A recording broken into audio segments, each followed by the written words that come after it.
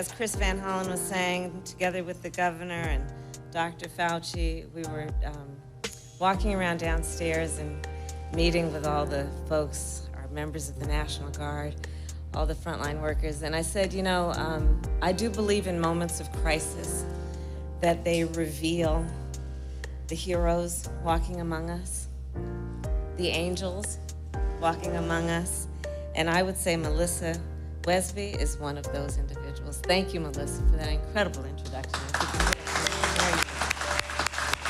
There you are. So to the Governor, Larry Hogan, thank you, and Team Maryland. Mayor Brandon Scott, to General Janine Burkhead, thank you for the warm welcome and for all the work you do.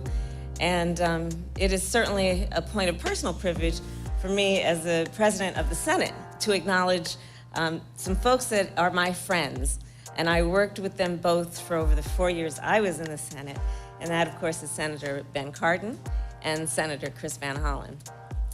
Senator Cardin, I will tell you, I mean, I've seen them both. I just have to tell you, Maryland, you got some real leaders on your hand in the United States Senate.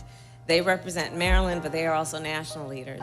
Ben, I've watched him do exceptional work for Maryland's businesses as the chair of the Senate Small Business Committee. And of course, Chris, as a member of the Appropriations Committee, has brought critical resources to Baltimore in terms of housing, infrastructure, and water infrastructure, and so much more. So it is wonderful to be with you both. I also want to thank Congressman John Sarbanes and Congressman Kwasi Mfume, who I've known for years. Thank you both for your leadership. And it is always a wonderful day to spend time with Dr. Anthony Fauci. And thank you always, Dr. Fauci.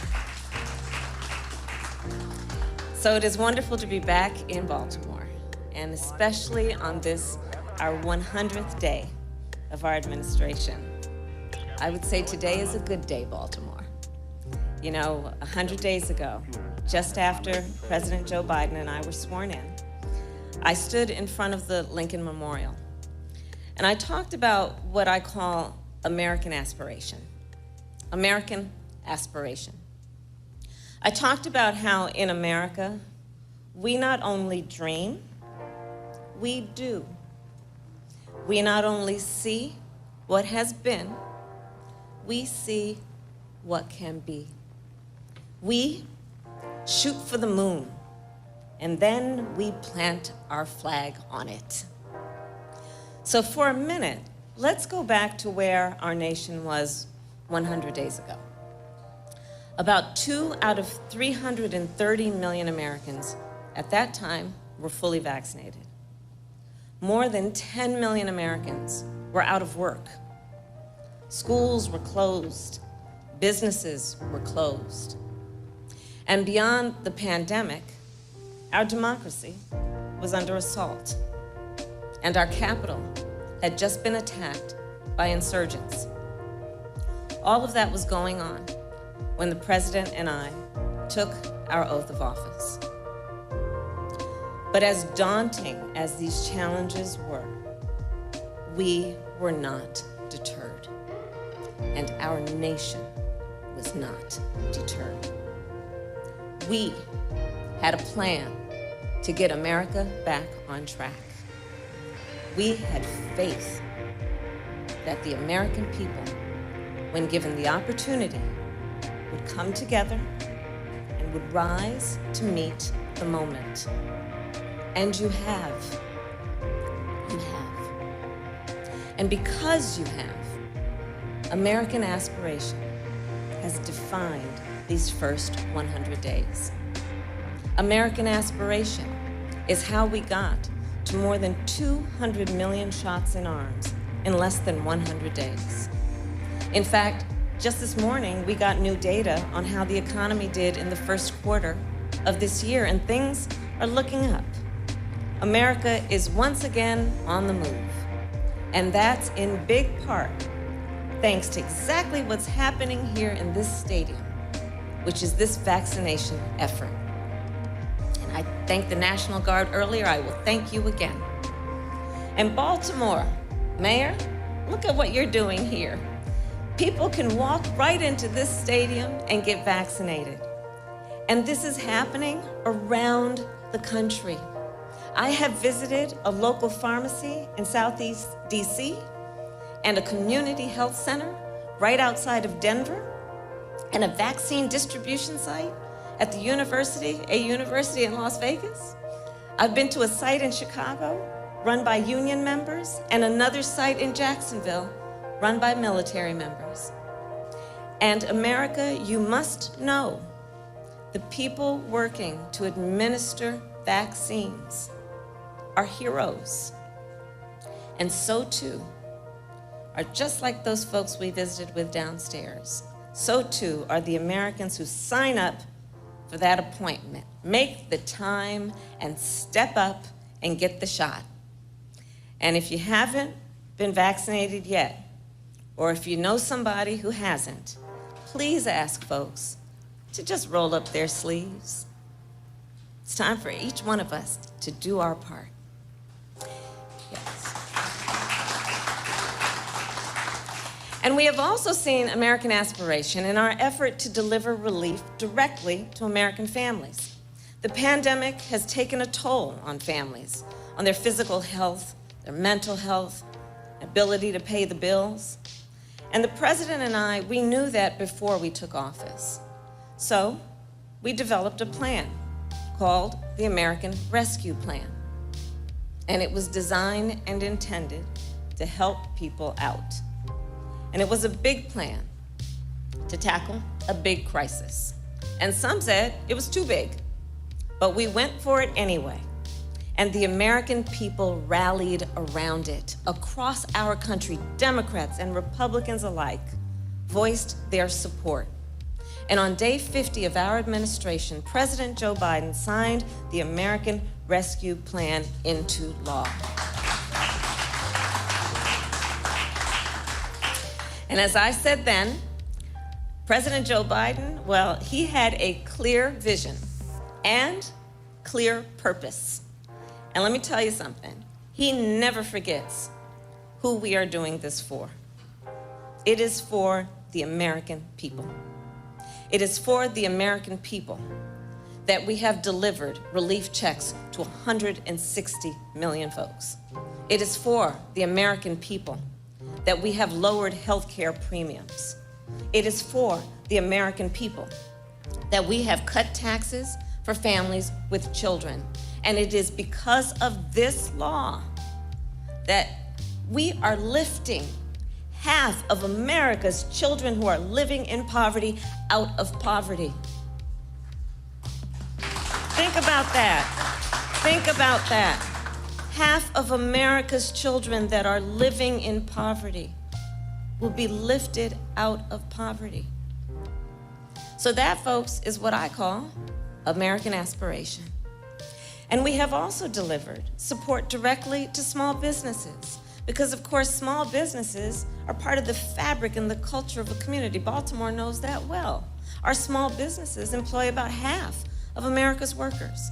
And making sure small businesses have access to capital is a big part of the work that I have been doing. I am proud to report that we have provided relief to 4 million small businesses in our country. Which brings me then to jobs.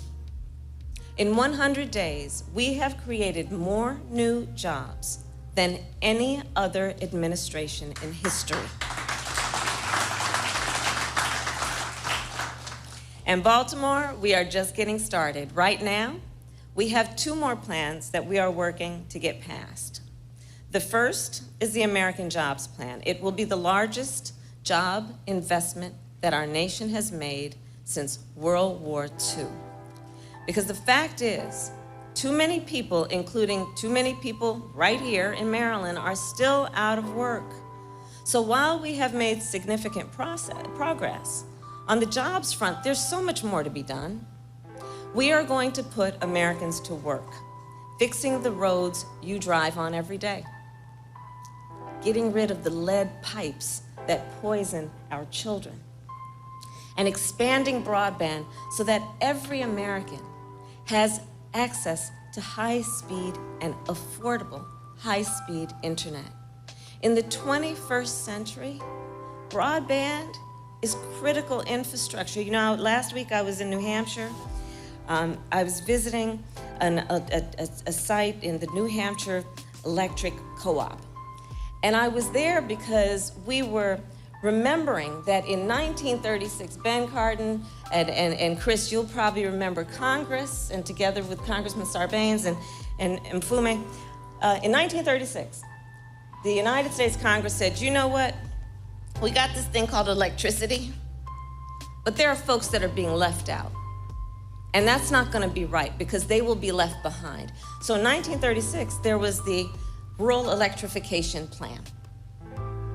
And on that basis, our federal government invested to make sure all Americans had access to electricity. Well, fast forward to the year of our Lord, 2021. We got this thing called broadband.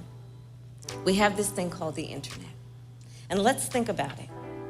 Over the past year alone, which really highlighted the importance of it, a lot of people, the only way they could work, if they had the ability, was to work online. Our children had to go to school online. Seniors and others, the way they could see their doctor, telemedicine, online. Small businesses, how are they going to connect with their customers? How are they going to move their product? Online. How did so many of us connect with our families? Folks, otherwise we might see at a family reunion or a holiday or a birthday. Online. If we had access and if it was affordable. So too many people, either in this period of time, it has been highlighted, don't have internet access or cannot afford a broadband bill. And let's be clear, when we connect Americans to affordable and accessible broadband, we are connecting our children to education. We are connecting our seniors to telemedicine. We are connecting families to each other. And we connect Americans to economic opportunity. And at the same time, we build up our broadband infrastructure such that we create good jobs, good union jobs. And as I have said it before, I will say it again, the best path to a good job is through a strong union. So the American Jobs Plan, will put America to work. And the second plan is the American Families Plan, which will make it possible for people to work. So what am I talking about? Well, the president, in his speech last night, he talked about this plan that will establish universal pre-K and lower the cost of childcare, making childcare affordable and accessible, which has been a priority for so many of us. Just think, nearly 2 million women have been forced out of the workforce in just the last year. And a lack of childcare is often the reason why. You know, I'll tell you my personal story on this.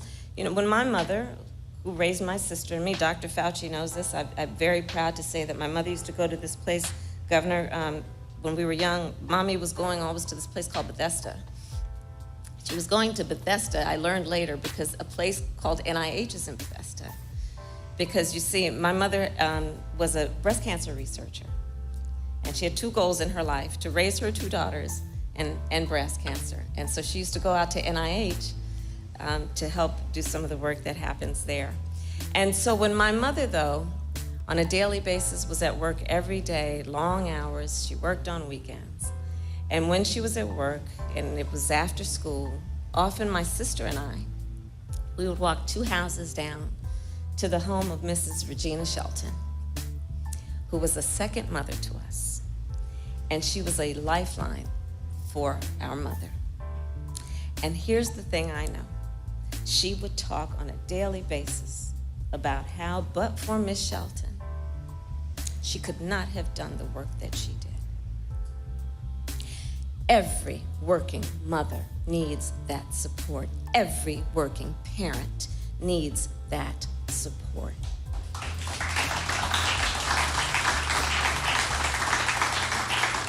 And a competitive economy requires it. A competitive economy requires a skilled workforce too, which is why we will also create more opportunities for education after high school. So let's think about that. 12 years of education is the norm, has been the norm, but in today's world, 12 years of education is just not enough. So let's invest in education after high school, understanding that we also must invest in opportunities for folks about which path of education after high school they want to take, that they choose to take. Let's think about what we need to do, education after high school, to invest in apprenticeships. We will give every American with this plan 2 years of free community college, and we will make college more affordable for millions of students, because there shouldn't only be one educational path to success. The American Jobs Plan, the American Families Plan, this is what Americans deserve. And this is what our future depends on. And we must also be clear-eyed. These last 100 days haven't only been defined by progress. There have been too many days when we woke up to news of another mass shooting, another black or brown person shot by the police, another act of hate against Asian Americans, another law designed to make it harder for people to vote. These are reminders that we still have so much more work to do in the fight for reasonable gun laws, in the fight for racial justice, the fight for voting rights. And some days I know it feels exhausting, but we cannot give up. And we will not give up, because here is the truth. American aspiration is about the courage to see beyond crisis and to build beyond crisis. It is about our endurance. It is about our perseverance. It is about our ability to keep pushing forward.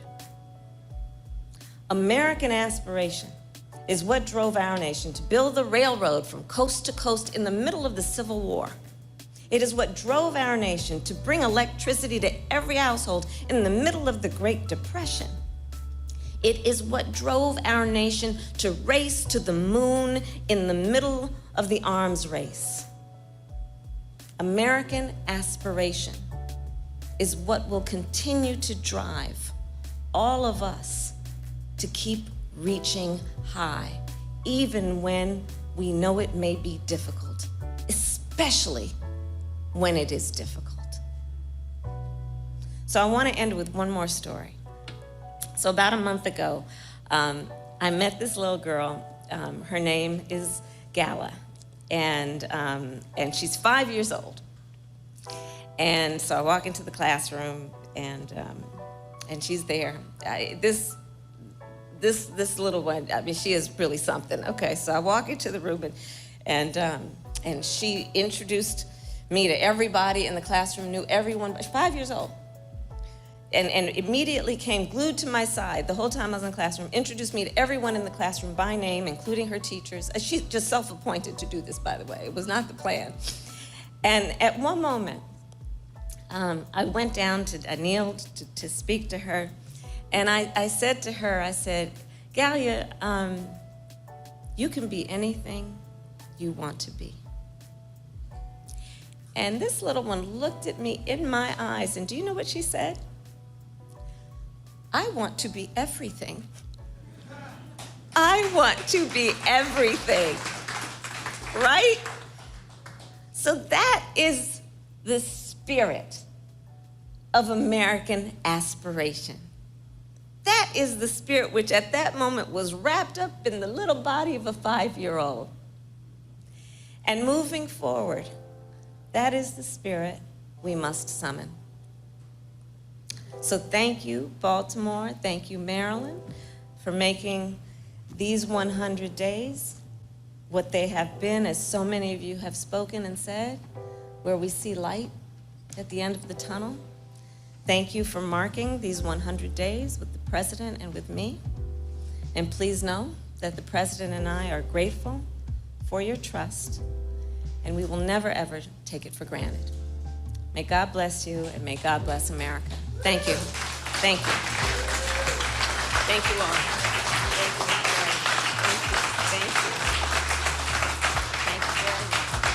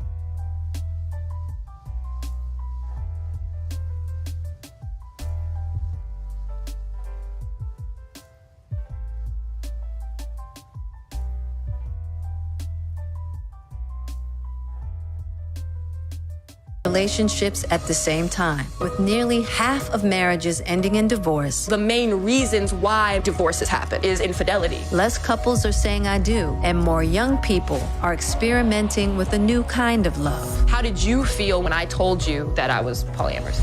It feels like it's really all just centered around sex. Don't get frustrated, Willow. Redefining relationships, All right, we brought your boyfriend with you. remodeling romance, How many other relationships are you involved in right now? rewriting the rules. You consider yourself a poly newbie. Is traditional marriage a thing of the past? The history of marriage really irks me. Stay tuned. I have to interrupt because I am struggling here. I am struggling. Willow. Back at the table. Willow and her polyamory explorations. I love it. God. Do you believe in monogamy? Being with one person romantically and sexually till death do us part, honey. For many younger people, like Willow, the answer is no. Instead, they are choosing polyamory, which means having multiple emotional and romantic partners at the same time. This has been a journey for you, Miss Willow. How did you make this decision?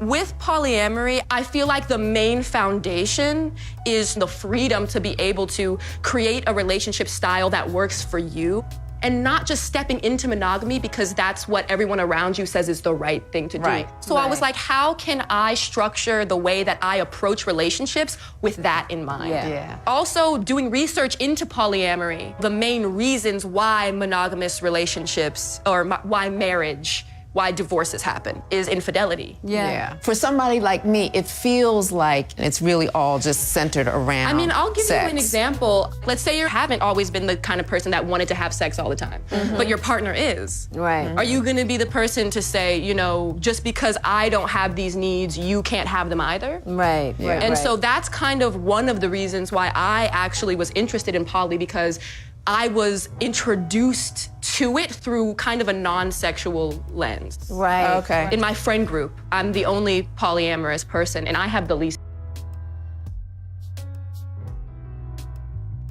Wait, if y'all can hear me, right?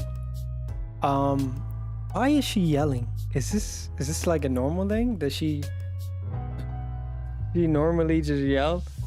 Or is she just so excited? Because I looked and there's like what 71 episodes, so she should be used to communicating her properly, unless they're like always cutting her off or something like that.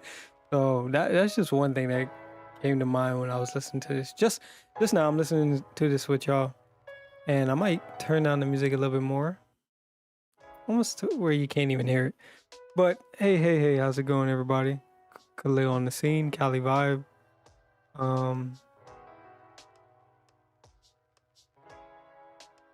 I got my whole setup going. We're good. Sounds good. Hopefully the mic is good too as well. You see I don't have it. I'm not like on it no more. I think it was just messing with the levels a little bit, and I got as much noise turned off for the moment, so I don't need to be all up on it.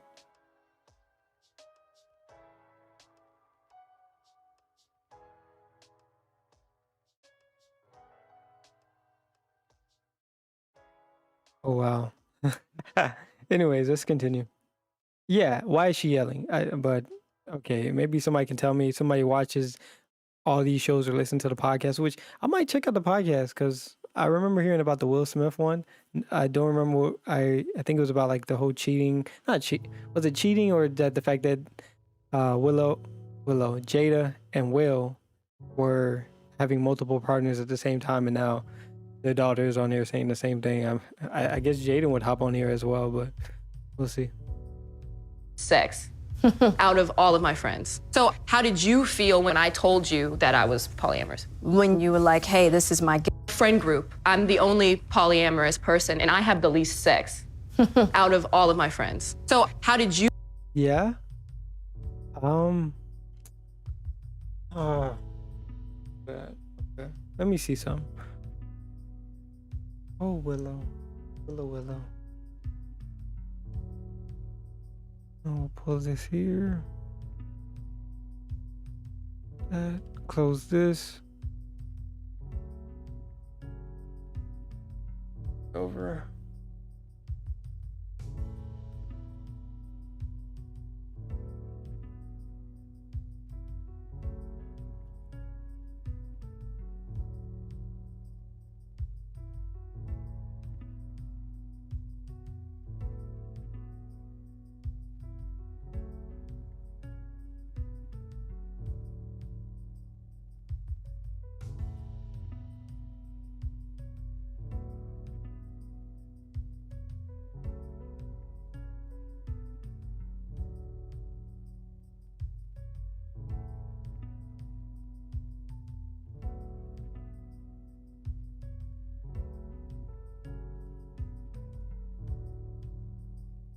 I click on.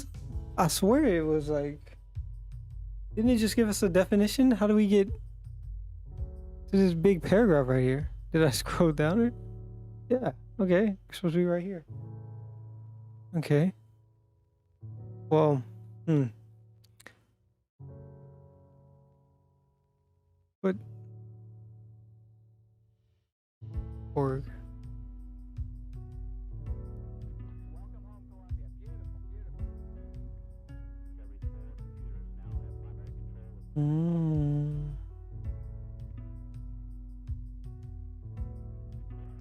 Let's just go to the wiki. Do it. We're doing it. We're in the wiki. We're in the trenches.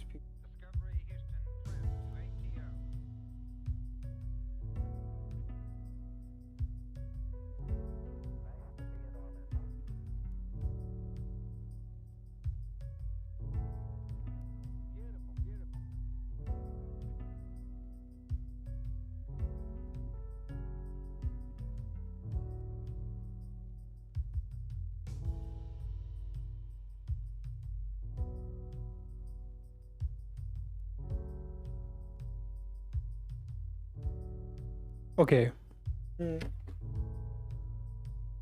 I hate this. I remember I have this keyboard in my lap.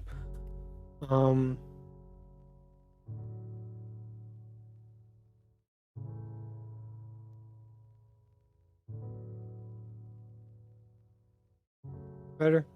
Okay, so roll up. Okay. And I remember.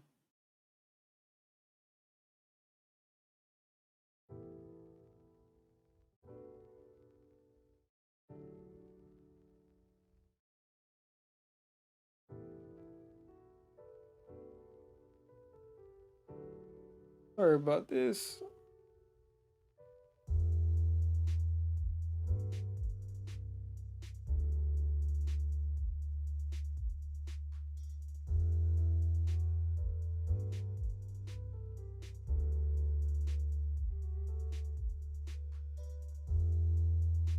Okay. Over there. So polyamory. Polyamory from Greek. I guess we can let her speak this. Why not? She can. Read aloud, please. Pi Omicron Lambda Poly. Okay, yeah, that word. The Greek word turned into polyamory, many.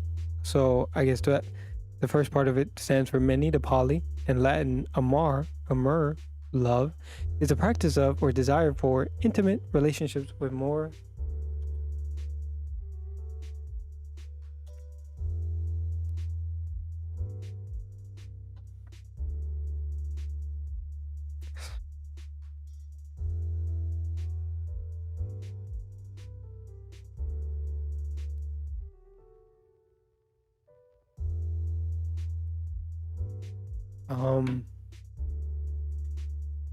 Many is a practice of or desire for intimate relationships with more than one partner with the informed consent of all partners involved.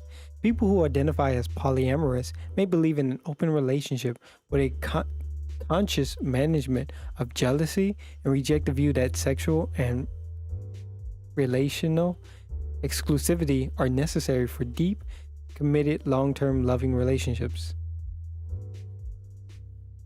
Reject the view that sexual and relation exclusivity are necessary for deep, committed long-term loving relationships. Okay, well, you see, they reject the idea, so we're just learning about it. Others prefer to restrict their sexual activities to only members of the group. A close polyamorous relationship, which is usually referred to as polyfidelity.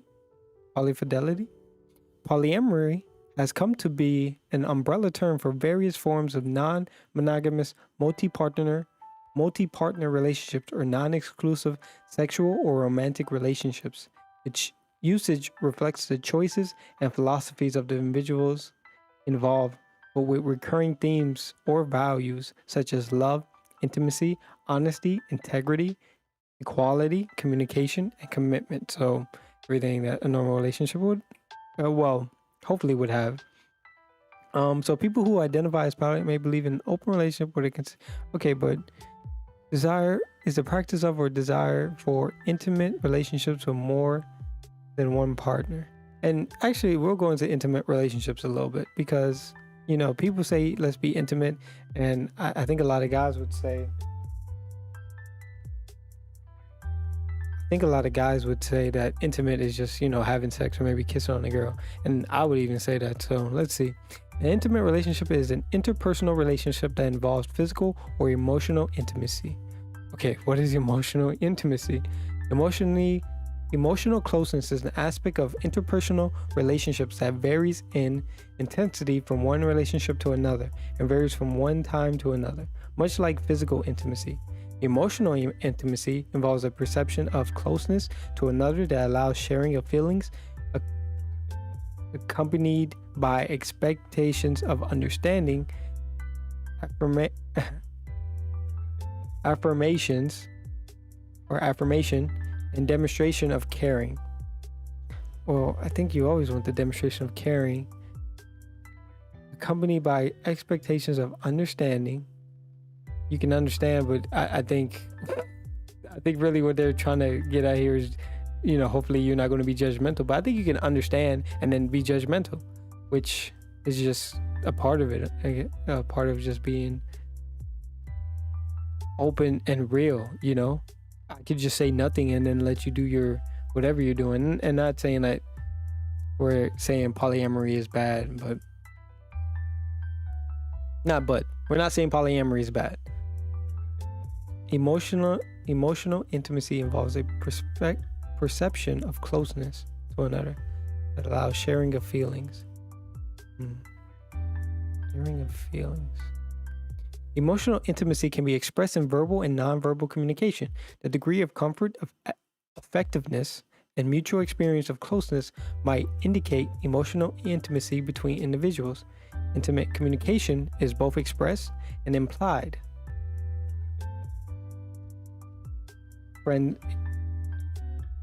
Ergo, talking, and implied, friends sitting close together on a park bench in silence. Emotional intimacy depends primarily on trust, as well as the nature of the relationship and the culture in which it is observed.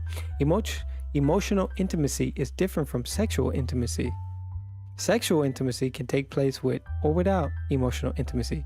Sexual intimacy differs from emotional intimacy because the EI often does not occur within any kind of sexual contact. So EI often does not occur within any kind of sexual contact.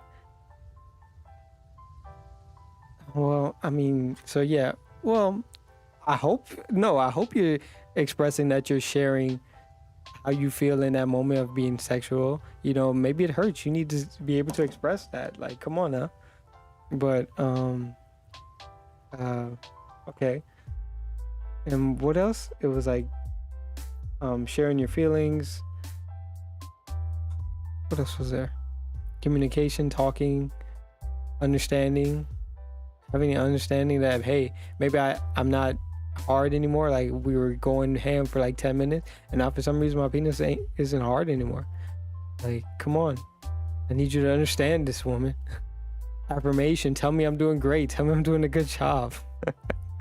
So same with the guys, tell the woman she's doing a great job on her back or wherever she's at, or if she's riding you. Come on now, I hope you know, let's throw some emotional intimacy in there, please. It just makes it so much hotter.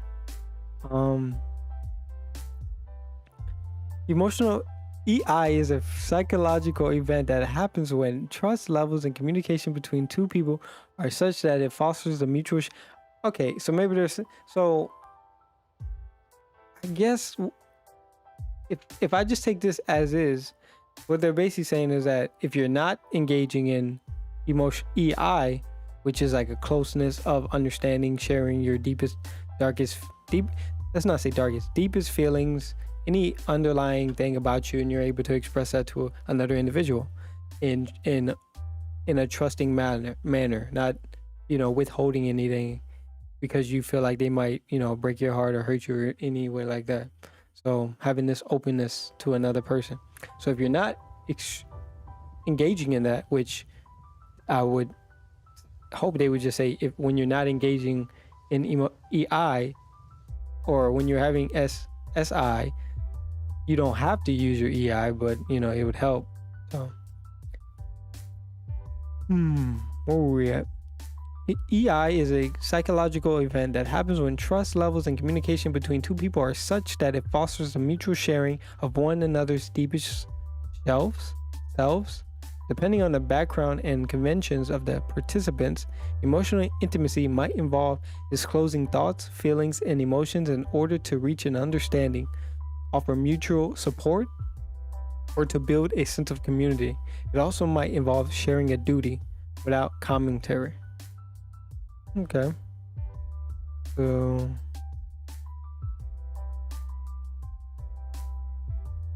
just getting a little bit more elaborating on those. What are you sharing? What type of closeness are we having? So now I'm delegating duties to you, and now not being your like boss or anybody like that, just saying, hey, this is your part in our relationship. Deep intimacy requires a high level of transparency and openness. Conversation is a key point in every emotional, intimate relationship. For example, a long-distance relationship is purely based on conversation. A long-distance relationship can be stronger in comparison to a normal one because it forces the two partners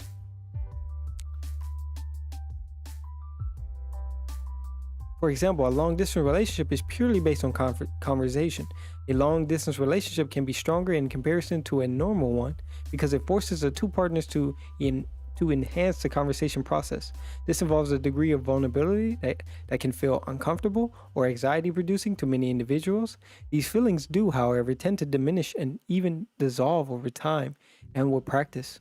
Couples who partake in this act of emotional intimacy are able to be more comfortable with each other. They feel they can share their dreams and their positive characteristics, along with the negative characteristics that they may have. They are great moments and also tough moments that come along within a relationship. Emotional intimacy is being able to communicate your feelings to show how much you care. It is important to practice EI in relationships. A lack of EI can be solved by taking the time to be with your partner throughout the duration of your relationship. To be with your partner, so spend a lot of time with them. Many specialists suggest that talking about problems as soon as they arise is wise to continue emotional EI. Being honest, expressing appreciation, and routinely communicating also keeps stable EI. Okay, so we got EI. Well, we're not going to keep going over there.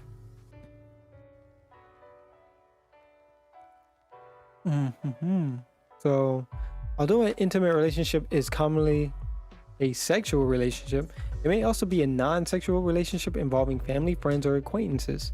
EI involves feeling of liking or loving one or more people. It may result in physical intimacy. Physical intimacy is characterized by romantic love, sexual activity. So, like stuff you wouldn't do. I like Jada's face in the side, like while I'm reading this. These relationships play a central role in the overall human experience. Humans have a general desire to belong and to love, which is usually satisfied within an intimate relationship. Such relationships allow a social network for people to form strong emotional attachments. What social network? Well, as long as you're not having a sexual part, I guess, unless this is poly. No, and then I guess that's how you get to the polyamory. boom, bam, bing. Intimacy involves a feeling of being in a close personal association and belonging together. It is a familiar and a very close affection connection with another as a result of a bond that is formed through knowledge and experience of the other.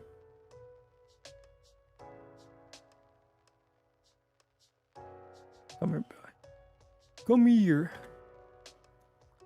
Genuine intimacy in human relationships requires dialogue, transparency, vulnerability, and reciproc.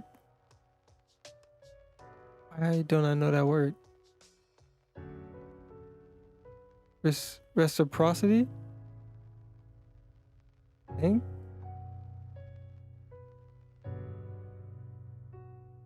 Reciprocity. 6. Dalton. Reciprocity. Is that like what? In social psychology, reciprocity is a social norm of responding to a positive action with another positive action, rewarding kind actions. As a social construct, reciprocity means that in response to friendly actions, people are frequently much nicer and much more cooperative than predicted by the self-interest model. Conversely, in response to hostile actions, they are frequently much more hasty and even brutal.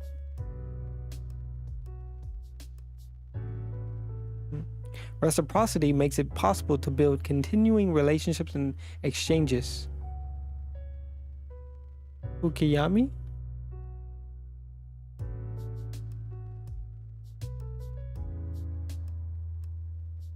Fukuyama. Fukuyama. They're like a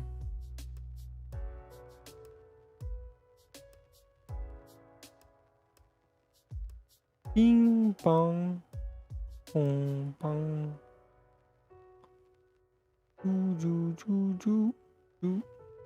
Control Shift U states that if the institutions of democracy and capitalism are to work properly, they must coexist within certain pre-modern cultural habits that ensures their proper functionings.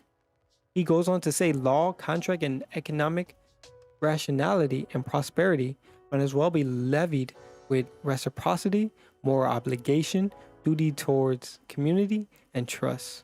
He goes on to say, what? Pre-modern cultural habits that ensures their proper... What? What's this pre-modern crap? Why can't it be modern crap? Modern cultural habits. Are you saying we need to be more like Neanderthals, or like when we were just people in caves? Reciprocity makes it possible to build. Fukuyama states that if the institutes of democracy and capitalism are to work properly, they must coexist within certain pre-modern cultural habits that ensures their proper functioning. He goes on to say law, contract, and economic rationality and prosperity might as well be levied with reciprocity, moral obligation, duty towards community, and trust. The latter are not anarchic.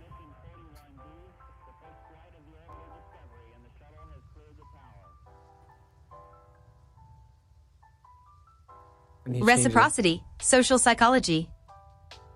From Wikipedia. No. I want you to read this one word. Please. Anachronisms in a modern... The latter are not anachronisms in a... What is an anachronism?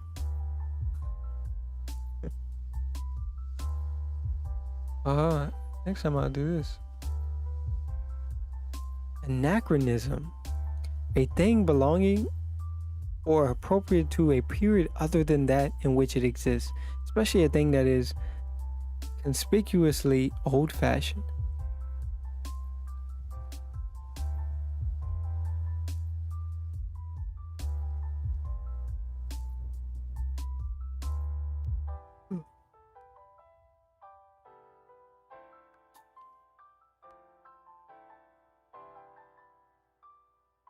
So he says it must as well be levied. So all these law, contract should coincide with reciprocity, moral obligations.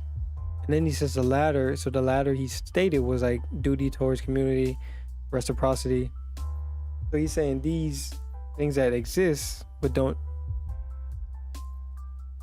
These things that exist in this time are not of an old time. They don't fall in that category of being old but existing in new time and in modern society, but rather the sine qua non of the latter's success, which is some smart people's way of, throwing different languages together. And now I'm like, what are we talking about at this point? According to the sociologist Alvin Goldner, this norm is nearly universal, and only a few members of society, the very young, the sick, or the old, are exempt from it.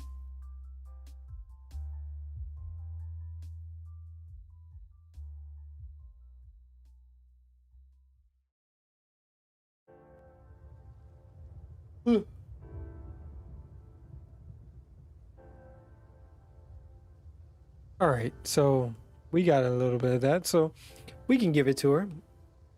Willow, have some more sex. I think sex is great. You talking about you want to do all this bonding, you want to, connect with people and be more closer to more individuals.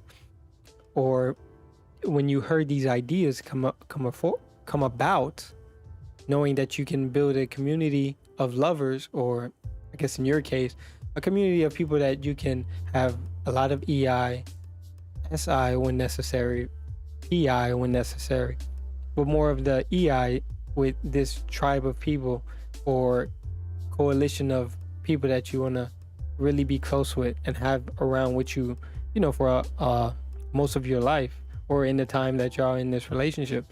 But I think the SI would give you, would add to the EI to make it more, it gives it a physical touch, no pun intended, a physical intimacy that can be felt and be experienced with the extra senses that you have.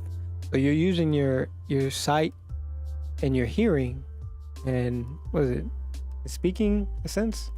What are your senses? Let's see.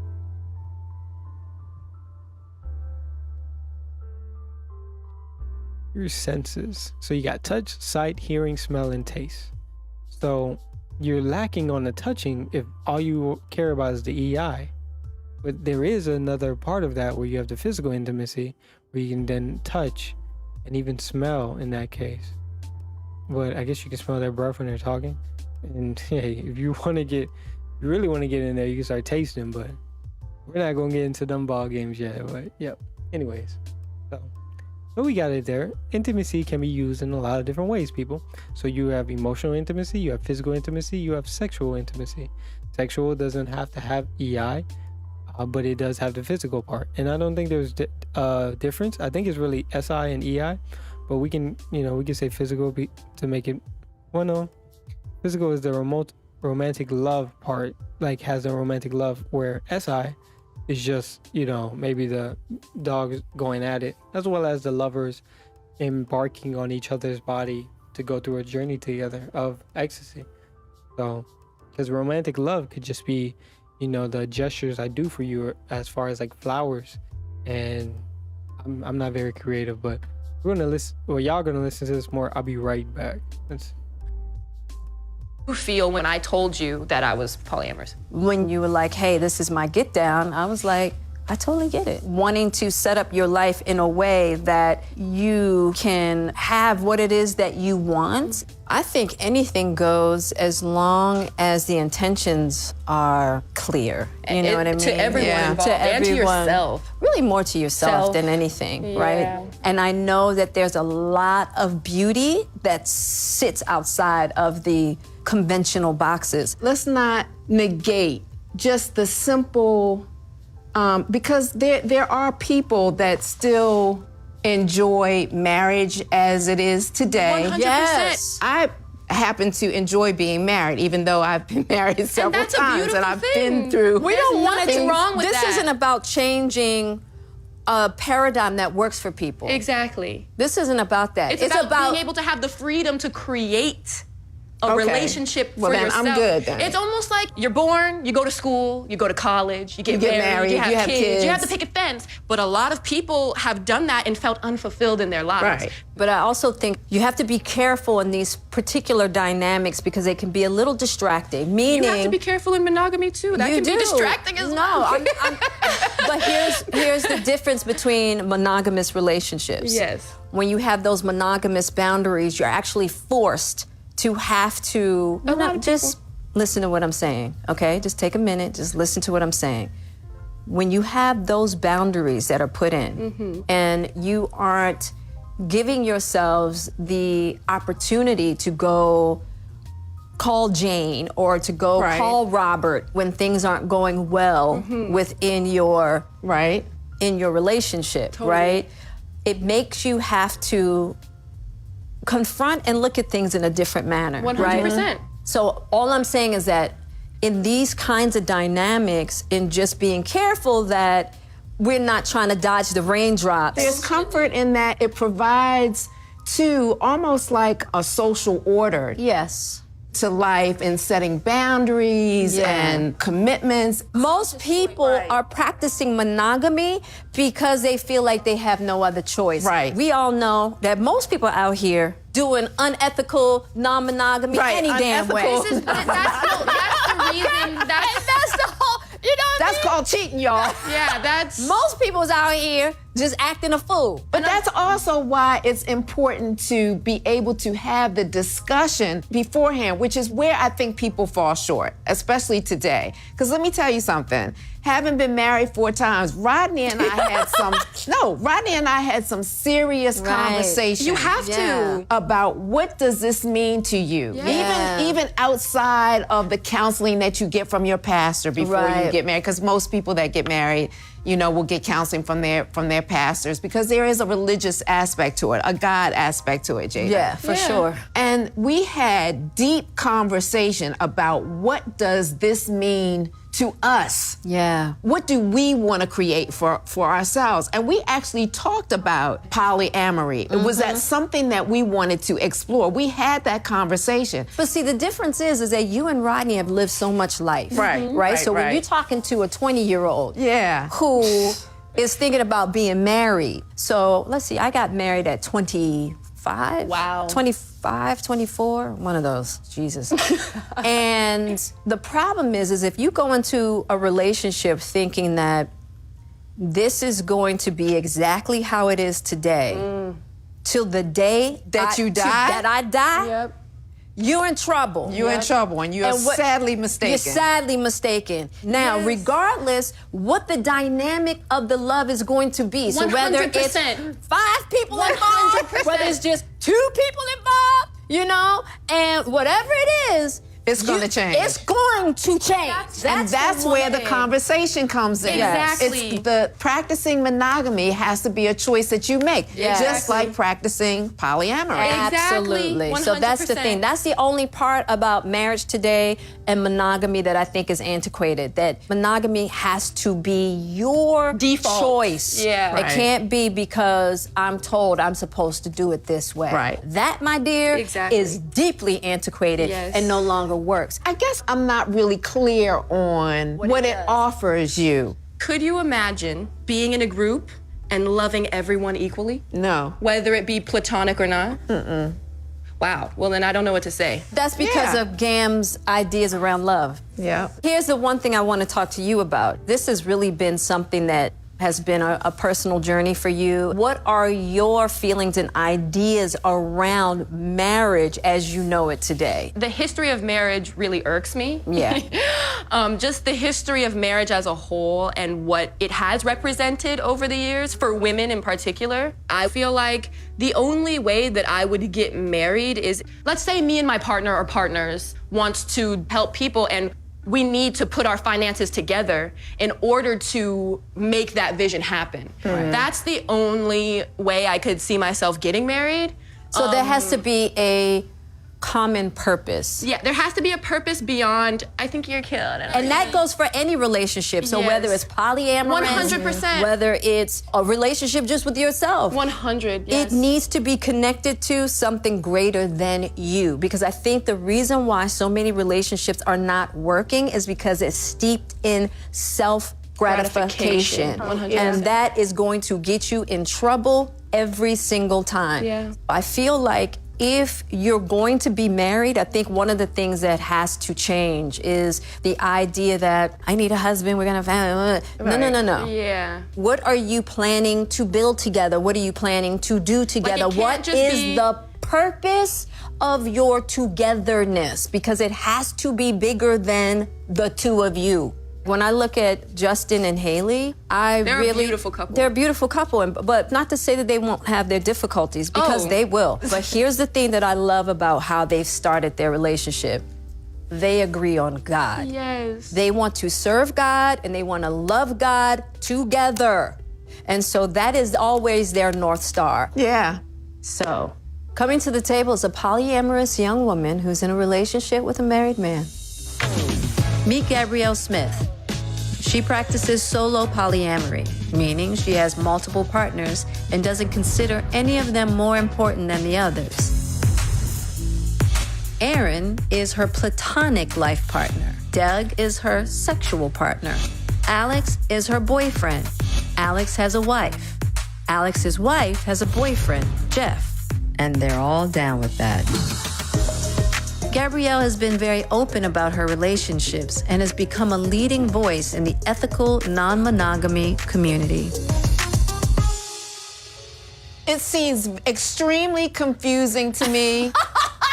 I don't understand it. Gab, I need to hear everything you got to say. I just want to say I'm so happy that you're here because I see a lot of, white people talking about this specific content. And when I came across your page, I was like, oh my gosh, a young Black woman speaking her truth about this. That was my whole big thing. The face of polyamory is mostly white people, and that's not my reality, and I knew other people felt the same way. Yeah. And the more you see that this is something that exists and this is something that's possible for you, the more people feel like empowered. How did you come to understanding you wanted a polyamorous relationship? And the first time I had heard about it, I was reading fan fiction. The main character was in a love triangle. The two guys were supposed to duke it out to figure out who would be her love at the end. So Very barbaric. Yeah, very barbaric. It was like a vampire thing.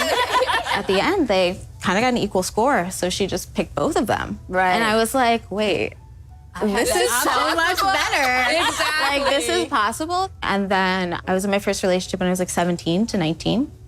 And a year and a half in, noticed I was like looking at other people, and that kind of opened the idea of like, okay, maybe we can do a polyamorous relationship. And then I met Alex, and that kind of solidified things for me. All right, well, she brought your boyfriend with you, and he is married and also has other romantic partners besides you. I want to just start getting a little bit of background from you for a second, because we're deeply intrigued, right? Intrigued and confused. Oh my goodness. Gammy's confused. I'm confused. Let's, it's okay. let's pull the curtain back. Back a little bit. So, you're married to Bridget. So, how did this lifestyle come up for the both of you? We've been together almost 10 years. Got it. And we've been open for about half of that time. Okay. We're about 5 years into our relationship, and there's lots of challenging scenarios that happen in monogamy. Yeah. Commitment is a learning experience. It sure is, right? Alex, yes. Since the beginning, we're always really candid with our relationships when it came to being attracted to other people. When we would socialize at parties, we'd be a little flirty. Right. And we kind of dug that about each other. Yeah. So one thing led to another, and her and I decided to try to open things up. And I don't think we did it to try to fix our relationship. I've always had this strong feeling of commitment. Like, I really cherish commitment a lot. Yeah. So for me, it was a little complicated at first to wrap my head around it. But I was in because I thought that it would be like a journey together. Yeah. Totally. So, how did the two of you meet? We met on Tinder. It wasn't anything crazy. We went on our first date. He was coming from dinner with his wife and a friend of theirs, and we got a drink. Did everybody come, or just No, you? it was and No, it was just us, Okay. yeah. It was just us. Too soon. Too soon, Okay. yeah. We waited a month for that. We clicked. We clicked. Do you and his wife have a relationship? We like have a really good relationship. Platonic relationship? Yeah, we I think don't. that's yeah, great. we don't you date. have to. You have Because to For in order me, to make it work. it's pretty much a requirement. If I'm Yeah. like dating someone with a partner, we practice what is called kitchen table polyamory, where like I, at the very minimum, need to meet someone's partner because I need to kind of know what energy you have going on at home. I need to make sure things are okay. I think we're all very lucky because we get along so well. Alex's wife, Bridget, shared why your relationship works for her. Alex is one of the most loyal people I've ever met.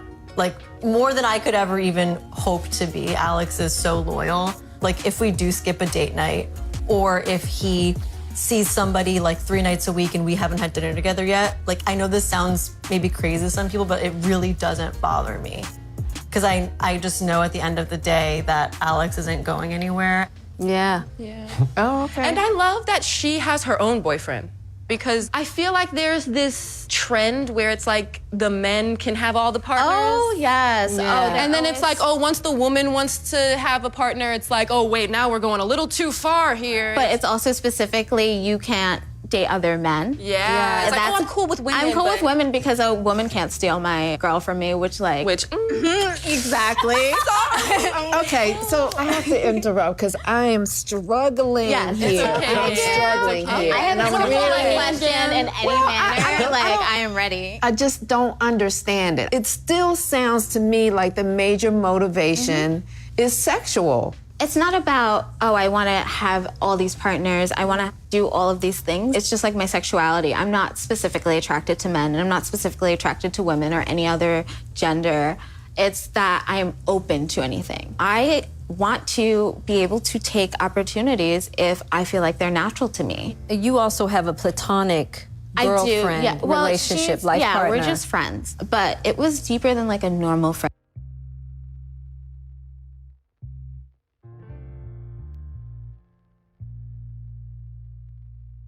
She said,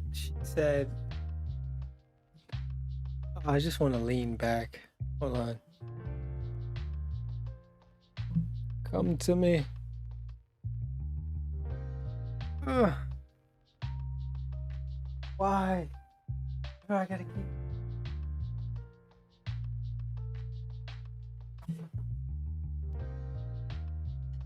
Okay.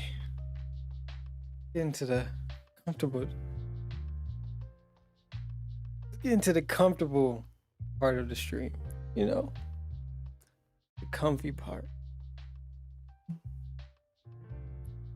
Okay, so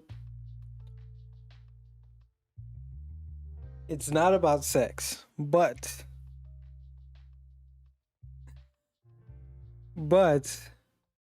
it's about the sex, right? I want to have so many experiences. Well, what kind of experiences do you want to have, my lady? Well, I want to have experiences of having a person around that's not you that I can talk to. Oh, you mean like your friends or people that you would call friends in this case? Okay, that sounds fine, right? That's okay. And this goes for guys as well, but since there's the woman seems to be the one that initiated everything, and I might be misleading on that, so you know, shit on me, get on my ass, whatever the case may be. But okay, so you want to have experiences, cool, or you want to be open to that. So in my head, the first thing I was thinking of was just having an open relationship, and I don't think from what we read that polyamorous was being just an open relationship. Is actually other people that are in the polyamory is other people inside of your in group that you're adding, and it seems like at this point, you know, you have the husband that you have sex with, platonic wife that's part of it, the boyfriend that's boyfriend, and then you got the who is it? Then you have a platonic friend, but he's a part of this too. So okay, so it's just whoever you want to add to this like inner group social where some of them, yes, you have sex with and some of them you don't. But then you say you want to have experiences. So just based off of her words, and you know, she's live or not live. I'm pretty sure this is recorded, but you're just going off the top of the head at that point. You don't have this all written down to give out some very specific wording about how you want to, put this out there into the world. Even me right now, rambling on, I'm saying all these different words, but if I just had a cohesive statement right now, you would understand me a lot better and understand where I'm trying to come from. So, but, and then I keep messing with this. God, Mike. So she wants to have experiences. And I think that's what you do with your friends, right? You have experience with them. You have a certain type of thing you do. So it seems like, or a friend, or and then if you're not dating somebody, or you're into an open relationship, then you're having friends with you have your friends with benefits. You have your lovers. You have the person that you want to be with but doesn't want to be with you. You have the what else can there be? Platonic, I guess in that case. You have the EI without the SI.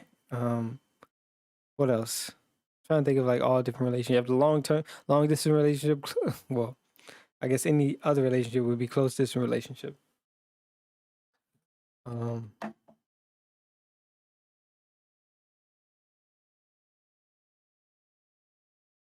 But so I don't know where I really want to go with that. I just think that, I mean, this is one way to go about it, right? And then you can always add and take out the person, but it seems like you just want to have an open relationship. Or if you don't want to have if it's not about the sex, then you can just go have other friends, right? I'm really trying to wrap my head around this. Like, hold up, let me just look it up on my phone real quick. Like, what did we just read, chat? I don't remember any of that saying that like polyamorous was just an open relationship where you can just do whatever you want. It seems like, and I'm sorry, open relationships or not, do whatever you want. There are rules, there are things boundaries you do not want to take, and this goes back to what what's her name said. This goes back to Jada Pinkett Smith, where she was going about monogamous relationship have boundaries, so where you don't have to go to Edward or Sam or Jessica or Phil, the people that are in your polyamory relationships, to get away from Tom or Desiree. You want to. She was saying that in a monogamous relationship, it's just you two. You have to figure it out, which is a complete fucking bullshit lie. But once again, they're live, so anything they say, I'm not picking on the actual characters, unless we keep watching more of their content and they keep saying the same bullshit, stupid stuff like over and over again. So if they keep doing that, then I'll start shitting on them. But for now, we'll just say that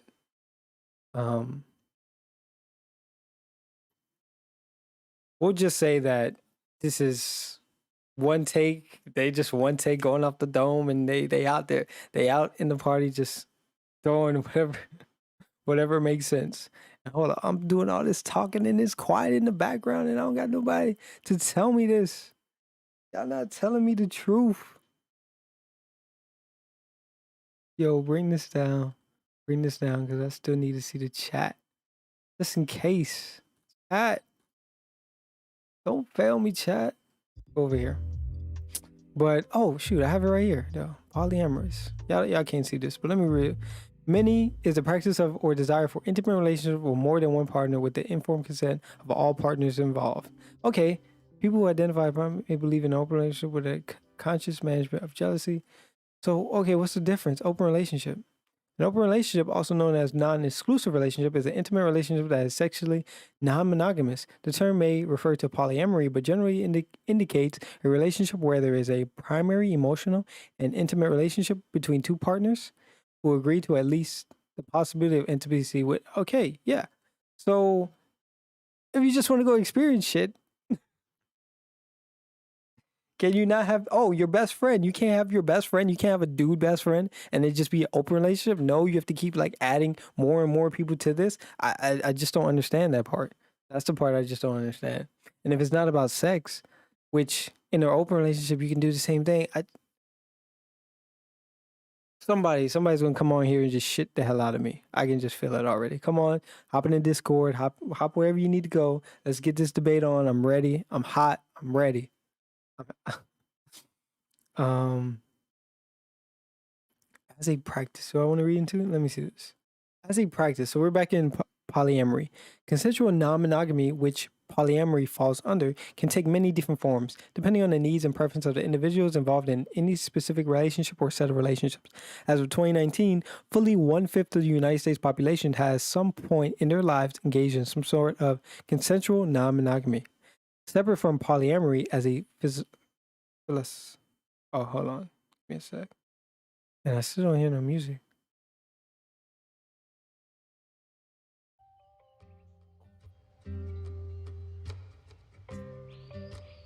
Oh, yep, about to drop that rap. Floating on the blows. I'm rolling.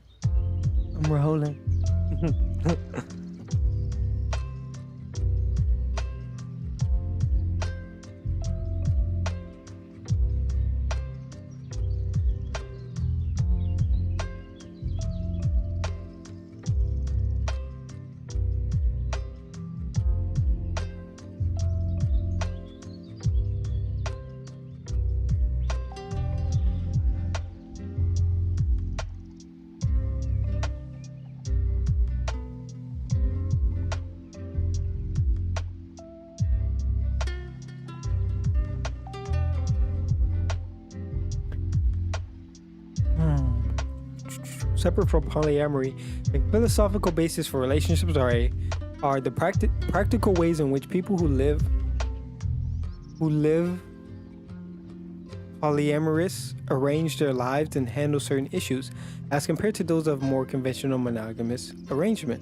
People of different sexual preferences are a part of the community and form networks of relationships with consent and agreement of their partners. Many things differentiate polyamory from other types of non-monogamous relationships. It is common for swinging and open couples to maintain emotional monogamy while engaging in extra-dyadic sexual relations. Similarly, the friend-partner boundary in monogamous relationships and other forms of non-monogamous is typically fairly clear. Unlike other forms of non-monogamy, though, polyamory is notable for privileging emotional intimacy with others. Benefits of a polyamorous relationship might include the ability of individuals to discuss issues with multiple partners. So, okay, so you want to add more people into the fold to then, let me stop trying to use my hands. You want to add more people into the fold so then they can start then being part of the clan. They can provide, they can help the kids, they're a part of we are building like our own little community where everybody's going to take care of everybody else. So you have that extra incentives, right? Because in an open relationship, you just go out, you go meet somebody, maybe you do it multiple times, 50 times, but at some point, or at no point really are you asking them for money, needing any real favors, right? You just go out, you both provide your set portion of the date, of the interaction, of the fun that you're having. Give half, I give half, and then if the guy wants to pay or the girl wants to pay, then you do that. But at all points, it's never really, I'm like, I need you to take care of me or help me out in this case, or build me up. Like, no, I just need to have some fun right now, and you're the person I want to do that with. So, but then in polyamory, it's like the whole clan,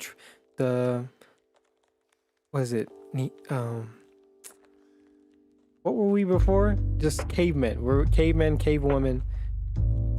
Community of us. We had to stick together in a pack to stay warm, to be able to catch food, to keep getting our resources, to fend off predators that were trying to devour us. So, okay, I get that. I get. Okay, there is something there that I wasn't seeing, and so reading more, I understand now. But what else?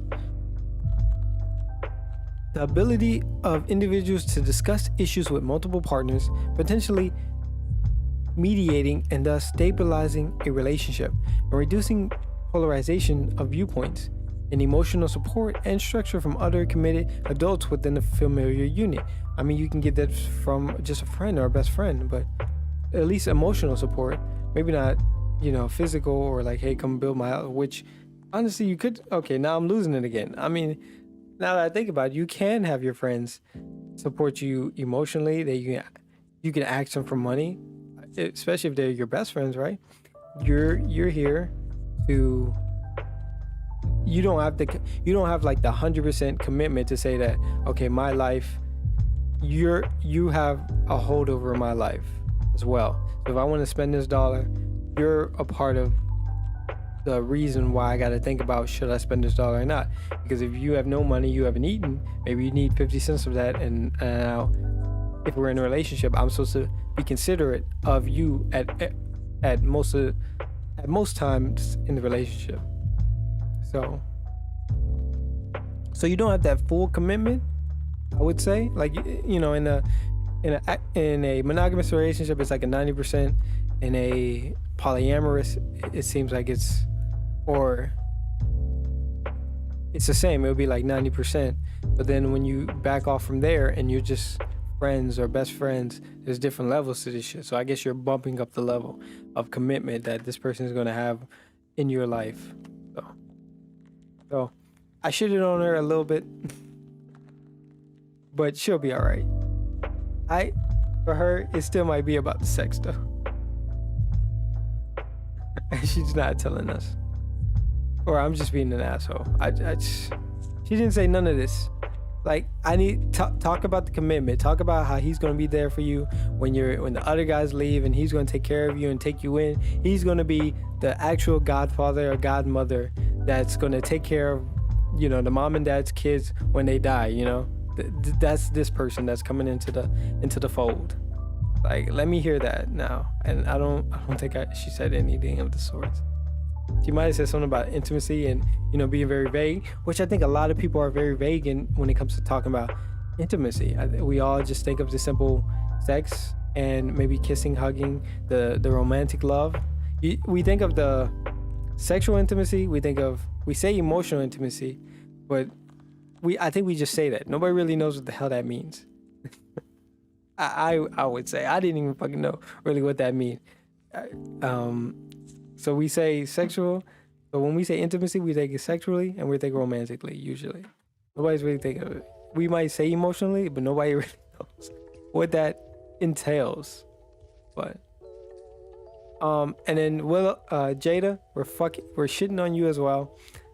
Just because you're in a monogamous relationship does not have any hold over you to stick it out.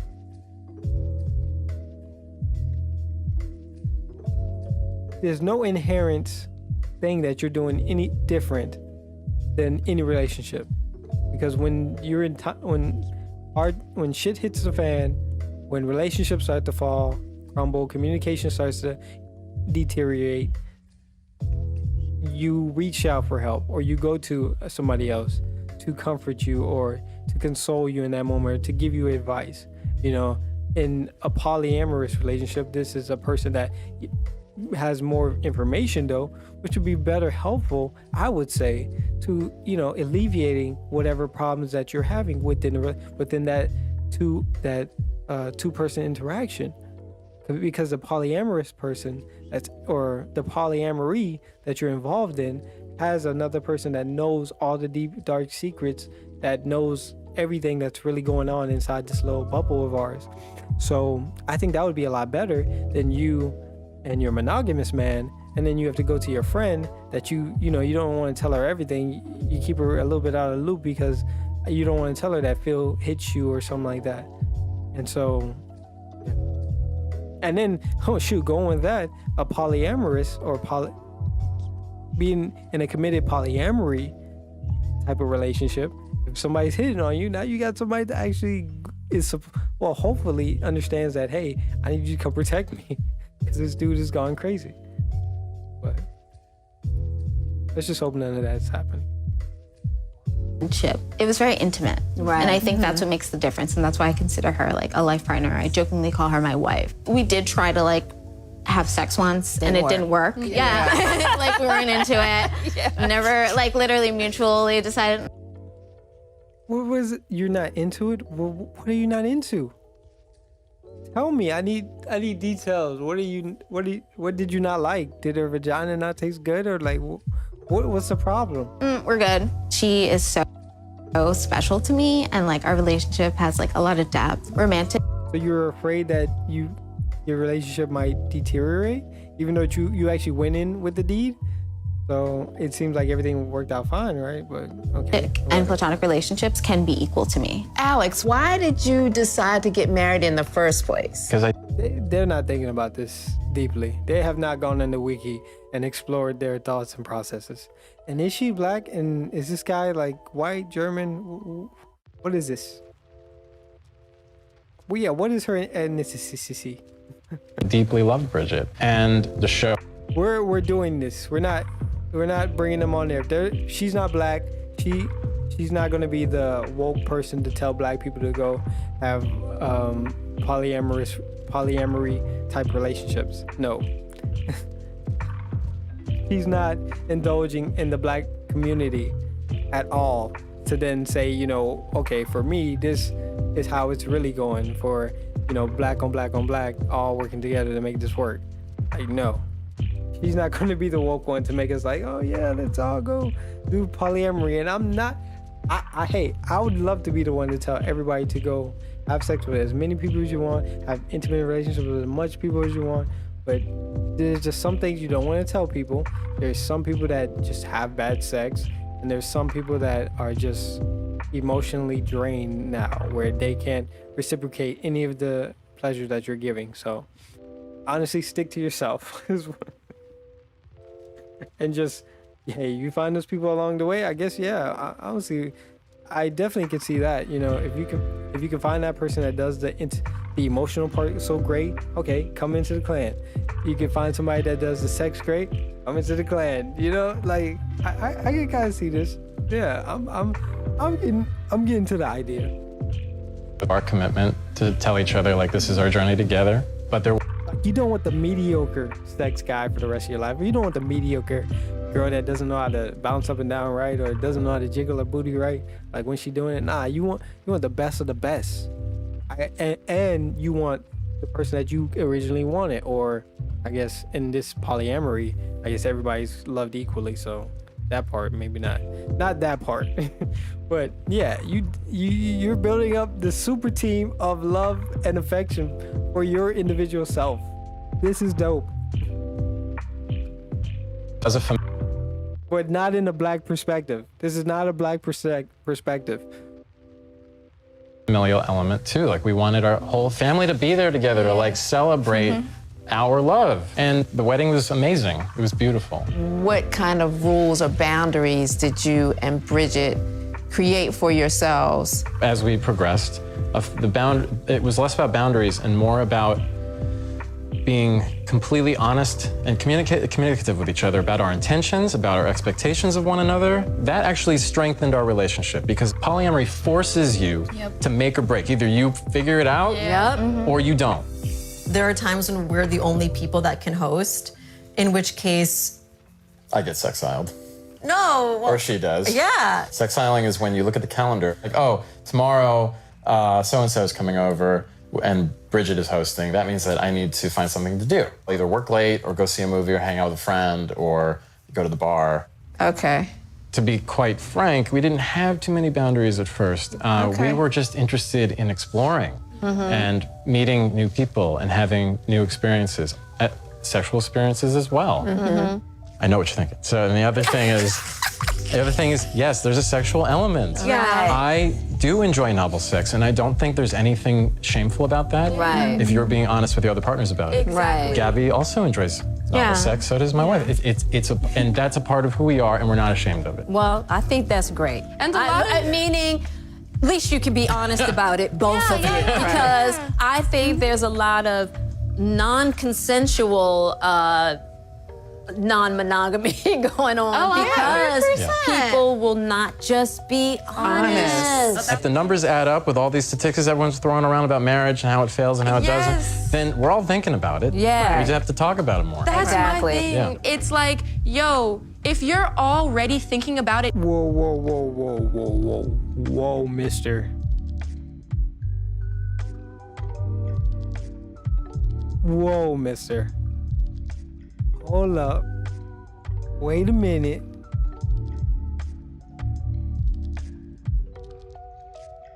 I mean, 50% of marriages do end in divorce.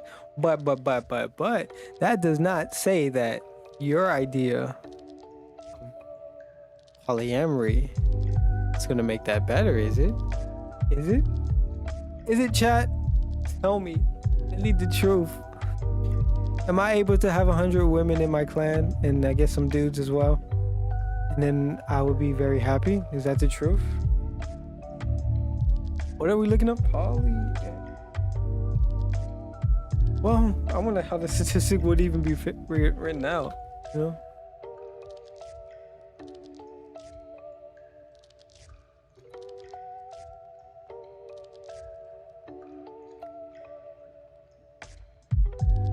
Divorce among the polyamorous. This is back in 2014. We might not read that one, but let's see. Na na na na na na.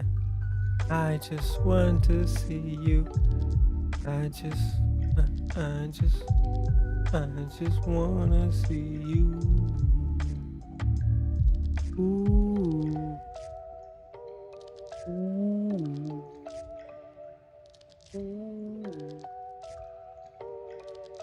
Ooh. Let's see here.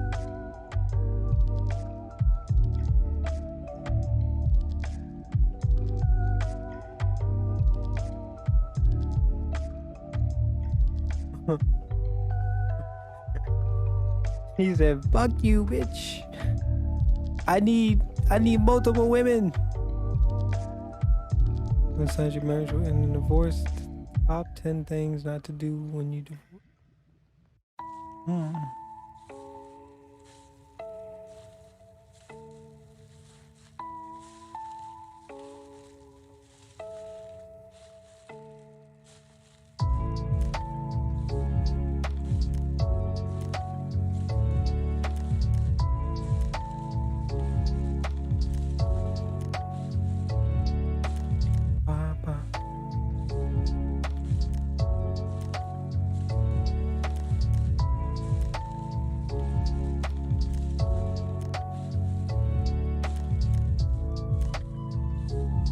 Yes, that's exactly what I wanted.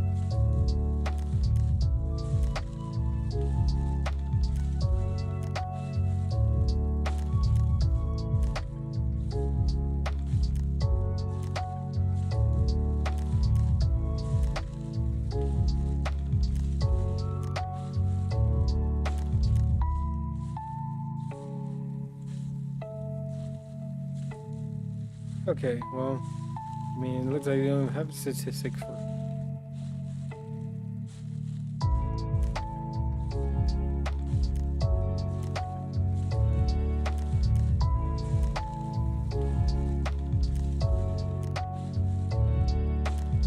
Well, even in a, wait a minute, now that I think about it, even in a monogamous relation, I mean a polyamorous relationship, if anybody's getting a divorce, only 2 people can get married. I don't think you can marry multiple people. Not in the United States. So shit.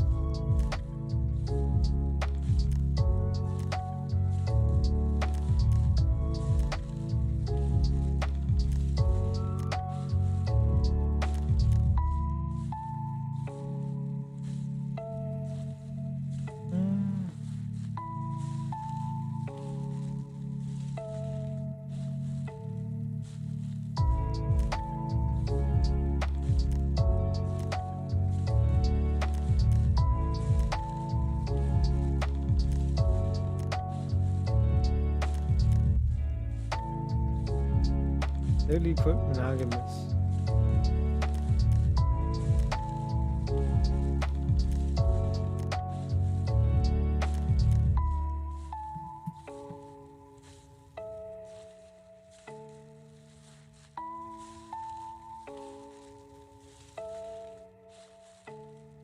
All right, baby, 2020.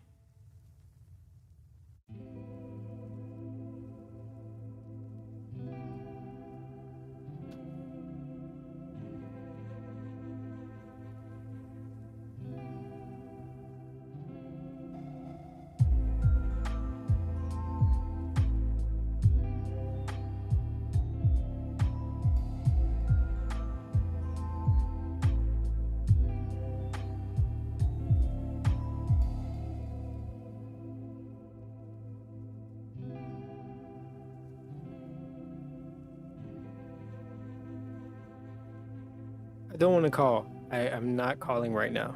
Not about to happen. Divorce statistics are interesting. No matter where you are in your relationship, if you're getting married, it's good to know your risk. And if you're considering a divorce, it can help put your situation into perspective. How many marriages end in divorce? Perhaps you have heard that half of all marriages end in divorce. That statement is not far off. Nearly 45% of married couples eventually divorce. So once again, now that I think about it, a lot of people say this. I even say this. So nearly 45% of married couples eventually divorce. But I don't think that if you're in a polyamorous relationship, unless nobody's getting married, then what statistic are we going to have about y'all? You're just in a relationship, and when somebody wants to piece the fuck out, they're gone. And if you do get married, it's only what? It's one in one of two partners. Like, how?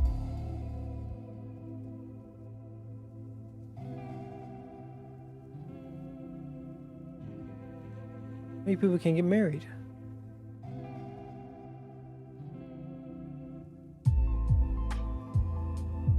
Yeah, so here we go. There is no limit on the number of times a person can get married, as long as the person is only married to one person at a time. The person would have to divorce the prior spouse before getting a valid marriage to another person.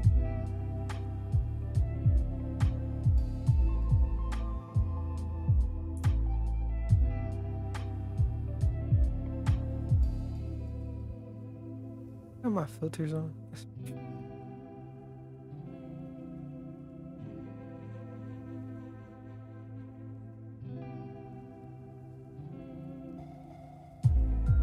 We're not gonna open that up right now.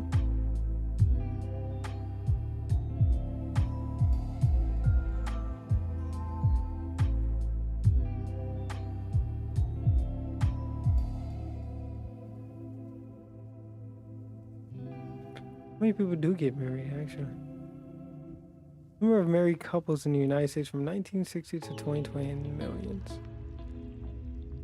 52 million people are married in 2020. I'm actually a part of that group, people. I am married.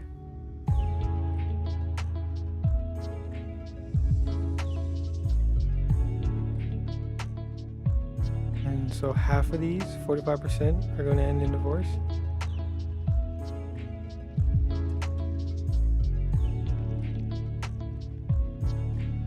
In the 80s, the divorce rate was closer to 50%, so the divorce rate has declined over the past 40 years. Looks like people are doing better, but only by about 5%. Hey, you gotta take you gotta take the good with the bad, the good with the good, as long as it's good. What may be contributing to the declining divorce rate is falling marriage rates, falling marriage rates. Fewer people are getting married, so fewer people are getting divorced. Another wait, why does that make sense? Fewer people are getting married, so fewer people are getting divorced. I think that's actually a dumb take. Oh, let me think about this. Okay, so let's say I buy 10 apples a day. And out of those 10 apples, 5 of them go spoiled. It means out of the 10 apples I buy, 50% of the time they're gonna be spoiled before I ever eat. 50% of the time,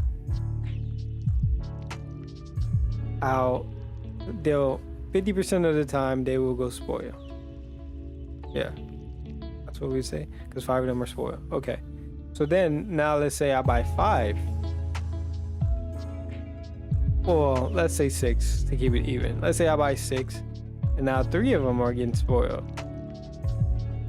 You know, or, well, I guess they're trying to say like the rate will stay the same. So, if, well, no, if that's the case, and so I'm thinking it like this. So, if I buy 10 apples, 5 of them go spoiled before I ever can eat them. 50% of the time, when I buy apples, they spoil. 50% of the time. Now I buy 6. 50% of the time would be 3. 3 of them would spoil. So I would have to always lose 3 apples to be back at the 50%, which is just simple numbers, right? But I guess if you're going by what previously happened, well, if it was 5 apples to a 10 ratio, now it'd be 5 apples to a 6 ratio. So then if the same rate of decline was happening with the amount of apples I buy to the amount of them being spoiled, I guess the spoiled is supposed to stay the same, but the actual amount is not supposed to be. Is the logical statement that's supposed to be? That's what the article is trying to say here. Which that doesn't sound sound to me. Like,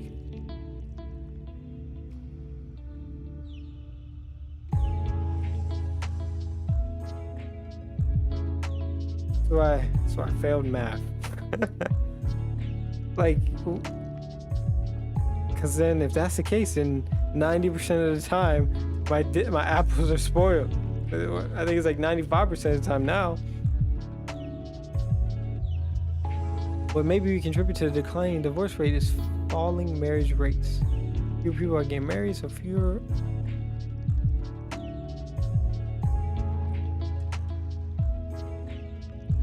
I just think that part doesn't make sense. Definitely declining divorce rate is maybe due to the falling marriage rates.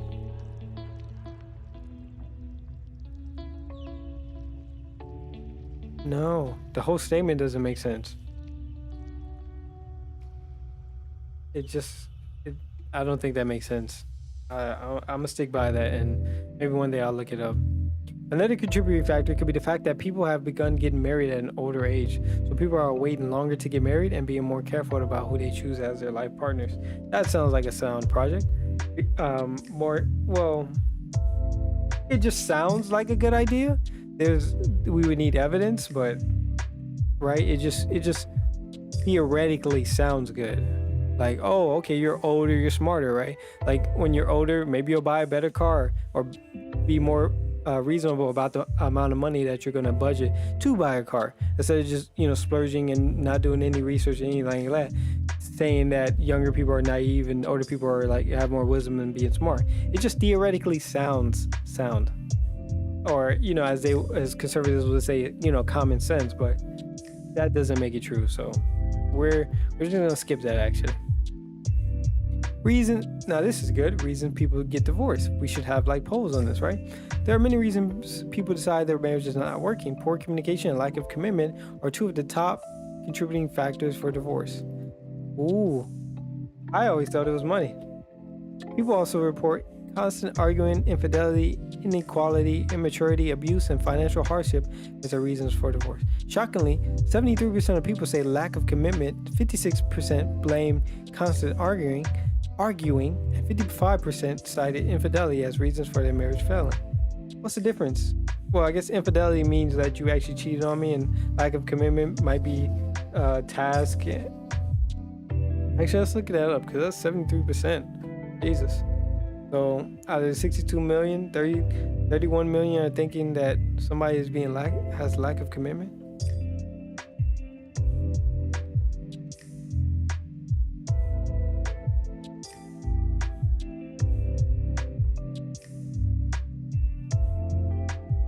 Researchers have identified the most common reason people give for their divorces. A recent national survey found that the most common reason given for divorce was a lack of commitment. 73% said this was a major reason. Other significant reasons. Okay, tell me what the hell a lack of commitment means. As we know above, the number one reason people give for why their marriage didn't succeed is a lack of commitment. One commitment on one or both spouse partners. Two is on the issue of commitment.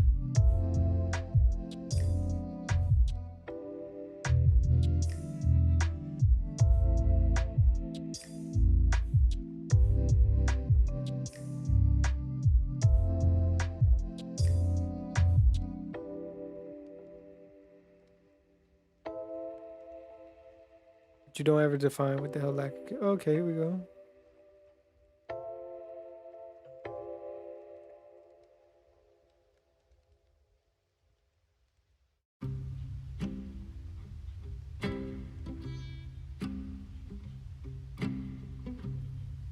You don't specify what the fuck lack of commitment means. Okay. Thank you so much. Oh my God, you have infidelity in there, and then you put lack of commitment and don't define what the fuck lack of commitment means. Wait a minute, was this multiple choice?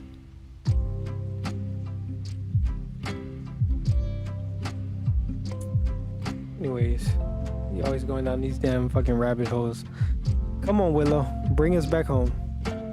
In your monogamous relationship, it's gonna be the same in your polyamorous relationship. You just have to be are saying more you shouldn't be transparent. thinking about But it. everybody is. Right, but people are like, I shouldn't, and I. But I wanna also put in, maybe though. one day I'm gonna wake up and a miracle's gonna happen, and I'm just gonna be monogamous, guys. You know, you all are putting too much on the negative side of monogamy. It As works if now for a monogamy lot of is people. not right. No, so no, we don't already want to put that established. out either. No, we already So I established think that. what we're Don't talking get frustrated, Willow. Don't get frustrated. Because I just want to be clear that some people still like monogamy. Yes. Monogamy itself is fine, but when you form a polyamorous relationship, instead of rules, let's think about boundaries and then agreements. Right. Yeah, Because maybe that's a rules- bad- I'm so Experiences, confused. sexual experiences as talked, well. right? And then they I know were what you're like, saying. So the other thing is, showing- yes, there's a sexual element. Yeah. I do enjoy novel sex, and I don't think there's anything shameful about that. Right. If you're being honest with your other partners about it. Right. Gabby also enjoys novel sex. So does my wife. And that's a part of who we are, and we're not ashamed of it. Well, I think that's great. And a lot of- meaning, at least you can be honest about it. Did you see her face? Maybe she doesn't like sex. She's like, no, nigga. Oh. She's like, no, that's not me. Don't bring Gabby me also into your enjoys novel sex. sex. Why is she So does my making wife. that face? Why is she sad? What is happening? It's falling apart. They're going to get divorced. And they're going to screw up monogamous people's relationships. Hold on. Oh, I'm dropping frames, people. I'm dropping frames. Sorry. I'm going to stop moving. And that's a part of who we are, and we're not ashamed of it. Well, I think that's great. And a lot of- meaning, at least you can be honest about it, both of you, because I think there's a lot of non-consensual non-monogamy going on because 100%. people will not just be honest. If the numbers add up with all these statistics everyone's throwing around about marriage and how it fails and how it Yes. doesn't, then we're all thinking about it. Yeah. We just have to talk about it more. That's Exactly. my thing. It's like, yo, if you're already thinking about it in your monogamous relationship, it's gonna be the same in your That's the polyamorous thing. relationship. You just have People to be are saying more you shouldn't be thinking transparent. about it. Everybody is. Right, but people are like, I People are- shouldn't, and I. But I wanna also put in, maybe though. one day I'm Thinking about it. Yeah. We just have to talk about it more. That's my exactly thing. honest about it, both of you, because I think there's a lot of Thinking about non-consensual divorcing? non-monogamy going on Oh, because 100%. people will Oh, not thinking just about be honest. honest. If the numbers add up with all these statistics everyone's throwing around about marriage and how it fails and how it Yes. doesn't, then we're all thinking about it. Yeah. We just have to talk about it more. That's Exactly. my thing. Yeah. It's like, yo, if you're already thinking about it in your monogamous relationship, it's gonna be the same in your That's the polyamorous thing. relationship. You just have People to be are saying more you shouldn't be transparent. thinking about it. Everybody is. Right, but people are like, I People are- shouldn't, and I. But I wanna also put in, maybe though. one day I'm gonna wake up and a miracle's gonna happen, and I'm just gonna be monogamous, guys. You know, you all are putting too much on the negative side of gonna keep monogamy. rewinding, Gabby please. also enjoys shit because polyamory forces deeply love Bridget and to show our commitment to tell each other like this is our journey together. But there was a familial element too. Like we wanted our whole family to be there together to like celebrate our love. And the wedding was amazing. It was beautiful. What kind of rules or boundaries did you and Bridget create for yourselves? As we progressed, it was less about boundaries and more about being completely honest and communicative with each other about our intentions, about our expectations of one another. That actually strengthened our relationship because polyamory dope. forces you to make or break. Either you figure it out or you don't. There are times when we're the only people that can host, in which case, I get sexiled. no. Or she does. Yeah. Sexiling is when you look at the calendar, like, oh, tomorrow so-and-so is coming over and Bridget is hosting. That means that I need to find something to do. Either work late or go see a movie or hang out with a friend or go to the bar. Okay. To be quite frank, we didn't have too many boundaries at first. We were just interested in exploring and meeting new people and having new experiences, sexual experiences as well. I know what you're thinking. So and the other thing is, yes, there's a sexual element. Yeah. I do enjoy novel sex, and I don't think there's anything shameful about that. Right. If you're being honest with the other partners about it. Right. Gabby also enjoys novel sex. So does my wife. And that's a part of who we are, and we're not ashamed of it. Well, I think that's great. And meaning, at least you can be honest about it, both of you. Because I think there's a lot of non-consensual non-monogamy going on because 100%. people will not just be honest. If the numbers add up with all these statistics everyone's throwing around about marriage and how it fails and how it Yes. doesn't, then we're all thinking about it. Yeah. We just have to talk about it more. That's Exactly. my thing. It's like, yo, if you're already thinking about it in your monogamous relationship, it's gonna be the same in your But that's the polyamorous thing. relationship. You just What are we thinking about? I'm so confused. I'm still confused. You're thinking about your relationship is gonna fail? So you need to be polyamorous? You need to have multiple people? You need to have a backup plan? What are we confused about? What are we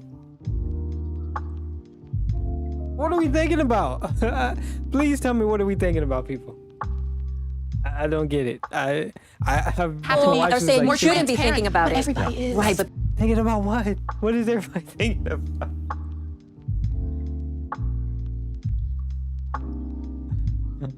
I don't get it. What are we thinking about? I got the hardest. people are like, I shouldn't, and I. But I wanna also put in, maybe though. one day I'm gonna wake up and a miracle's gonna happen, and I'm just gonna be monogamous, guys. You know, you all are putting too much on. And then she says monogamous. I thought she was gonna say poly. What are we thinking on the about? negative side of monogamy, It as if works now for a monogamy lot of is people. not right. No, so no. we don't already want to put that established. out either. No, we already So I established think that. what we're Don't talking get frustrated, Willow. Yeah, let her talk. What's the positives?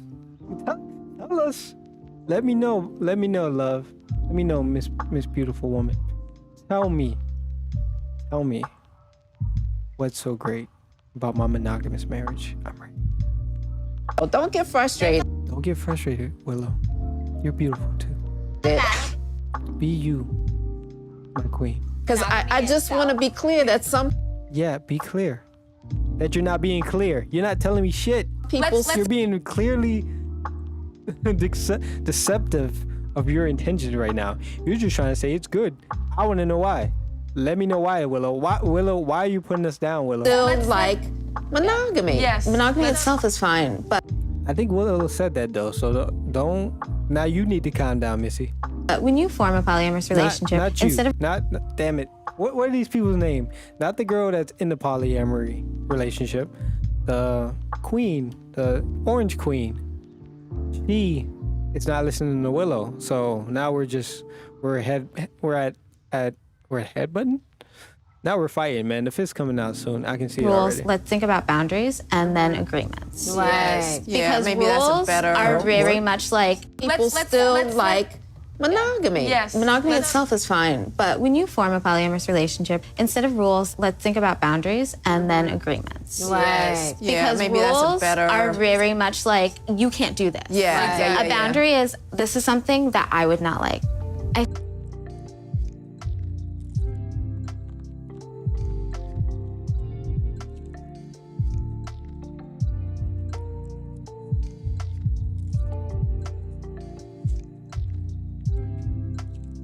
So is she gonna say that a boundary can be pushed? So regardless of if you don't like it or not, I can push past that boundary? Is that what she's going to say? I think the only real agreement we have is fluid bonding, which is like condom usage with other people. Which makes a lot. But since there's no rule, well, wait, did she say it's a rule? God damn it. Fucking people. what we're Don't talking get frustrated, Willow. Don't get frustrated. Leave my girl. Oh. Because I just want to be clear that some people still like monogamy. Yes. Monogamy itself is fine, but when you form a polyamorous relationship, instead of rules, let's think about boundaries and then agreements. Right. Yeah, Because maybe rules that's better. are very much like you can't do this. Yeah. A boundary is this is something that I would not like. I think the only Okay, we all heard that, right? So let's just keep going a little bit. Hold on before I say anything. In real agreement, we have is fluid bonding, which is like condom usage. Right. With other people. Which fluid bonding. Oh wow.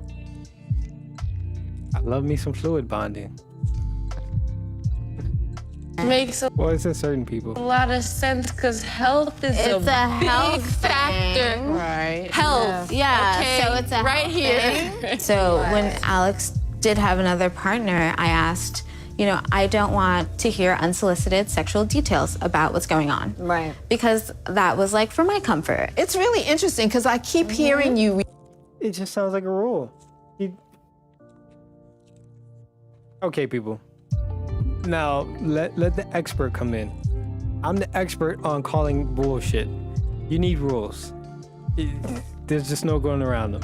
Now, boundaries are a good way to determine your rules because you know where you don't want where you can either push past, where you can say, hey, you can do this. I'm not too fond of it, but I can let you slide on that.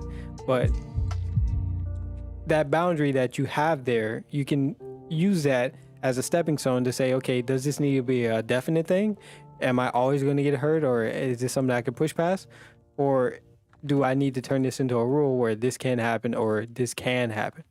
So now, maybe I can agree with her statement that you can think in terms of boundaries and then make a rule.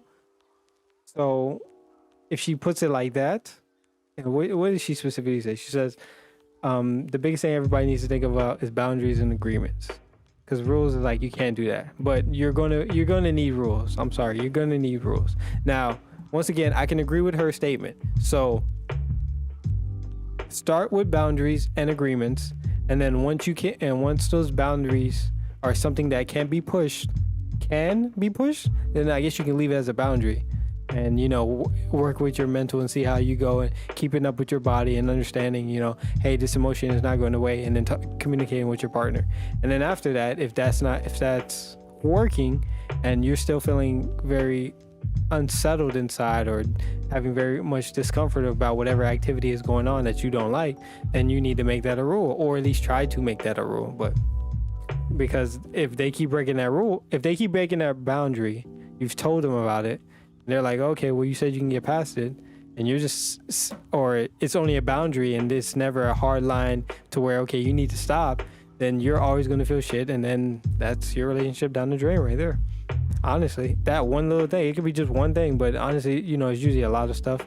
But, well, I will say, I think a lot of people can take a lot in marriages and relationships. They can take a lot of abuse before they really step out. But I think anything that brings you uncomfort, man, get out of there. If the person doesn't want to change, get out of there. Or can't accommodate for you, then you need to get out of there. As well as, this needs to be tried and tested. You need to go through the trials and tribulations and say, oh, I can't handle this. And then, make it a rule. But Referring back to Alex for everything, it seems more like he is more your partner than you think. Because he's like an anchor for me, essentially. Yeah. Like, I have dated other people.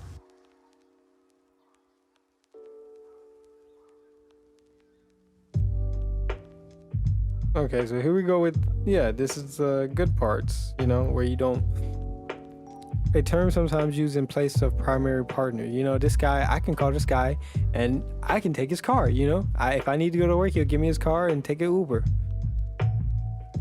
And I would, maybe not right now, but Or shoot me a Uber. then later I would like to have another partner. Nobody really fully measures up to the level of commitment I get from Alex. What do holidays look like for you guys? We celebrated Christmas together. And, Yeah, we did. And New Year's. For the first time, or? Yeah, we celebrated. That's beautiful. It was me, you, and Bridget.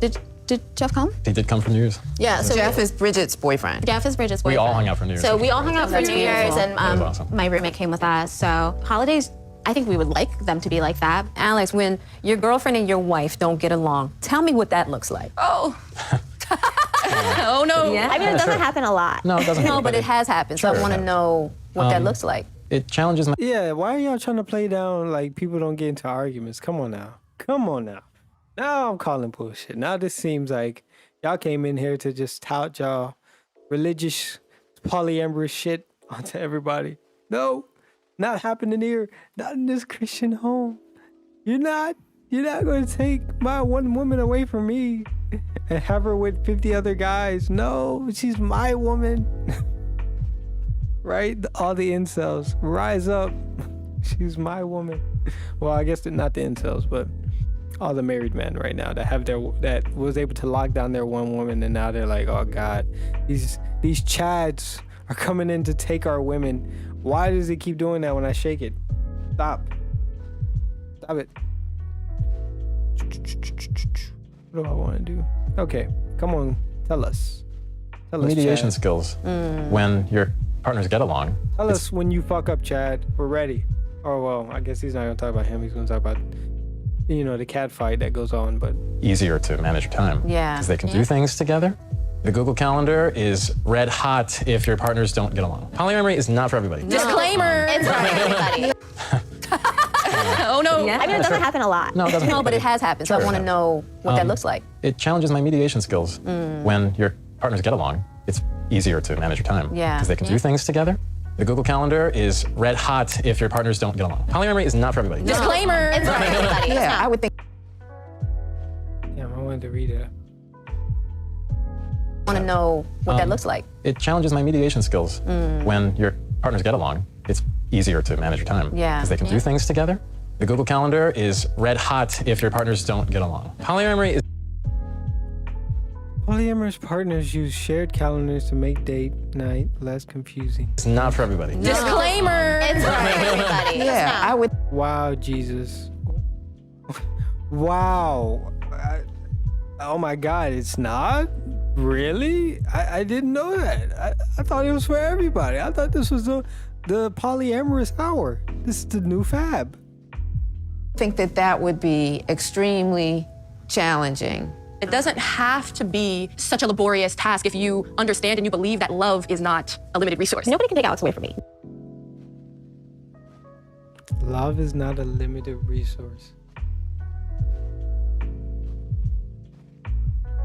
Okay.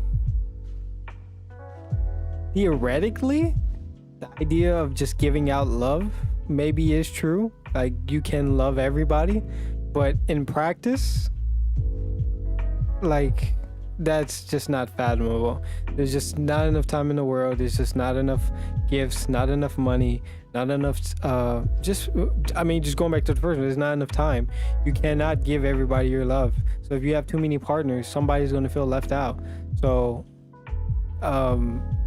yes, I don't think you can have 100 people and then everybody's feeling great that you love them equally. Unless they all love themselves and know that by your one action means that you're forever the same person. Then otherwise, you can't continuously be that person. Well, I guess 365 days, you got 365 people. There you go. And you give each of them one day, then yes, it can work out. But then after that, that's the number. After that, you're fucked. You can't have nobody else. You just don't have enough time. Or actually, no, you can double that so you can give 6 and 6. But when are you going to go to work? So 8, 6 and 6, or 12 and 12. Well, no, so let's do 8, 16, and then what's that? Another 8, so 4. So 4. So you can have at that point. Where do we at? Calculator. 365 times 2. So now you're gonna have 730 partners, and then if you continue from there,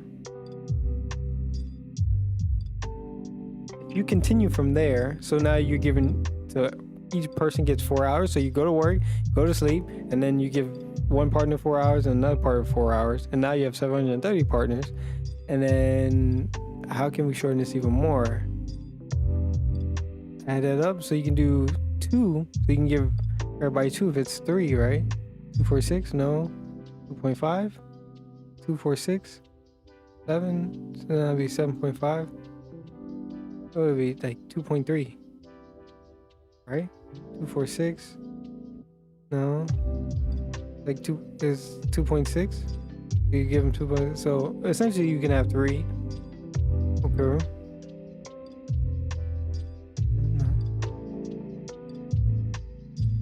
5 times 3. Now you have 1,095 partners. You know, but I'm just kind of being funny here. People like, hold up, let's.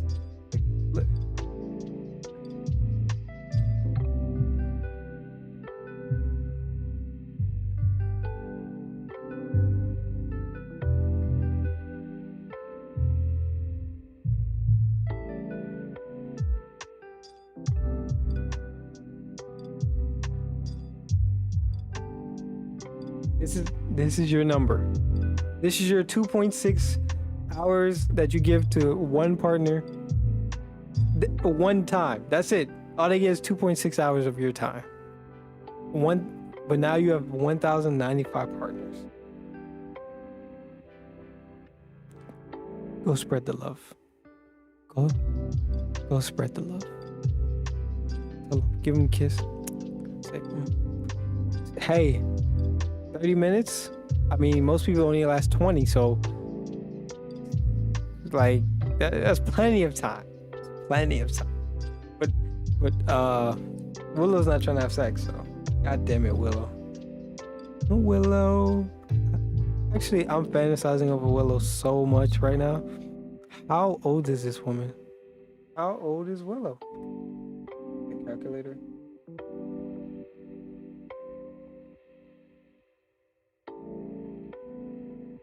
How old is the queen?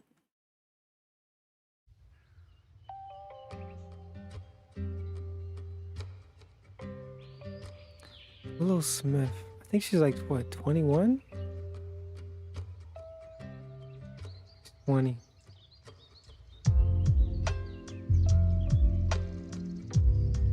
Yep.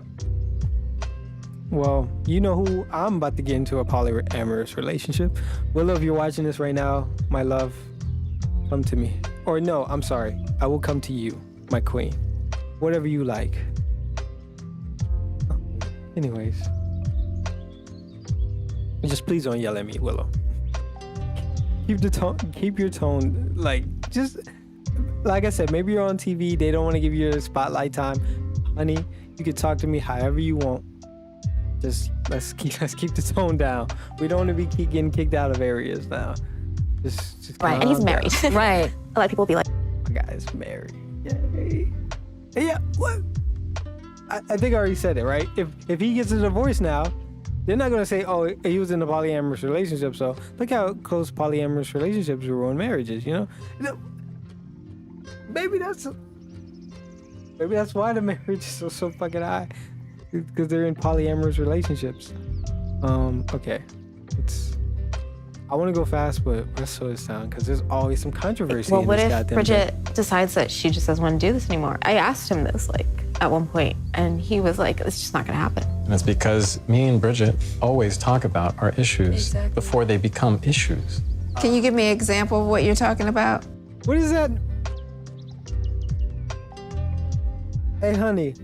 Hey, love. Can you come here and sit down for a moment? I have an issue that's not an issue yet. I got a problem that I don't even know if it's a problem yet.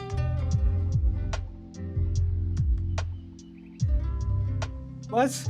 Honey, I need to tell you about my toe that is gonna theoretically hurt in the next hour or two. Can we have a conversation about it? Okay, what is he trying to say? He says we talk about our issues before they become issues. Is that, no, but he didn't say that, did he? Am I being obtuse right now? He did not say that. Let's see. A lot of people will be like, well, what if Bridget decides that she just doesn't want to do this anymore? I asked him this, like, at one point, and he was like, it's just not gonna happen. And it's because me and Bridget always talk about our issues before they become issues. Okay, we always talk, yeah, I'm being obtuse. We always talk about our issues before they become issues. No, I'm not being obtuse. I think we all understand the implications of what he's saying, as far as like, if there's a problem that arises, you try to deal with them before they become like a pebble. I guess, what's the analogy? When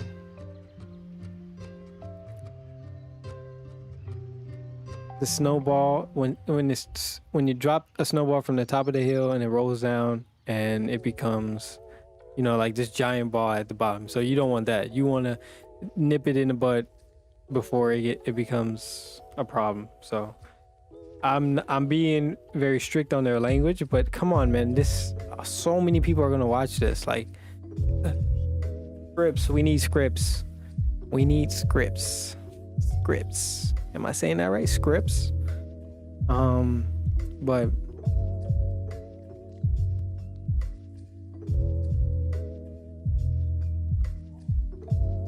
and where he should put it. Yeah. So I'm just being a little obtuse right now. Can you give me an example of what you're talking about? Sure. If I know I'm gonna be late and I'm with somebody else, but Bridget is expecting me to be home at a certain time, I gotta warn her ahead of time. Exactly. I can't just let her assume I'm be home on time and then show up late and disappoint her. Right. Yeah. You have to manage your expectations with your partners. Monogamous people can't even do that. No, they can't. And I mean, you know what I mean? It's like finding. What is happening? They're being converted. They're being converted. Lord. What did he say? He didn't. It just sounds like he's a great guy. Okay, I think there's great monogamous guys. What is happening? What is it? It's my main point. That level of honesty and being able to have the courage to explore in this way so that you can actually get to a more authentic relationship. I concurrently can manage multiple relationships, just like I can manage multiple friendships. Exactly. Previously, I can't. I can't. I don't got time for you bitches. I don't got time for you niggas.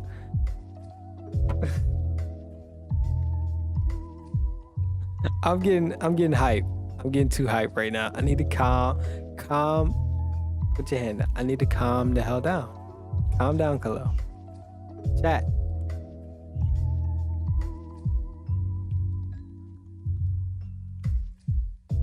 Chat, save me. Save me from myself. I'm about to go viral. Let me go viral. Just let me go viral. 3 partners at one time. How did that work out? I mean, how did that work for you? I mean, It was challenging. I do run my own business, so that's like almost like another commitment. Yeah. So it was challenging for sure. Really stressful. So he had 4 partners. Wow, I couldn't see myself going past 2 I couldn't outside of either. myself. It's a lot. Yeah. How many other relationships?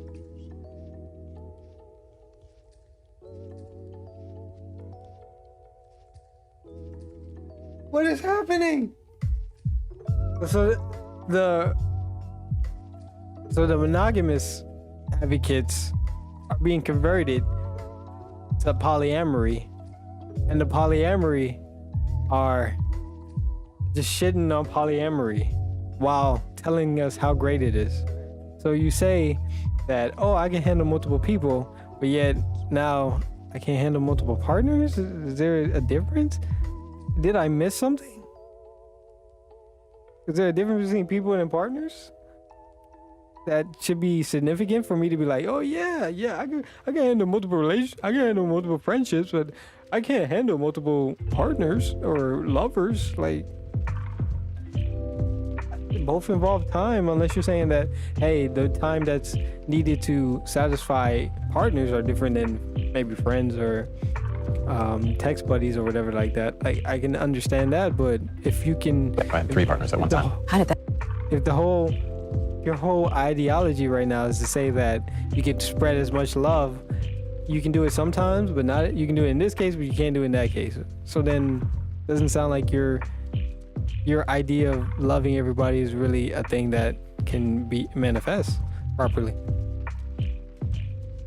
Which is a knock on your whole, If I be open or know I'm going to be late more and I'm loving. with somebody else, Spread but the Bridget love is more. expecting me to be home at a certain time, I got to warn her ahead of time. Yeah. I can't just let her assume I'm be home on time and then show up late and disappoint her. Right. Yeah. You have to manage your expectations with your partners. I do. Monogamous normal people can't even do that. That's what I'm saying. And I mean, That's you know what I I'm mean? saying. It's like finding That's my main point. that level of honesty and being able to have the courage to explore in this way so that you can actually get to a more authentic relationship.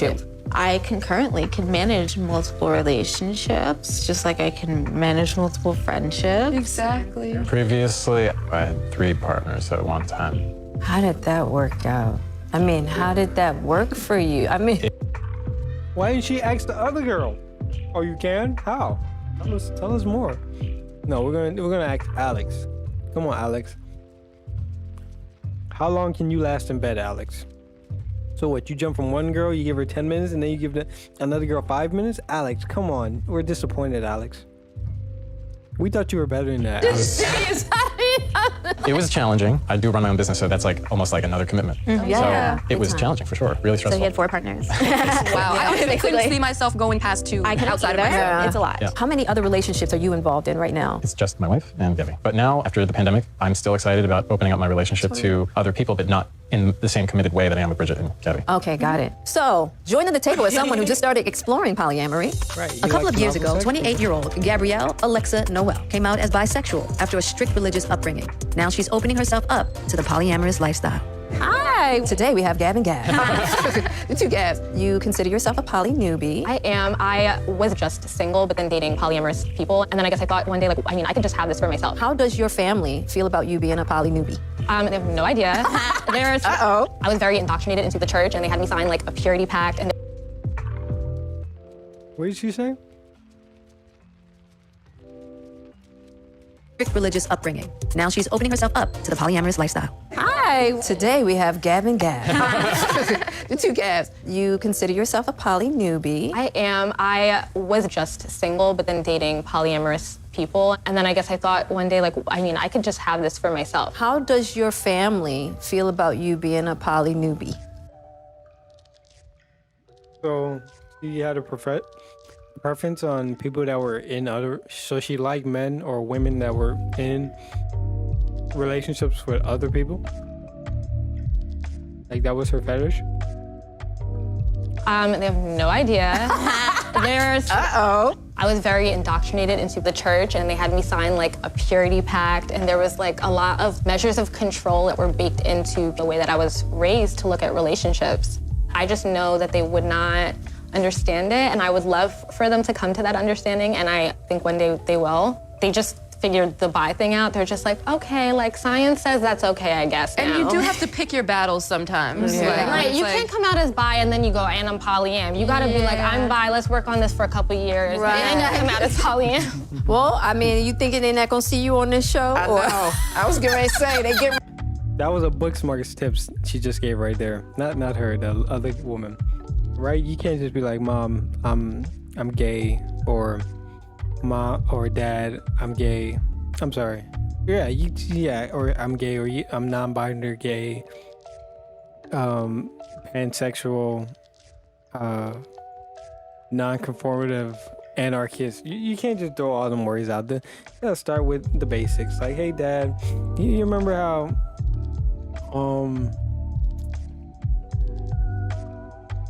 you remember what's a gay moment?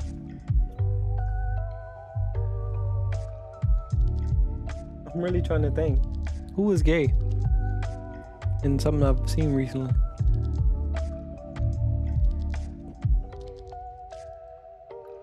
Oh, you know how, like, hey Dad, you know how Tyler Perry, he likes to dress up in different clothing, right? And pretend to be Medea. So he's a man, but then wants to cross-dress as a woman. Did you know he was gay? Did you know I'm kind of like that? That's or I like to pretend like I'm a woman sometimes, Father. And then you just leave it there. And then we'll come back 6-7 months down the line, you know, rhetoric Andy. And now we're like, hey Dad, so you remember what's the actual bi moment now? So now we just like to act like women, right? He doesn't know we're messing with guys, but what's another moment?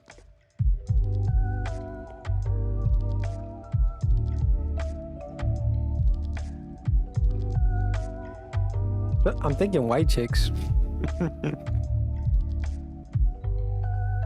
But I don't think any of them they never were gay. And there was really no gay moment. Oh, Deuce Bigelow. Do you remember how the guy, he likes to have sex with women and guys? Yeah, that's me. That's me, Pa. You know, rhetoric Andy, you just, you know, you slide it in there. Little, here you go, little breadcrumb. Like, follow the trail. Come with me. Come on with me to the new elevated lifestyle. Let's get woke together, Father. or a mother. If you're a woman and your mom doesn't like you to be lesbian, which I think that's gone. The whole idea of lesbian, it just doesn't exist.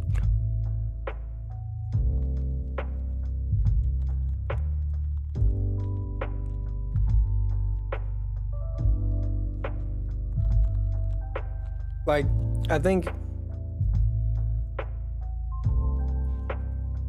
aside from the fact that a lot of women are very hostile towards other women, as far as I'm aware, it seems like a lot of women don't like other women, just certain women, whereas guys can kind of communicate and get along with most other guys unless you're in some type of clique or community that, you know, reps one thing and you have your rival community.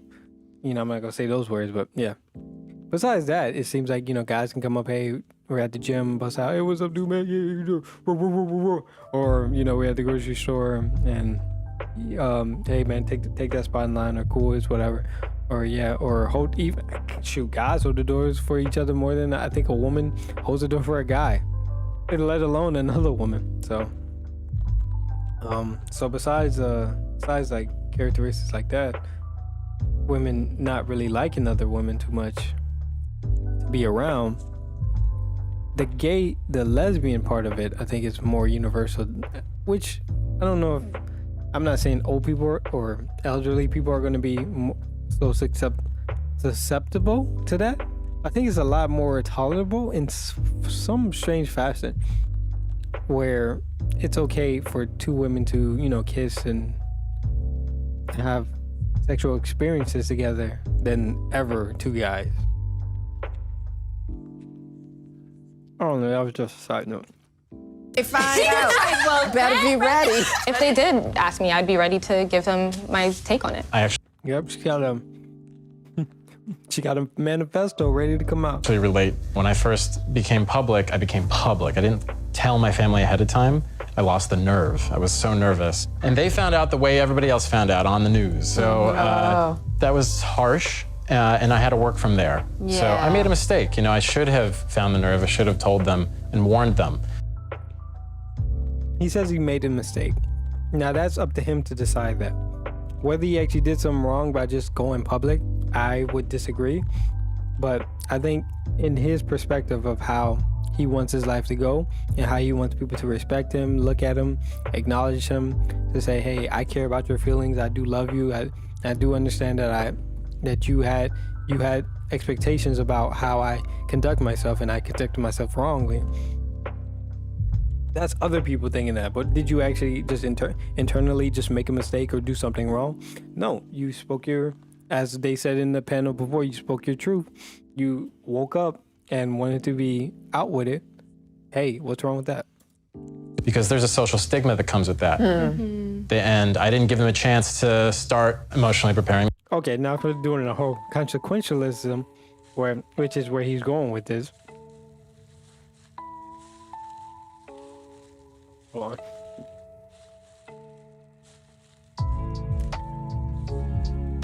I got like 2 cavities and I'm still eating candy right now. Actually, hold on. Y'all keep listening, I'm gonna be listening too. Themselves, so I do apologize for that. I think they're starting to become more comfortable with it. They sometimes even ask me about Gabby. Yeah, I've spoken to your mom on the phone. Yeah, I'm very open. Like, I'll tell them what I'm doing all the time. And sometimes they're ready to hear it, and sometimes they're not so ready to hear it. I'm just working on them being more accepting of me, and then maybe one day, who knows, maybe they'll invite Gabby over. I'm hopeful. They haven't disowned me, so that's a good That's what you're worried about. right. That's what I was worried about. Yes. Yeah.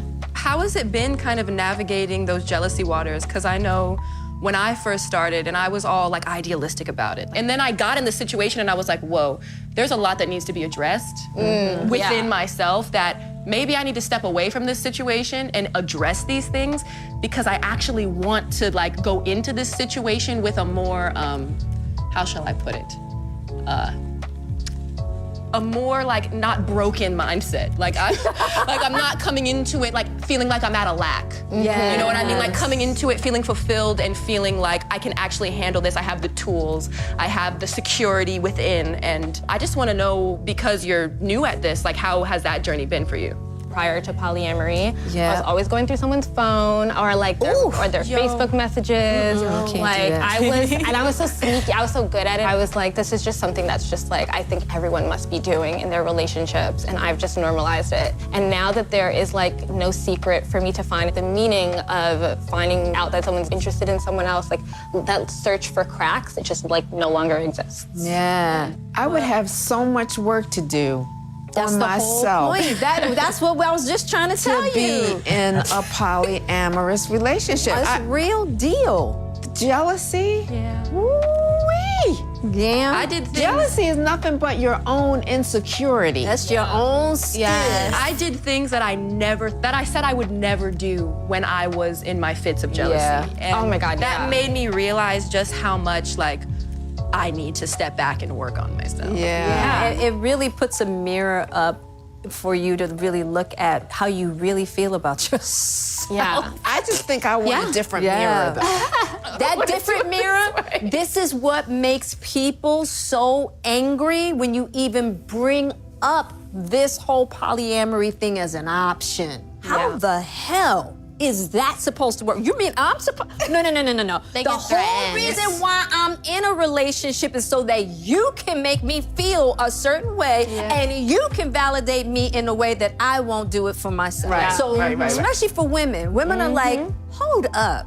My man is looking at who, or my woman is looking at who? Oh no, I'm supposed to be the only one up there's in so here. many layers. You know what I mean? So I really realized that how much we use our relationships to bolster our egos. Yeah. You know, which has absolutely nothing to do with love. Nothing at all. Yeah, you cannot be an insecure person for a long time and be in pursue this game. polyamory. Absolutely not. That's Absolutely not gonna work. Just like I told you the other day, as long as you are learning to have the greatest love affair with Willow, Yes. I'm okay with whatever you do. Exactly. So, Effie Blue, a relationship coach specializing in non-monogamy, has some advice when it comes to jealousy. Okay. All right, Effie. Hi. Hey. I work with people who are curious about transitioning into or have hit a roadblock in open relationships. Love that. Jealousy is probably the #1 topic that comes up when anyone's ever talking about polyamory. It's almost like a fire alarm that's going on in your mind, and all it's doing is giving you a message saying something is wrong, something is wrong, something is wrong, something is wrong. And just like a fire alarm, you kind of have to like turn it off so you kind of calm yourself and search why it's triggered, like what's causing the fire alarm. You just want to get down to the root of that insecurity and deal with that. And the way that I also like to think about that insecurity is also giving you a clue to what you really truly desire and what you truly want to have. Then find a way to articulate that to your partners, or find ways to meet those needs for yourself. Compersion is something that's really worth talking about if you're talking about jealousy. It's what I call the counterbalance to jealousy. It is joy for somebody else's joy that has nothing to do with you. And it comes up in polyamory often because you are in situations where you see a partner or partners having a great time with somebody else, and they, look radiant, or they want to tell you all about this amazing person they've just met. In those moments, you get to have a choice. You can feel the jealousy and look at it as a teacher, like, what is this telling me? You can also nurture this feeling of joy for them. Which is the feeling of love and happiness that you feel because you know your partner is also being fulfilled. Not by you, but by somebody else. Someone else. Real love. I practice polyamory myself and I coach people in this, so I'm an advocate. But polyamory takes a lot of bandwidth. That's emotional bandwidth, that is mental bandwidth, that's time. And you have to care for these people, you have to care for yourself, and not everybody has that capacity. And that's okay if you don't have it, right? It's not some evolved, like, higher way of being in your relationships. You really have to be realistic of what's available within you, and whether you enjoy it or not. Not everybody enjoys all those long conversations about what you need and what you want and what you want the future to look like. Beautiful if that works for you, but it's just not for everyone. Yeah, I agree. You know what, Effie? Kudos, because I think it's important that we understand that it's not one or the other. It's not, you know what I mean? That this is just another option for people who have the bandwidth and who want this kind of, way of interacting in intimate relationship. Joining us is Michelle. She is second-generation Asian American and wants to normalize non-monogamy in the Asian community. Hi. How are you? I'm good. I love the demographics at this table here because polyamory isn't just for white people. So yeah, I love whenever, we get the chance to amplify voices that are marginalized within an already marginalized community. Yes. Explain to us how polyamory became an option for you. Growing up, I was still on the monogamy train, but I had these misgivings. I'm like, well, it seems like the monogamy thing isn't perfect or isn't as perfect as everyone is saying it is. And when I watched movies, a lot of the time, there was the woman with the two options that she had to choose between, like the love triangle. In my teenage mind, I was like, isn't there a way to have an agreement? And it just clicked for me. And I've never turned back since. So how does your family feel about you being poly? So the only person in my family who knows is my sister because we're super, super close. And I have sort of don't ask, don't tell policy with my family. My mom just wants our family to just be together and no conflict. So I think she knows herself well enough not to pry. Because she knows that details of her children's lives would make her uncomfortable. And I'm at the point where if they were to see this or something, I'd be okay with that. I'm just in no rush to try to okay, here's the conversation and here's me trying to kind of justify this to you. And this is me trying to explain and go through this emotional labor to say that this isn't just a phase, Mom. This is very core to who I am and just deal with it. But yeah, I'm in no rush to get into that conversation. No, I totally understand that for sure. I'm sitting up here and I'm really trying to understand and listen and kind of absorb and everything. But as I'm sitting here, I'm recognizing it's really not all that important for me to understand. No, that's fact. It's not important for me to understand. It's important that I be able to listen without judgment and let you do your thing. And if that means 3 people, if it means 10 people, if that's what works for you, that's great. It doesn't really have anything to do with me. We're seeking acceptance at the table. Exactly. It's not for us to decide for you how you're supposed to be living your life. We're not trying to break monogamy apart. Of new counterculture thing, leave me alone. Just let me live my life. And I just want to say, I feel so just excited and seen because I've been, studying polyamory for a really long time, and I just want to show that there's so much here to be mined and to be uncovered. Tell you what, this was a beautiful uncovering today and burning away the layers and the myths around polyamory. So I really appreciate all of you coming. I call bullshit. She said that she's been studying this, and what have we learned? She's the worst teacher ever. Willow, you're on my naughty list. Literally. Call me baby. But Willow, I think we learned more from me than anything you were saying in this little conversation. You didn't even bring up the marriage statistic. Come on, Willow. You try harder. Gotta do better than that, Willow. I'm sorry. This is your moment, and you got shut down.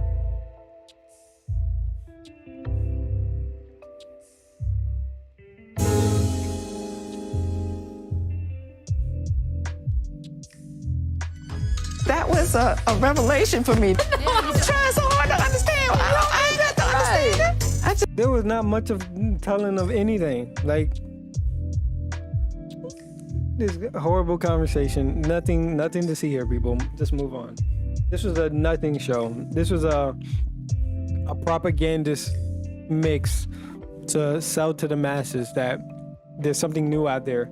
So now you can get your polyamorous shirts, your cups, and you can all come together in our store, our polyamorous open store, where you and your clan of people that are in a relationship together can now come and buy our products and flaunt your openness about your love for each other and infatuation that you have for each other. That's all this was. This was some clickbaited shit. They got me. And I hope I got you. Give me my money. Give me my what? None.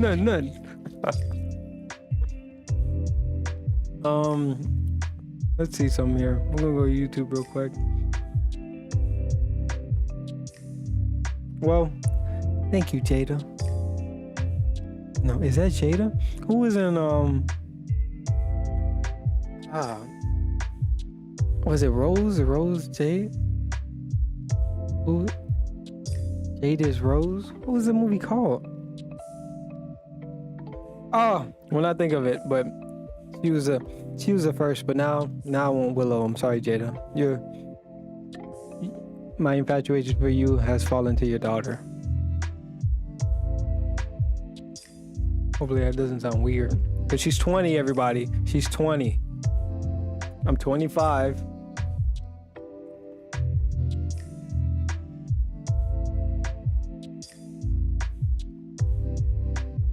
It's okay.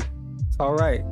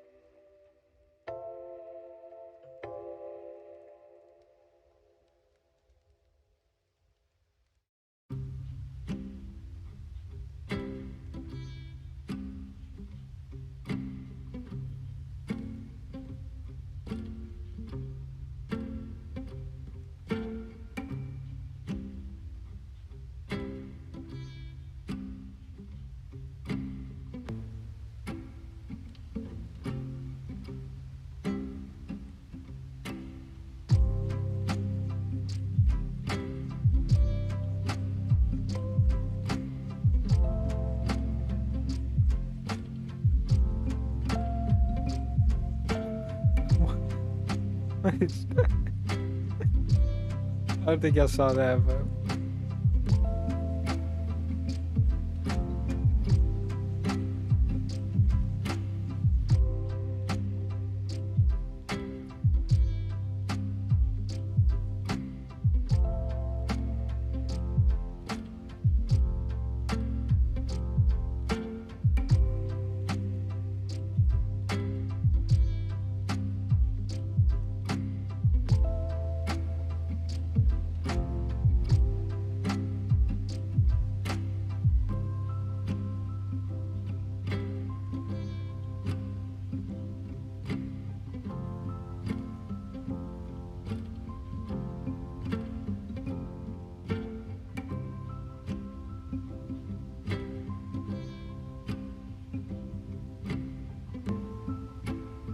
what the haters talking about.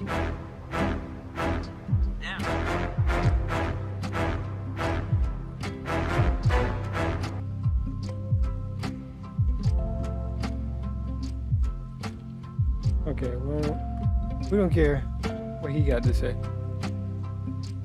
Let's see here. All right, Tim Scott. Why do we gotta cancel you now?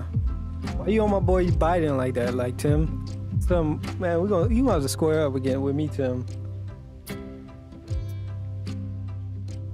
I'm trying to square up. I'm tired of looking at your face. Tired of it. I'm about to rearrange every piece of that face of yours, man.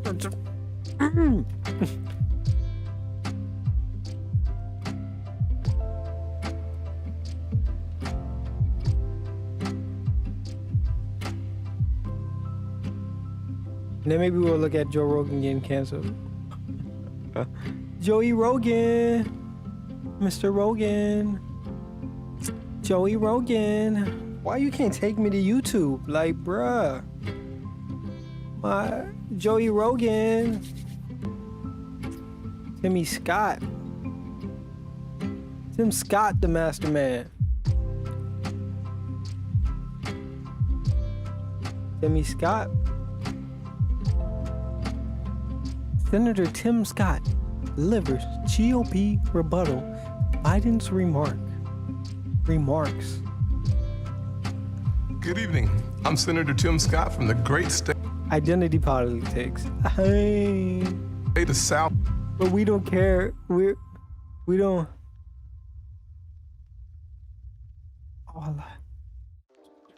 South Carolina.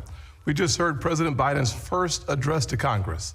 Our president Based address. Correct yourself, Tim. seems like a good man. His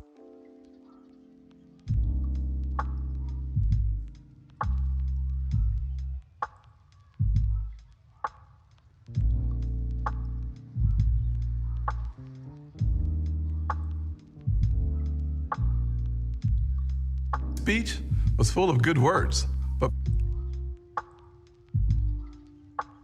President Biden promised you a specific kind of leadership.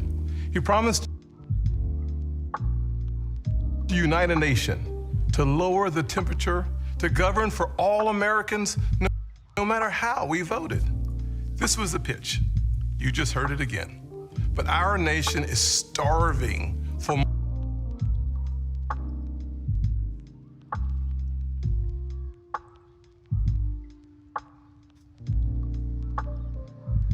more than empty platitudes. We need policies and progress that brings us closer together.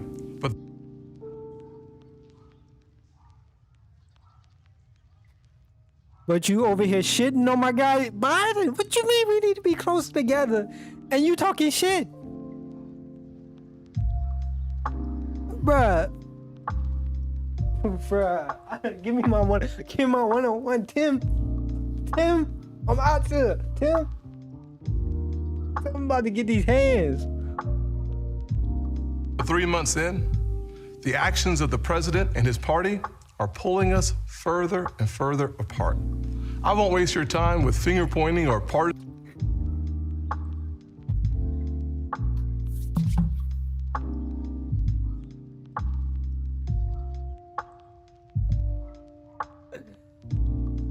Timmy boy, I'm not gonna shit on Biden by shitting on Biden. Everything I said prior to this statement here was not me shitting on Biden. It was just me shitting on Biden without pointing fingers. Some bickering. You can get that on TV anytime you like right now want. I want to have an honest conversation. About what, Tim? About common sense and common. Well, common sense tell me that Biden's doing a great job, Tim. Tell me. Ground. Change my mind. About this feeling that our nation is sliding off its shared foundation. Sliding off into the orbit of Mars. And how we move forward together. Moving forward together while Tim is shitting on Biden. Remember this, people. Tim is a partisan hackery. Why you can't say what Biden did good? Huh, Tim? Tell me, Tim. Growing up without Biden was horrible, right, Tim? I never dreamed I would be standing here tonight. Oh, maybe it was because of Biden. Oh my God, Biden, he's changing the world, man. Respect. When I was that's a good. See, now, Tim, I like that. Thank you for talking about Biden in your speech now, about how good he's done. Kid, my parents divorced. My mother, my brother, and I moved in with my grandparents. Sounds like you need Biden in your life. 3 of us. Without Biden. Sharing 1 bedroom. Unless Biden would have came through for you, Tim. I was disillusioned. Because you needed Biden. Angry. And without Biden. I nearly failed out of school. And now Biden is changing all that. But I was blessed. We're going to save you because Biden is a Christian man. First with a praying mama. And Biden to pray with him, to pray with her. And let me say this. What do you have to say, Tim? To the Because you're talking right now, Tim. So just keep talking, Tim. single mothers out there That Biden supports with the $300, what is it, what is it, like they added an extra 1,000 or 3,000 to the child tax exemption, which is refundable. And now single mother parents or anybody with kids are getting an extra $300. Why? Because of Biden? Biden? who are working their tails off, working Now have more $300 more dollars? Ooh, Biden. hard, trying to make the ends meet. With not an extra $300 in their pocket? Wondering if it's worth it? Because Biden gave him the $300? You can bet it is. Thank you, Biden. God bless Biden. your amazing effort Because we love you, Biden. on part of your kids. And of course, we love you, black women, black single mothers. Or did you say black or did you just say single mothers? We love all single mothers, but black mothers matter. I was also blessed by a Chick-fil-A operator, John Moniz. That supported Biden. Finally, with a string of opportunities that are only possible here in America. Under Biden. This past year, I've watched COVID attack every rung of the ladder that helped me up. And being cured by Biden. So many families have lost parents. That Biden has has given out speeches to commemorate all the deaths that have gone about under his administration, of course, and as well as Trump. And grandparents too early. So many small businesses that Biden has added to the PPP EIDL, I think is the other one, where you can get more money, more allocated to smaller business to help them, let's say, recuperate their costs, the losses that they have. I'm saying all this and y'all can't even see the video. Sorry about that. There you go.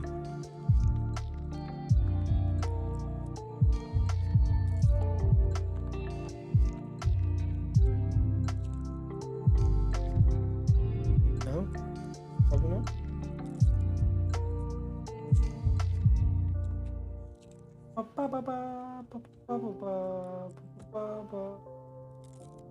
Bring this over here real quick.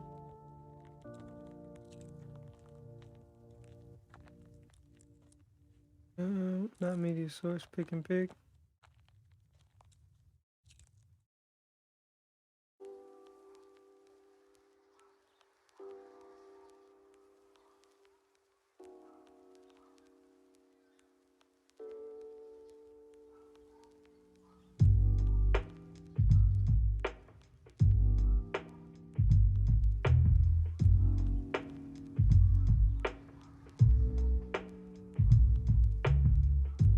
There you go, people.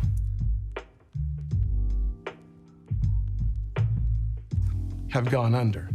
Becoming a Christian transformed my life, but for and so did Biden. Months, too many churches were shut down. I'm gonna stop doing Most this of Biden all, stuff, but I will try to combat I'm anything he sad says. that millions of kids have lost a year of learning. That Biden wants to put them back into school. Now, we can maybe shit on Biden just a little bit in this case, where we can say that when his promise to get kids back in school at, what was it, like the first 3 months, really the most he's been able to allocate or to promise now, which before was like, you know, kids would be back in school like first 3 months of his presidency, or maybe in the first month. But the most he's been able to do or promise, or the promise that he recently made maybe about 3-4 weeks ago, was that the earliest that kids would go back to school might even be like sometime next year, because of just the parameters around allocating the correct funding to certain schools or certain areas so they can have the proper PPPs and vaccines to give out to everybody. So I think there's a lot of reasons, and maybe I can look into that. We can talk about that more later. But a lot of shortcomings where he has a CDC that doesn't really recommend I don't. Okay, I'm saying a lot of bullshit now. Hold up. CDC recommendations on school. CDC released new guidelines for reopening schools. The updated guideline make key changes to earlier language. Okay, well, tell me what the guidelines are. This is back in February, so yeah, so this was a while ago. So I wonder what's the new. Rather than a political push to reopen schools, the update is a measured, data-driven effort to expand an older recommendation and advise school leaders on how to learn. Okay, how about we try to see if there's some more recent. Okay, April 5th, school settings. Straight from the CDC website. We're on cdc.gov.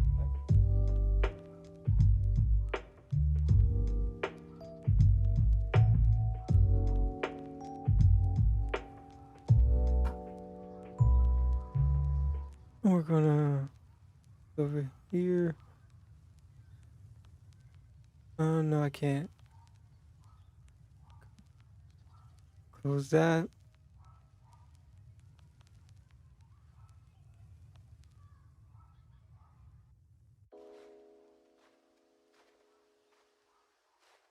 Mm-hmm.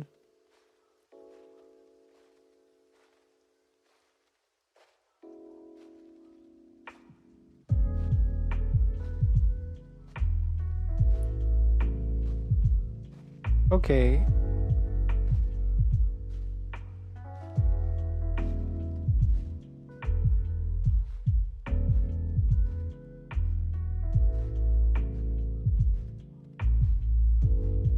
Doesn't tell you about reopening schools though.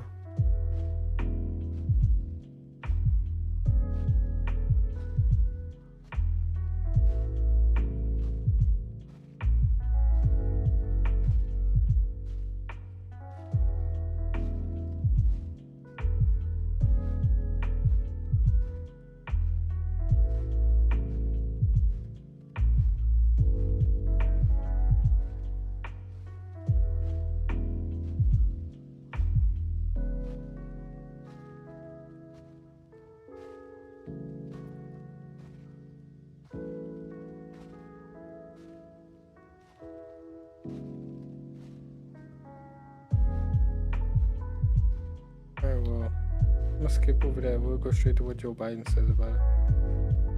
So, Biden.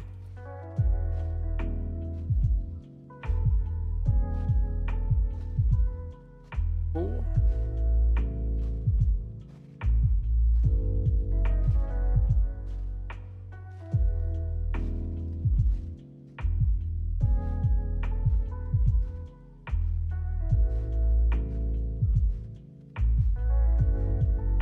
Kids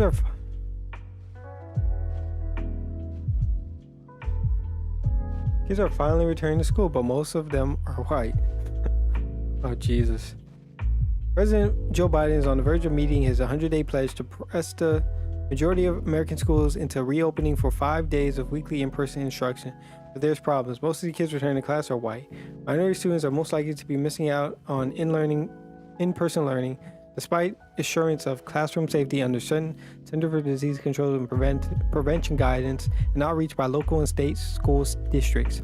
Is a key challenge facing Biden as he moves beyond his first months in office, and one the administration insists it is prepared to tackle. Dramatic demographic and geographic divides over in-person learning have emerged. Learn at home full time.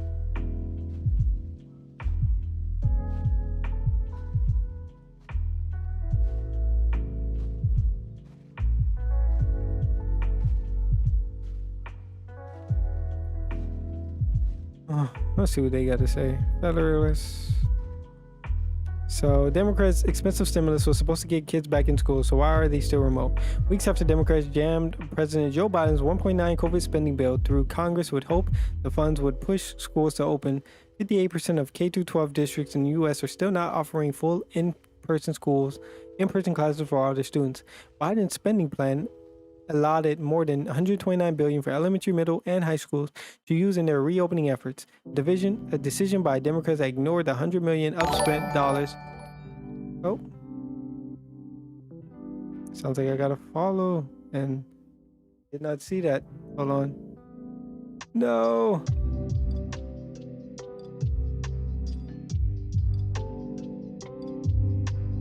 I don't know, I got something, but let me go to my dashboard.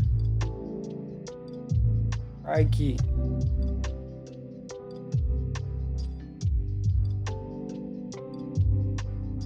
Yeah, this says one follow, but not telling me anything else. Hold on, I'm gonna shout you out. Shout out.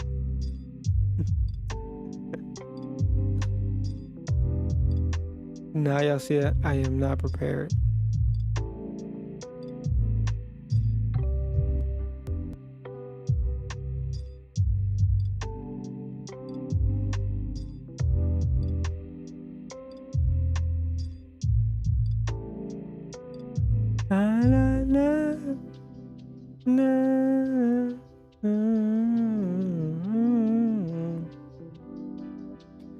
So I got a baller. So thanks, it's Karma. 697. It's Karma 697. Hey, thanks for the follow. Appreciate that. Right now we're talking about, what are we talking about? That's a good question. What are we talking about? I forgot what we were talking. Oh, we're talking about Tim Scott and Lisa's speech right now. So we're just going over that, and he just brought up the whole idea that kids are not back in school. The whole Joe Biden trying to get kids back into school. So trying to either debunk it or see if it's actually true.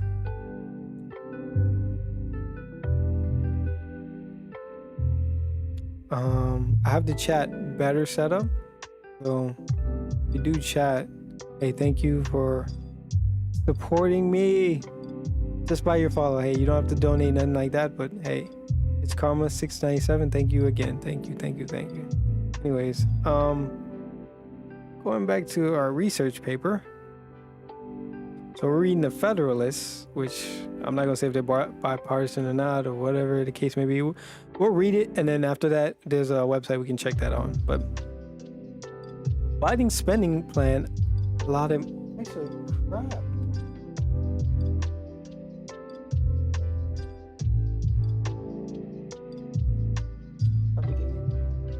Oh, sorry. I just thought about it. I don't think I have screen track. Didn't have it.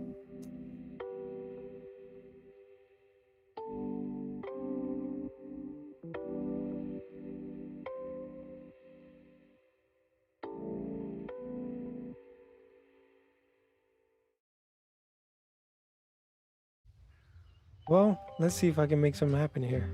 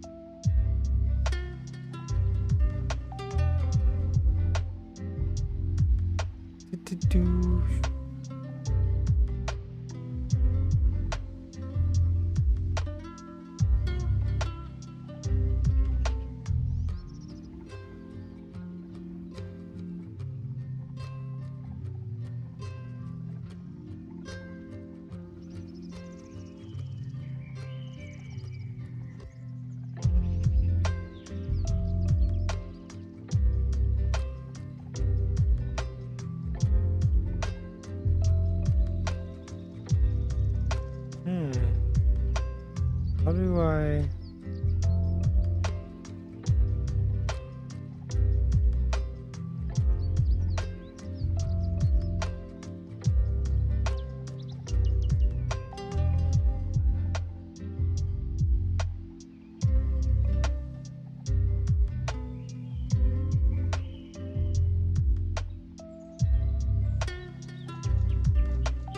Okay, here we go. Here we go.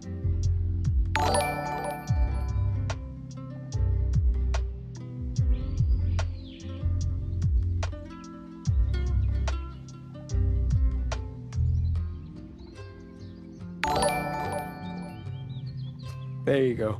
It's Karma 697. Thanks, man, for the follow. Appreciate that so much.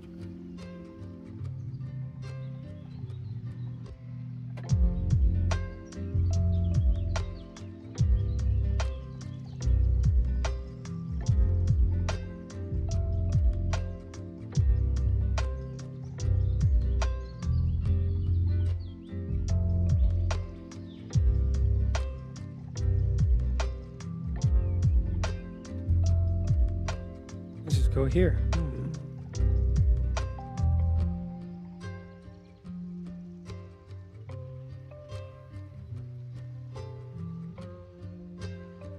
All right. See, I'm learning. Dang, 13 days ago was my last follow. Jeez, thank you. It's Karma.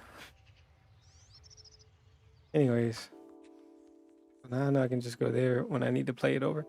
But okay, back to Mr. Scott in the Federalist Papers. Biden spending plan allotted more. Oh, we read that. Million unspent dollars designated for cleaning and disinfecting in the CARES Act, but the school reopening efforts that Biden reportedly supported and the Centers for Disease Controls and Prevention encouraged seem to keep falling flat nearly a month after funds were guaranteed. Granted, the White House previously admitted that a portion of the funds designated for education would not directly benefit reopening efforts now and were designated for future staffing endeavors, a direct nod at teacher unions. The White House. That's actually amidst, I'm not going to say her name, amidst school COVID funding funds are for paying teachers later, not getting kids in classrooms now. White House Press Secretary Jen Psaki admitted that most of the federal funds designated for schools and other educational institutions in the Biden administration COVID-19 bill will not be spent in 2021. During the press briefing on Monday, one reporter pressed Zaki on how the money set aside for education in the American Rescue Plan would be used to help reopen schools. Give me the video. Let me hear the video. Am I still in the readers? No, I'm not. So where's the video? Play me the video. Ah.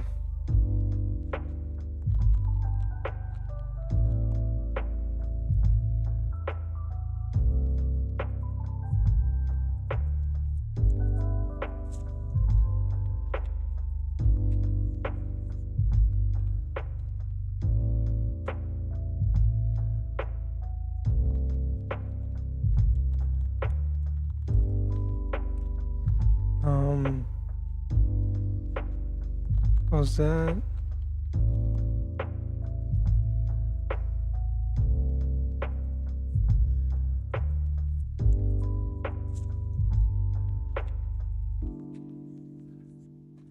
The article was published February 22nd. And then the one we're reading now is April 7th. Wow, wait, you're gonna quote? Okay, well, I mean, yeah, that's fine. So, January, February, March, April. Months. What do we want, people? Beautiful.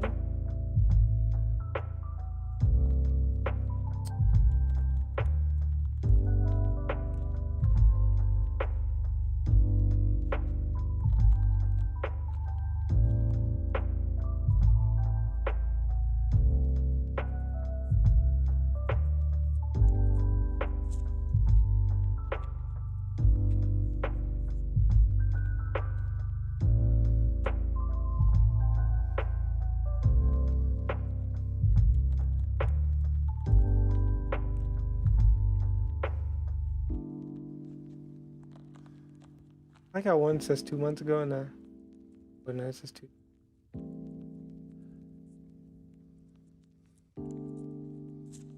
So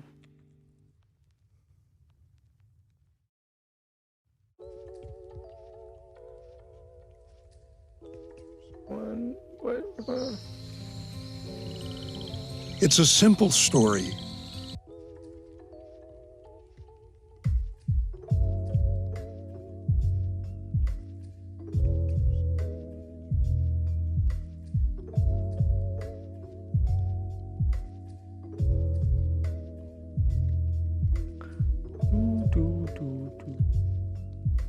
Secured to take Commerce Clause questions and issues under the Natural Gas Act. Is there anything you can say about whether the Biden administration is okay with all that?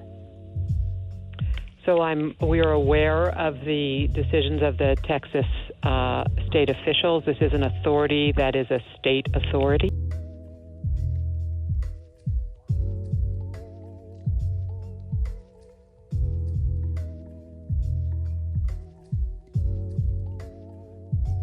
When President Biden talked for the last couple months, particularly during the transition, about reopening schools within the first 100 days, why didn't he ever mention the small print that that was just going to be for 1 day a week as the goal?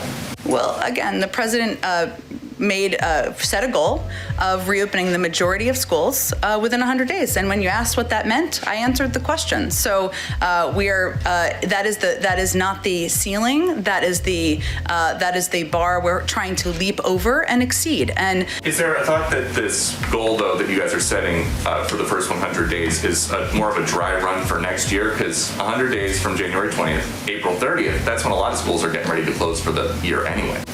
Well, it just happens that January 20th is when every president is inaugurated, so we can't change that. And 100 days we felt was a period of time, a measurable period of time where we could set a goal, measure ourselves against, hopefully leap way past that goal. That's always our objective, and then build from there. And you're right, schools won't be in session for the summer, but this is a pandemic we're working to get under control. But why is the administration setting the bar at 1 day a week? Why not go higher? Well, certainly we are not planning to celebrate at 100 days if we reach that goal. That is our own effort to make set our own markings, set a bold and ambitious agenda for how we're going to measure ourselves and progress. But we certainly hope to build from that even at 100 days. A lot of schools are already doing that, and for working parents, 1 day a week doesn't help a lot. That's again the bar of where we'd like the majority of schools across the country to be, which they're not at this point in time, and we want to build from there. And it really, at 1 p.m., the president will deliver remarks on the administration's response to the coup in Burma, which I think that guidance just went out, but just so you all are aware. A couple of other updates for all of you. The president, the vice president, and the secretary of treasury had a productive and substantive conversation yesterday with the business leaders about the need to... No, we're not doing this. We're not just clipping her. Come on, man. Just give me the dang press conference.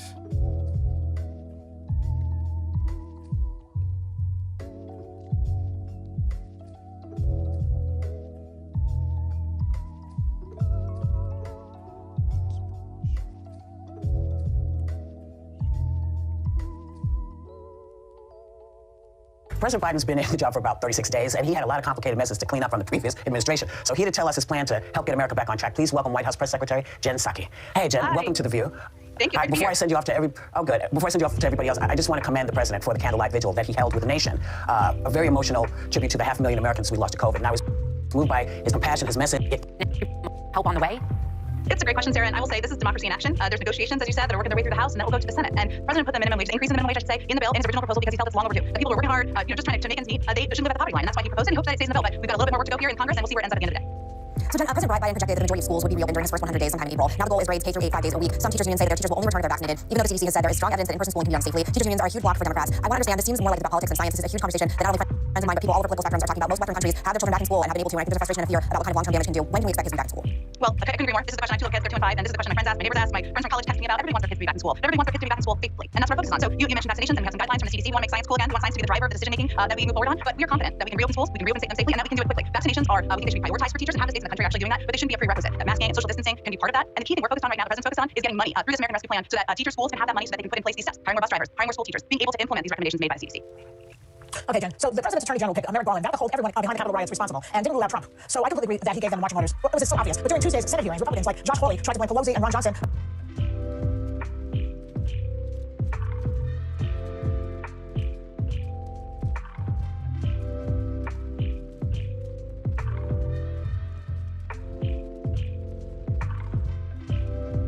Okay, it seemed like it was February 10th.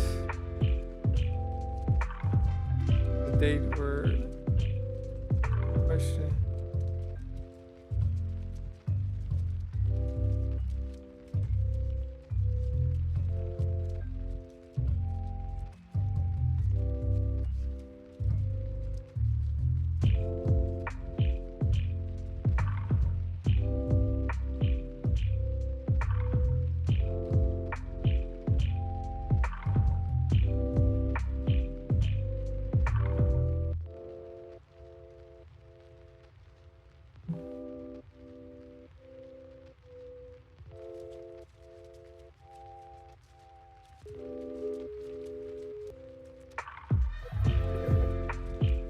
all at the top. The president and his entire administration are continuing to engage closely with leaders on Capitol Hill about the need to act quickly on the American Rescue Plan so we can finish the job.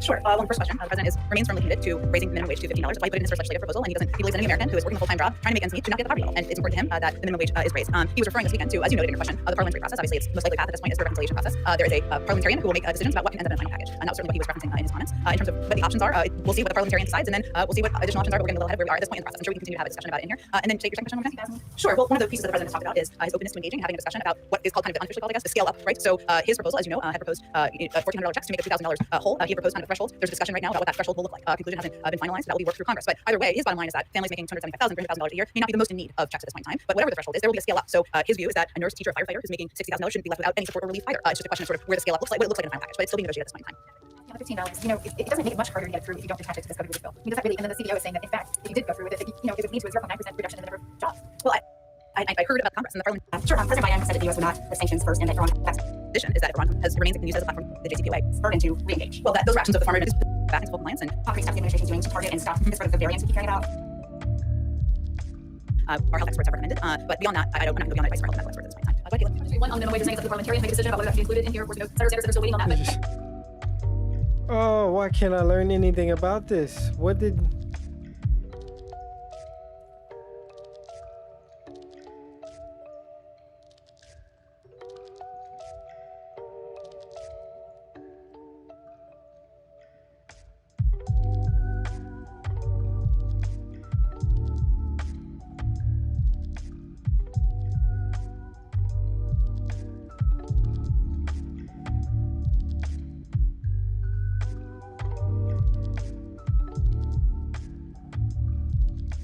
If school had adhered to school reopening guidelines issued by the CDC in February, many districts would have shuttered schools.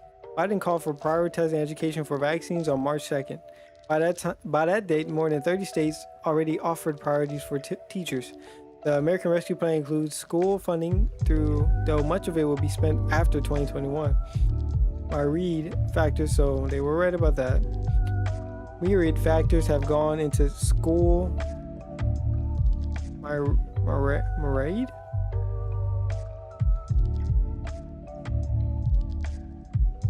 Myriad factors have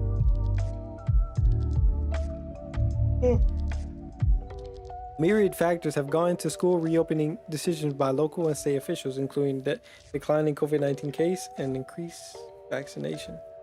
President Joe Biden took some credit for school reopenings, tying increase in-person learning to his administration efforts to vaccinate educators and send money to school. Back in February, when many of our schools were fully or partially closed,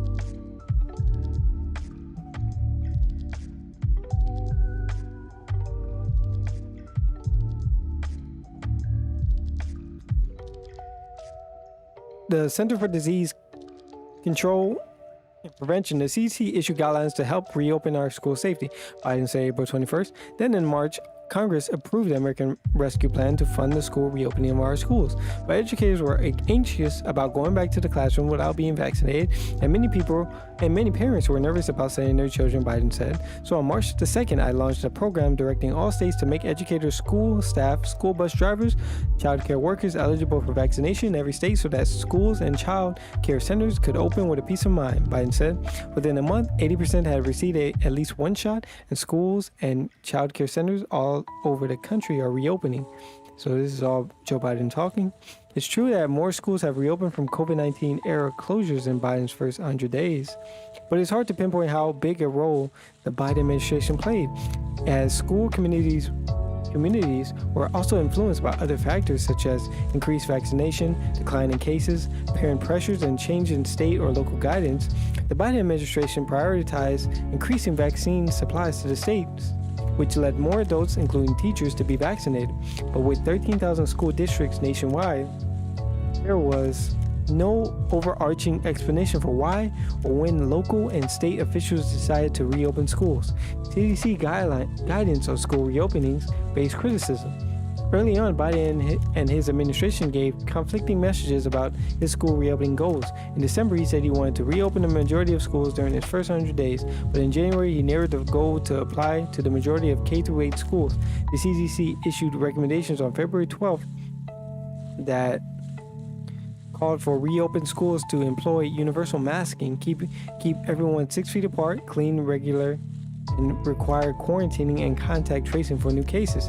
The CDC also released a color-coded tool to guide reopening decisions based on weekly transmission levels. The controversial tool landed about 90% of the community in the red zone due to high rates of transmission. By the guidelines, many middle and high schools would have had to close. Two public health experts concluded that the color code guidance would unnecessarily keep millions out of school. Some states, such as Florida, which had been offering in-person instruction since the fall, shrugged at the CDC's guidance. And 1 month later, the CDC gradually shrank the 6 foot rule to 3 foot, except in some middle and high schools where transmission was high. The move from 6 feet to 3 feet was absolutely an accelerator for school reopening, says Dennis Roche, president of Burr Bio, a firm that is tracking data on school reopenings.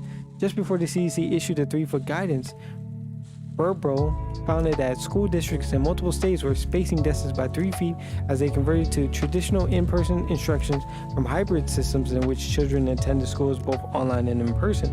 That trend continued in March and April, with some districts citing the 3 feet rule in their decisions to fully reopen in person.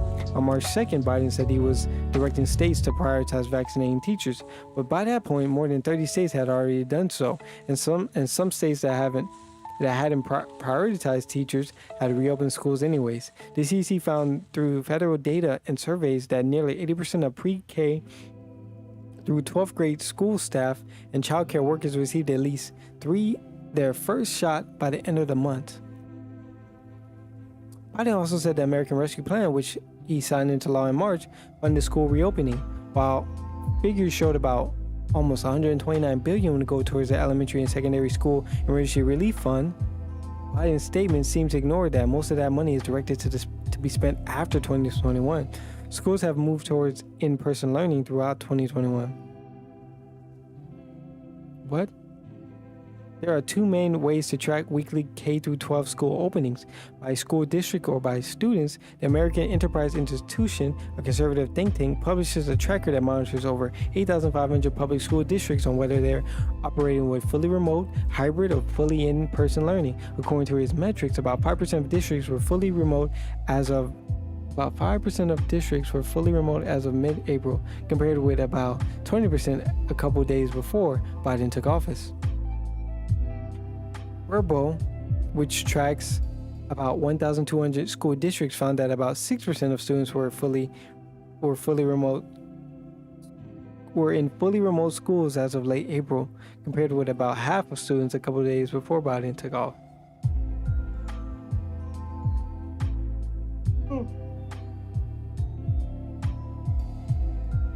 The tracker shows that the school have steadily moved towards in-person instructions in 2021, but wouldn't find any evidence of a significant shift to in-person learning that was specifically tied to the CDC's. The trackers show that schools have steadily moved towards in-person instructions in 2021. Oh, why am I thinking we're in 2020? So schools have moved towards in-person learning throughout 2021. It's directed to be after 2021. So why can't you say in 2022?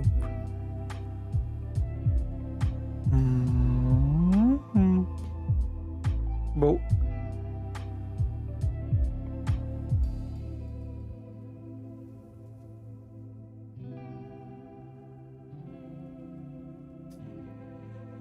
the real answer is there was a lot of things pushing schools to reopen during this. No, I skipped some. The tracker shows that schools have steadily moved towards in-person instruction in 2021, but we couldn't find any evidence of a significant shift to in-person learning that was specifically tied to the CDC's February guidance, Biden's announcement that all teachers were eligible for vaccines, or the promise of American Rescue Plan money.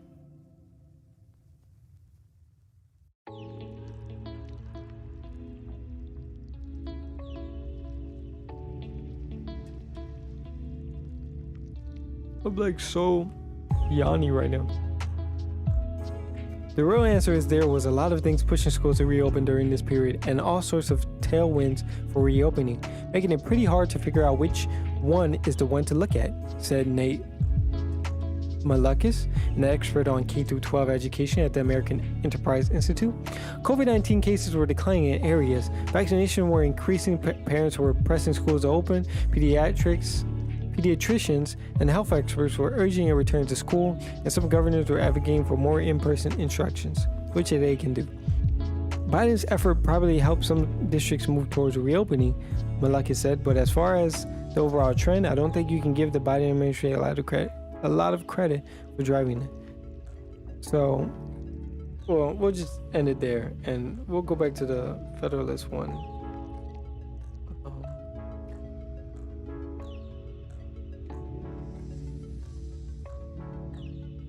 No.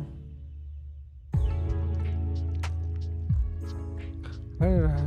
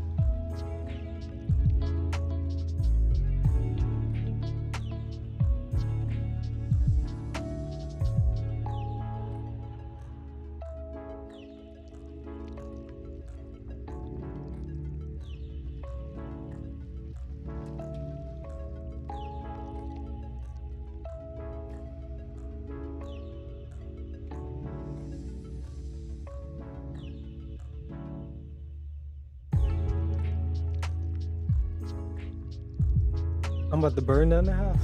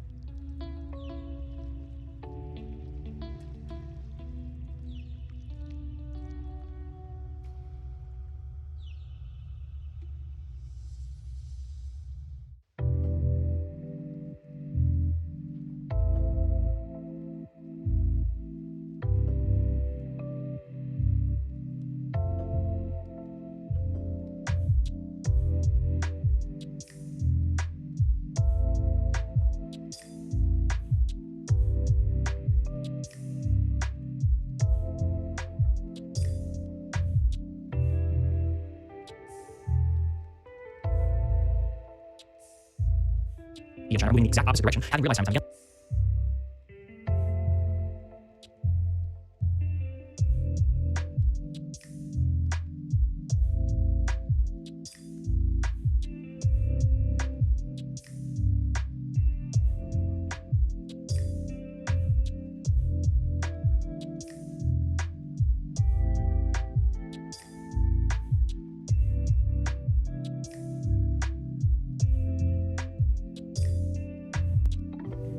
Good evening. I'm Senator Tim Scott from the great state of South Carolina. We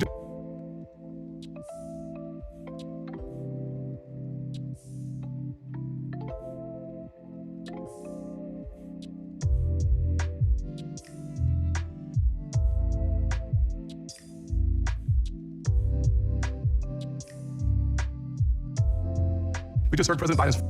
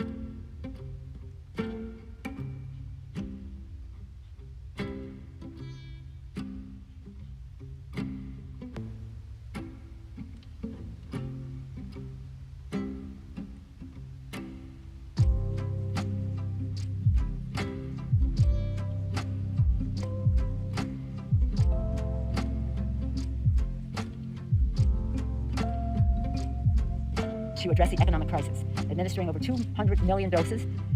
Imagine, the president had 100 million as his goal, and we've exceeded 200 million shots, delivering over 160 million checks, and putting $1 trillion into workers' pockets.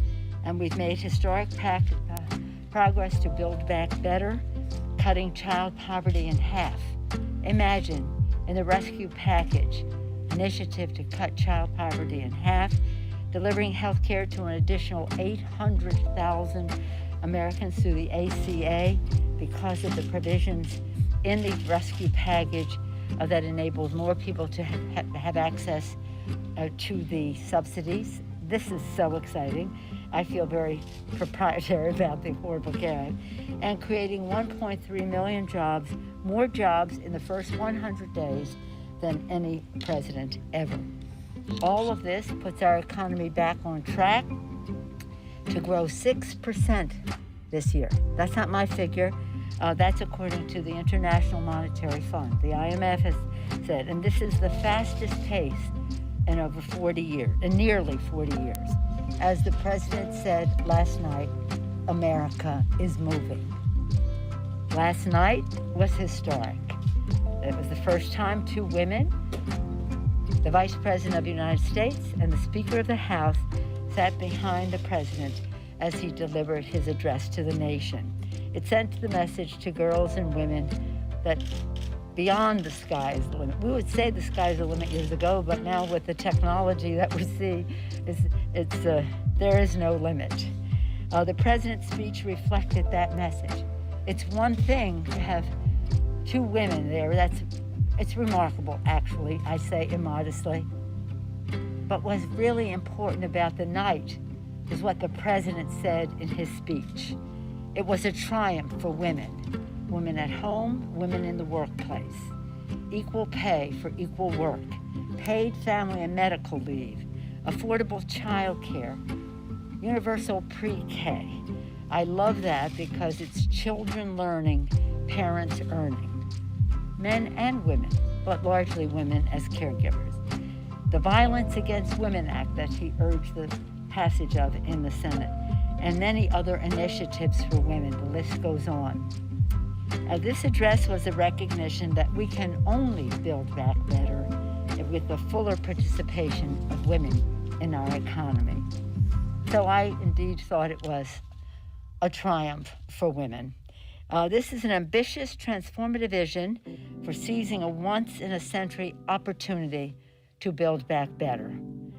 The bold investments of the American Jobs Plan, the American Family Plan, invest in the foundations of our strength, families, workers, and the middle class. The Jobs Plan is the largest plan since World War II, and the Families Plan will make historic differences for families. The Democratic House looks forward to working with the administration to enact this vision. Congress will work its will.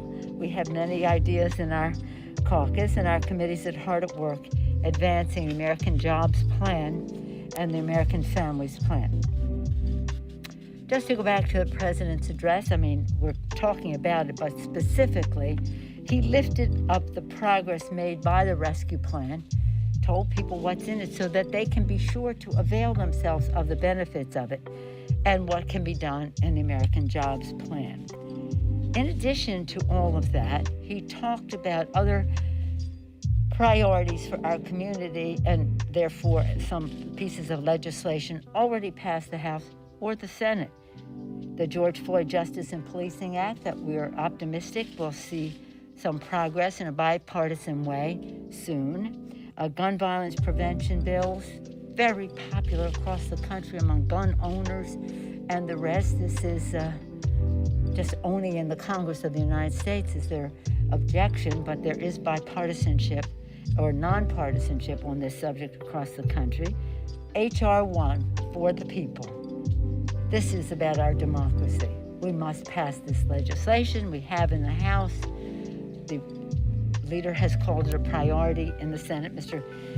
Schumer, and then what they did pass in the Senate and we have to take up in the House is the COVID-19 Hate Crimes Act, led by Mazie Hirono in the Senate, Grace Meng in the House. Then we'll take this up when we come back. The Equality Act, ending discrimination against the LGBTQ community, passed the House, popular in the country. Corporate America, by and large, supports the legislation. Let's just get that done. Immigration reform, as the president called for, Dreamers and TPS, etc. Let's just get popular across the country in a bipartisan way. Action to lower prescription drug prices. We've been working on this for almost a generation. It's time to do that. If we can pass the legislation to enable the secretary to negotiate for lower prescription drug benefits, it will be an assist to America's working families. Overwhelmingly, in any poll that you take, the cost of health care is a challenge to America's working families because of the cost of prescription drugs. The Affordable Care Act, we have lowered the rate of increase of the cost of medical care, except for the cost of prescription drugs. These and other initiatives will be addressed by either one of our houses, as is appropriate, and the House is proud of the progress that we have made, and we are committed to ensuring that these bills become law. So again, 100 days. What a difference a day makes. What a transformation 100 days makes. Thank you, Mr. President. Especially thank you for making your speech, your presentation, such a triumph for women. Any questions? Yes, ma'am. Hi, good morning. You covered a lot of topics this morning on CBS. I want to ask about something that didn't come up about the House itself. Roughly, two questions. Roughly, what percentage of the House do you think is fully vaccinated right now? And then second, there has been some pushback, from both the right and the left about requiring social distancing and fully masked participants last night. Why not consider something like requiring that everyone be fully vaccinated? Why require masks at a time when public health officials want the message to be about vaccination? Well, public health officials still encourage wearing masks indoors.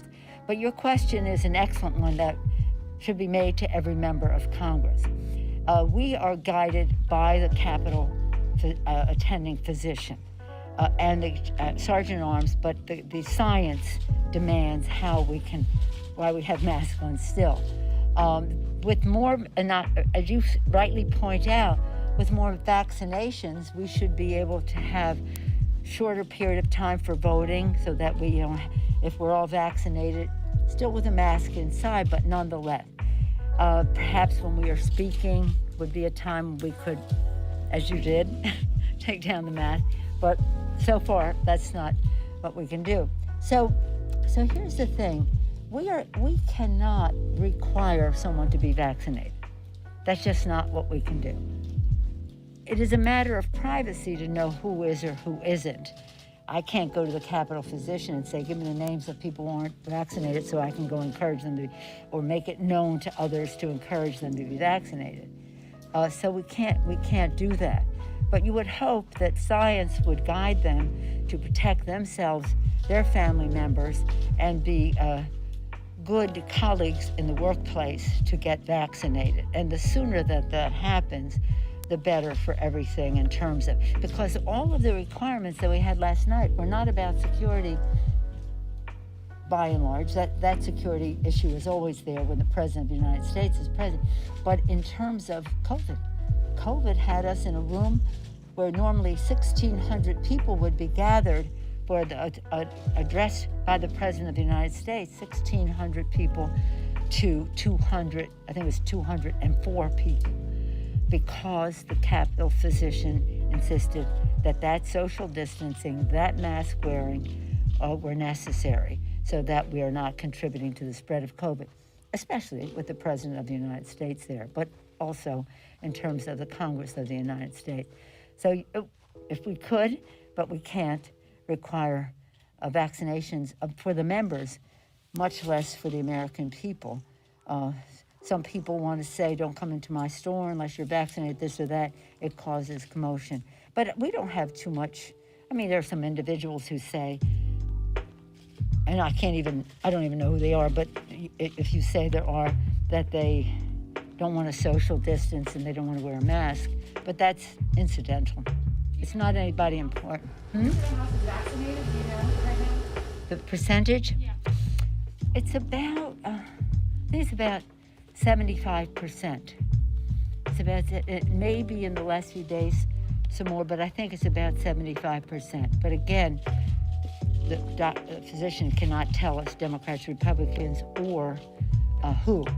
And that's right, we should be respecting people's privacy, but that's approximately what it is. And the Republicans come up to me and say, let's shorten the time for votes, let's shorten the time for votes. I said, well, tell your friends to get vaccinated. That would help. That would help a lot. What do you got, Chad? Well, he sits in front. You guys have to just ace him out because he's so Chad. 49ers guards or tackles. I got the Warriors colors on today.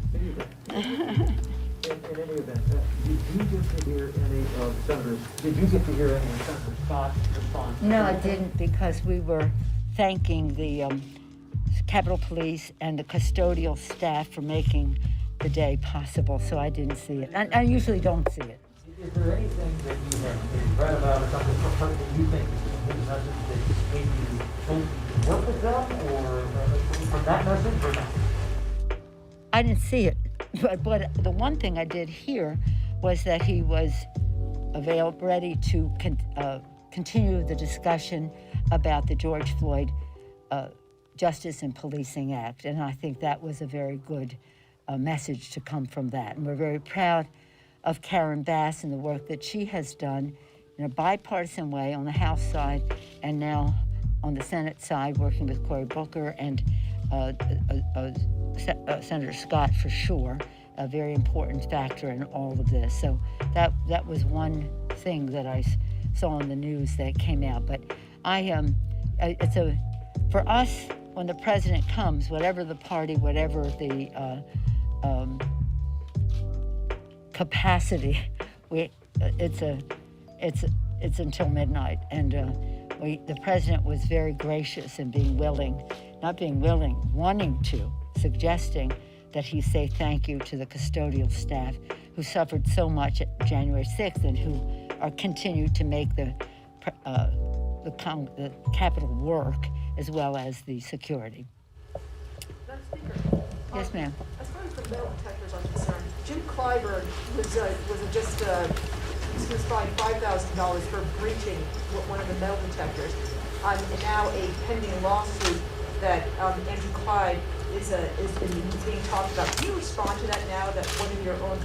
No, I think that we are safe protecting the members of Congress, and if people have a disagreement on the charge that was made, then they can appeal it, and that's what's happening. Yes, ma'am. What do you got? You had a question? Yes, thank you. Well, Madam Speaker, just to follow up on police reform, as you may be aware, the families of George Floyd, Wilson John, Terrence Crutcher, and Eric Garner on the bill today. And number one, are you meeting with them? And number two, besides Karen Bass, who have you designated to negotiate with Senate lawmakers on this issue today? And what have you tasked them with as far as trying to get this done? What's the last part there? What have we, you said, have I chatted with the families? The second part was, who have we designated to negotiate with? Wait, I heard that part, but what was the third part? And I guess just what your hope is, or what you have tasked them with to try to get this done by the Floyd anniversary. I know you would like to get it done, but kind of what has been your mandate to them to move the ball forward? Well, Karen Bass certainly has received my authorization to proceed with discussions, and they will be having a meeting today. She had nearly 1 year ago, as you know, toward the end of May, George Floyd was murdered in full view. His assassination was something that caused demonstrations, show of support for his family all around the world. Millions of people turned out for days and weeks in some cases, certainly in our country. Beyond the Congressional Black Caucus leadership, it was spontaneous. It was organic. People turned out. And in that period of time, by like the second week of June, Karen Bass introduced her legislation. At that time, when it came for the hearings, I met with the family, and at that time they said to me, Madam Speaker, will you name the bill for our brother? It will mean so much to his daughter. And I said, we will name the bill for your brother. We will name it for George Floyd if it is worthy of his name. We then went through the committee process. By a month, 4 weeks or so after the death of George Floyd, the bill passed the House. Nothing happened in the Senate. The bill came up again this year, and I met with the family again in preparation for it being passed in the House. I have spoken to them by phone. Because of COVID, we're limited in terms of actual meetings, but I have met with them in person, but most recently spoken to them by phone on the day, but actually right before the verdict and then after the verdict. So I have been in touch with them all along, though, long before COVID, but in the course of so many other sad deaths, I have met with the moms, many of the moms involved here. And of course, we serve with one, Lucy McBath. She lost her son. She's an inspiration to us in so many ways. And for years, we have been in touch with families of victims, and we have promised them, in terms of victims of gun violence, that we will never give up until we pass legislation to stop gun violence. And that is, part of the tragedy of many of these moms who've lost their children, and some of it relates to need for justice and policing. We will bring it to the floor when we are ready. And we'll be ready when we have a good, strong bipartisan bill. And that is up to the Senate, and then we'll have it in the House because it'll be a different bill.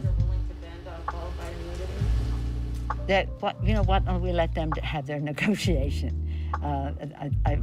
The president, I thought, calibrated his remarks beautifully last night to say, let's continue the negotiation. Yes, sir. What do we got? We got, okay.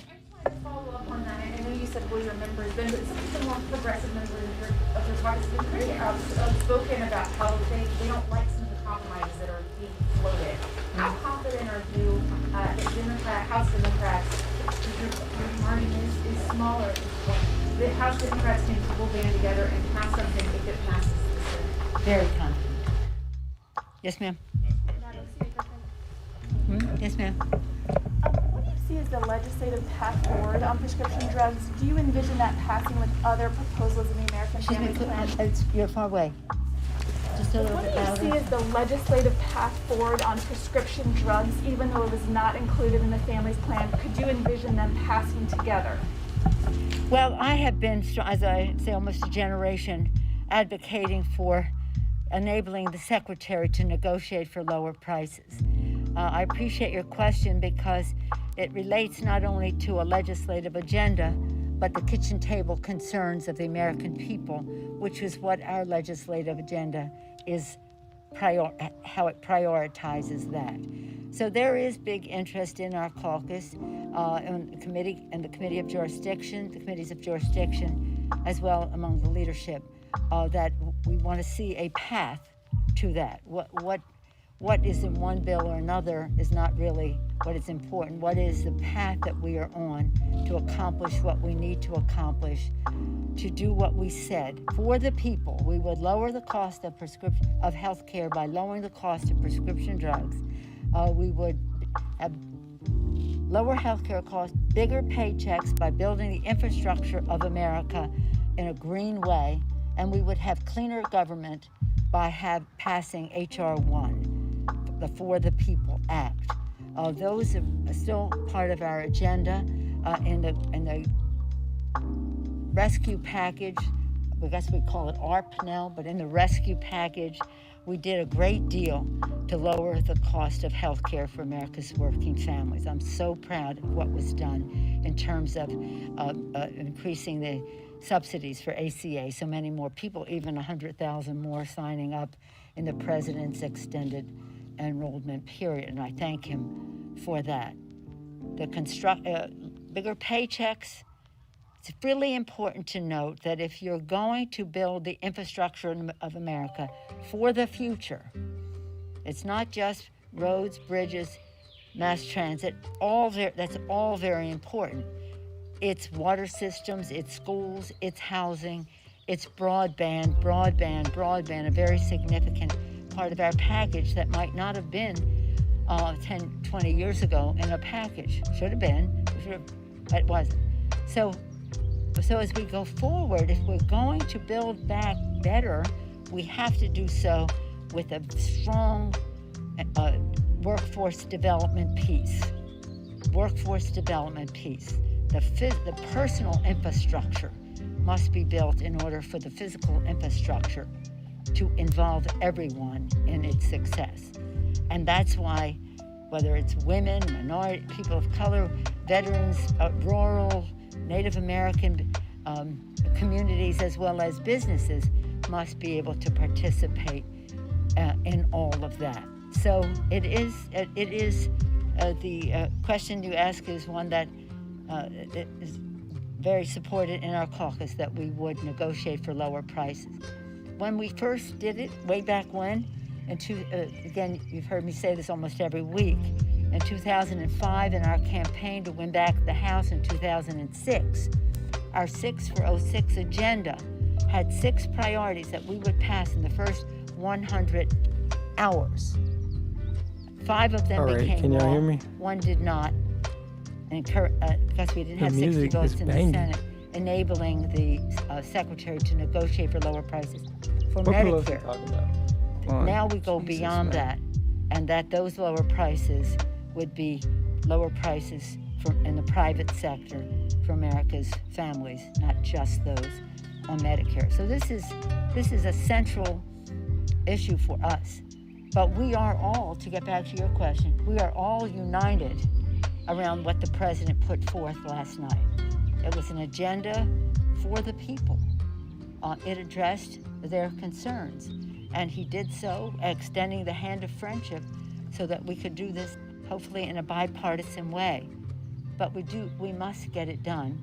And the shared values that we have in our caucus enable us to discuss our enthusiasms, our exuberances, and see what emerges, and that's called Congress working its will. So I'm proud of everyone to address the economic crisis, administering over 200 million doses. Imagine the president had 100 million as his goal, and we've exceeded 200 million shots, delivering over 160 million checks and putting $1 trillion into workers' pockets. And we've made historic progress to build back better, cutting child poverty in half. Imagine, in the rescue package, initiative to cut child poverty in half, delivering health care to an additional 800,000 Americans through the ACA because of the provisions in the rescue package that enables more people to have access to the subsidies. This is so exciting. I feel very proprietary about the Affordable Care Act. And creating 1.3 million jobs, more jobs in the first 100 days than any president ever. All of this puts our economy back on track to grow 6% this year. That's not my figure. That's according to the International Monetary Fund. The IMF has said, and this is the fact.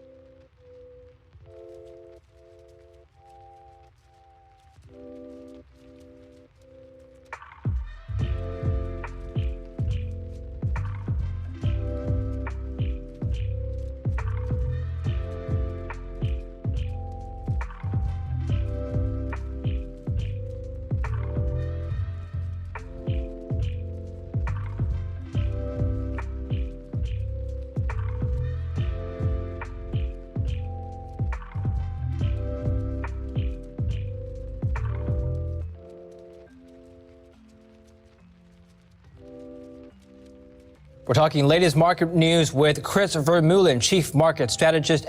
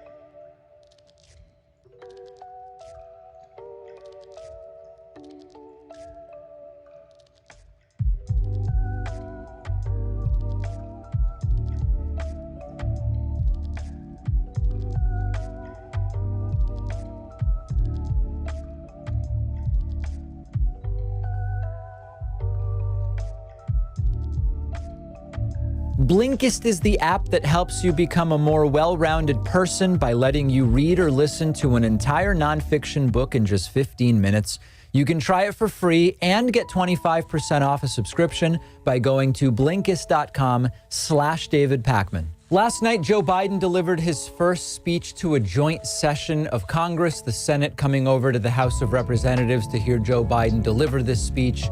Not called the State of the Union. It's typically not called the State of the Union when it's a president's first year in office, but it is essentially a State of the Union. And Joe Biden did lay out his plan for a $1.8 trillion spending package, including funding paid leave, community college, and all of the things we previewed in some detail yesterday. So I won't redo the policy proposal nitty-gritty again, but it was overall a very policy-heavy speech. This could not have been more different from recent State of the Union addresses from Donald Trump, which contained almost no policy. But Trump aside, even compared to Barack Obama, compared to George W. Bush before him, it was really just a focus on policy with very little vapid political rhetoric. Now, that's not necessarily good or bad. Vapid political rhetoric can be a good thing if it's inspirational or coalesces people, or it can be nonsense or whatever. But this was really a focus on policy, a focus on vaccination. Even Ted Cruz here applauding after Joe Biden announces 220 million vaccine doses in 100 days and urges everybody to get themselves vaccinated. Right now, right away. Go get vaccinated, America. Go and get the vaccination. They're available. Eligible now. Joe Biden talking about those vaccination numbers, but also talking a lot about job creation. While this was all going on, the economy created more than 1,300,000 new jobs in 100 days. More jobs in the first... More jobs in the first 100 days than any president on record. The International Monetary Fund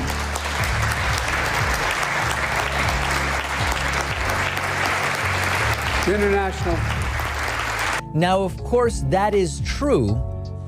Context does matter. We were and are in a recovery period from an externally motivated job loss caused by the pandemic. Now many of those jobs are coming back. You expect any president to brag about job growth, whether or not they had a hand in it. It is still a good thing, but it is important to understand the context. Many of these jobs would be coming back regardless of who was president. I'd rather it be Joe Biden than Donald Trump for sure. Joe Biden then jumping right into talking about the economy and talking about the importance of unions, much to Bernie Sanders' delight. And unions built the middle class. So that's why I'm calling on Congress to pass Protect the Right to Organize Act, the PRO Act, and send it to my desk so we can support the right to unionize. And by the way, and Joe Biden then, much to the pleasure of most Democrats in the crowd, but not Mitt Romney and Lauren Boebert and others, saying, let's raise the minimum wage to $15 an hour. Let's raise the minimum wage to $15.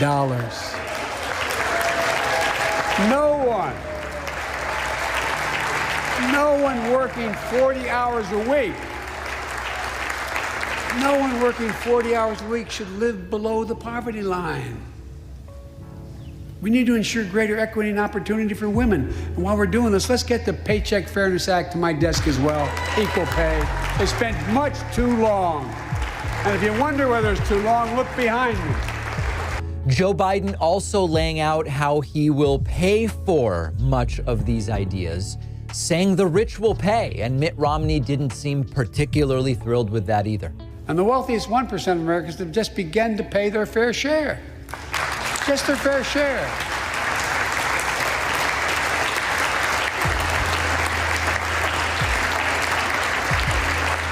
Sometimes I have arguments with my friends in the Democratic Party. I think you should be able to become a billionaire and a millionaire, but pay your fair share. And on economics, a moment that many people liked, which got a lot of attention. Locking vulnerable kids out of the classroom is locking adults out of their future.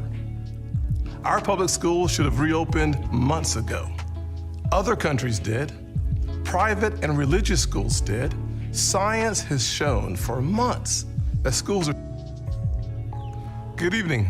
I'm Senator Tim Scott from the great state of South Carolina.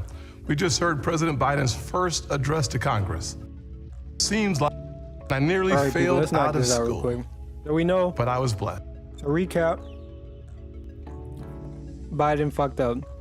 And in a sense, he really only fucked up in his promise back in December of 2020 that he was going to get kids back into school.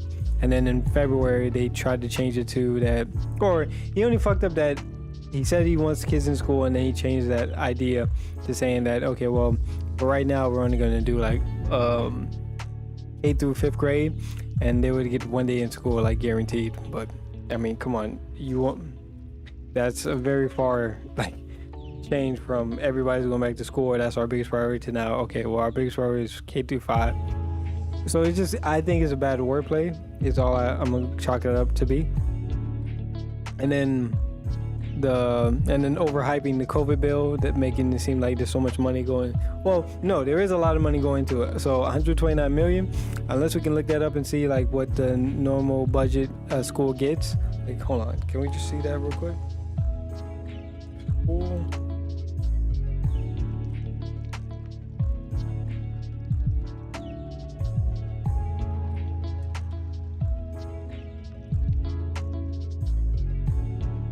Yeah.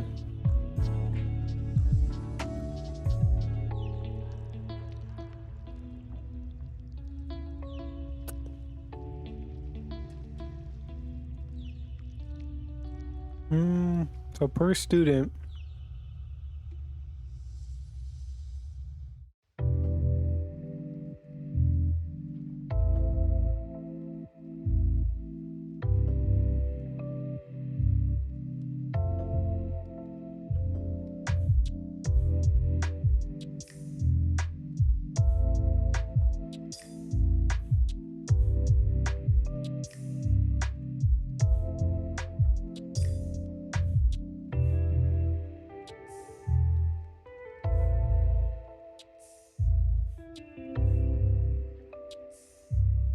so it seems like per student in Alaska is 24,000, 10,000 in Alabama, 9,000 in Arizona, Florida, they spent what? Damn, they spent 13 grand on me. Okay, and then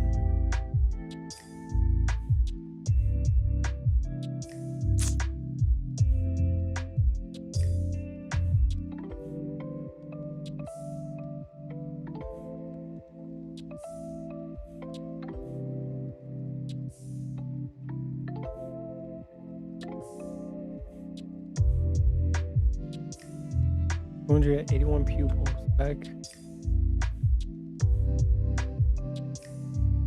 281, 282 back in 2019, 279 back in 2017.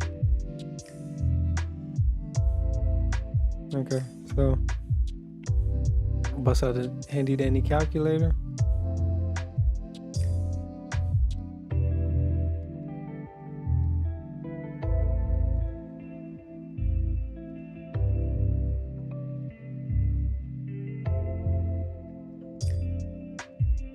Dandy calculator, and what do we get? 281. Okay. 3 million, and they've 29. So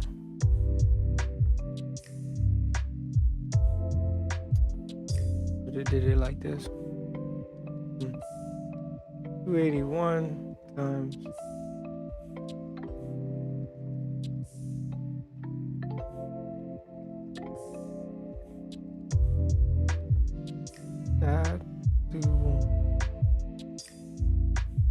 129.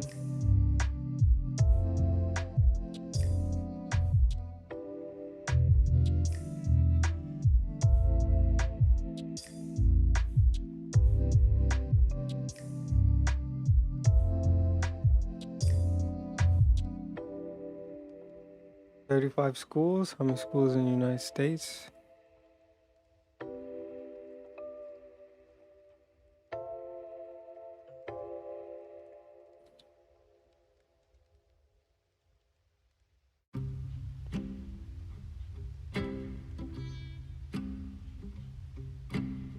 It's definitely probably more than 35. 67,000. So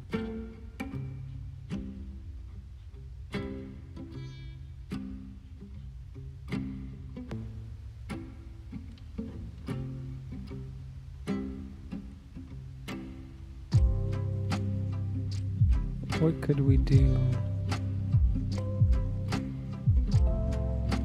So 35 of those schools would just be paid off. But then if you just spread that money along, how far that money would go. Well, say it's half, so 60 million. Every school would get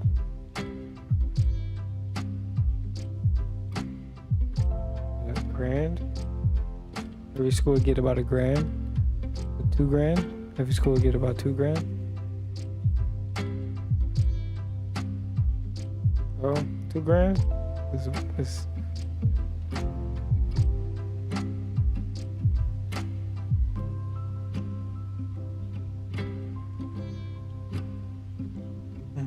PPE.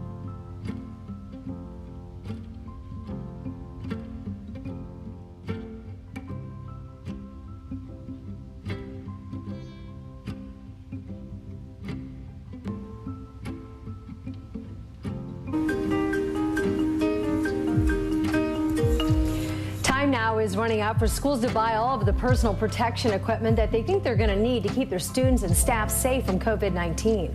Wayne Township Schools decided it needs more equipment and more time, so it delayed the start of school by 2 weeks. Today, our Rich Van Wyk found out what the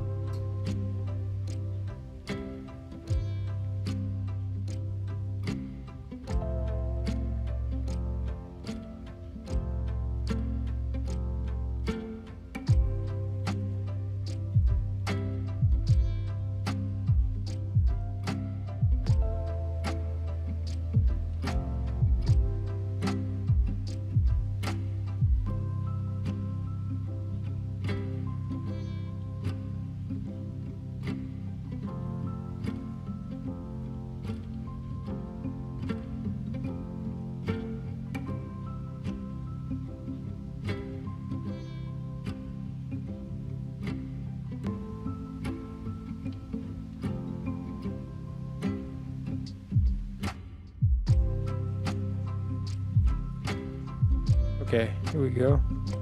So I don't think y'all heard that, but so I was basically shitting on the whole money. So I mean, money is money. So and they're gonna not allocate like literally $809 to every school. It's gonna be go to more priority areas that are least funded and stuff like that. So you know, but now I'm seeing that, and then just this article is alone. Not article, but where did it say that? Schools may spend close to $25 billion on masks, hand sanitizer, and other PPE as they combat COVID in 2020-2021. So that's for like the whole school year, I guess. So it's just not really enough money to really allocate properly to everybody. I wonder how they came up with the number.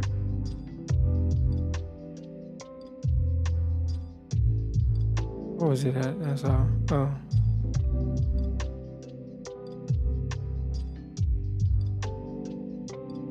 Anyways, yes, he just, the whole framing of that, he just fucked up badly, and then tried to switch it up, and that made it worse. Oh crap! Got somebody in the chat. No, but not every. Did pop up on?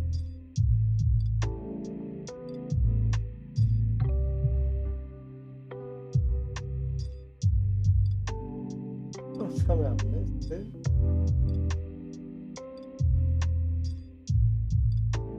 No, but not every school, just the same amount for the resources, correct? No, but not every school. Just the same amount for. No, but not every school gets the same amount for the resource. Correct? Yeah, that's what I would assume. Dang, when did you type this? I suck. I suck at my job. Sorry, it's Karma 697. Yeah. So I mean, just going off of this, like I said, he just dumbfounded. You know, you're on the campaign trail and you're just spouting crap after crap after crap. Okay, I'm not gonna say crap after crap, but you're trying to sell yourself to the people, and sometimes you gotta oversell. And this is why he does so much PR when it comes to what's his next wording is going to be. So everybody was critiquing him about, 100 million vaccines. Was it 100 million 100 days? Like, was it 100 million? Yeah, it was 100 million. Now we're about to hit like 200 million. So, but you see why he has to put himself like this, because if he says if he puts 101, if he says 210 million and we only get 200 million, he's screwed. That's bad publicity right there. And not in the way like, any bad publicity is good publicity. No, like I might lose my presidency because of this. But anyways, y'all saw the number 890, double that, 1600 about, 1700 about. So yeah. Anyways, I don't know, but he got us off track. So that's the only critique he has. And then, but his critique is bad because he's trying to say that Biden doesn't want to help nobody. That's like, why would you go that far to say that? Just say like his framing, so the money is not really going to help. Oh, the money is going to help. No, he can't say that. The money is going to help. It's not a lot of money, but the money is going to do something. So he can't say that. So the only thing he can say is that he promised to get kids back in school. Well, now he's promising to get kids back in school in one day. Was that your whole promise? Did you just dupe the whole people to just get reelected? He can say something like that. Okay, cool. I can roll with that. And then what else could he say? He might be Biden might be saying, all our efforts and everything we're saying is the reason why people are getting more vaccinated and doing that. There's really no evidence of that. I mean, the states alone are advocating for teachers to get vaccinated. States alone are pushing, or a lot, especially the Republican states, are pushing to get the kids back into school. So there's just no real evidence that majority of the impact is coming from the federal part, especially even just the little money that you gave out. If the 129 million is not even going to go to the people right away, like, or to the schools right away, and it's only like a certain amount, which I'm guessing is probably not even half. That's just ridiculous. But I mean, I say ridiculous, but I mean, that's the bill, right? They come together, they compromise. You didn't have to compromise with the Republicans in this case, because none of the Republicans voted on it. So hopefully, so I say hopefully. So this is literally on the Democrats this time to say, we gotta, win our elections and stuff like that. That's now that the Republicans can use that against us. That was a terrible idea. Like, you talking about you want to be center, you want to be Joe Manchin, you want to be in the center. Well, you just gave them a fucking talking point to shit on us about how we're not getting these kids back in school. So that's just a fuck up. That's all. First, with a praying mama. And let me say this to the single mothers out there. Oh, he said single mothers. Black women, help me form my life. But for months, too many churches were shut down. Most of all, I'm saddened that millions of kids have lost a year of learning when they could not afford to.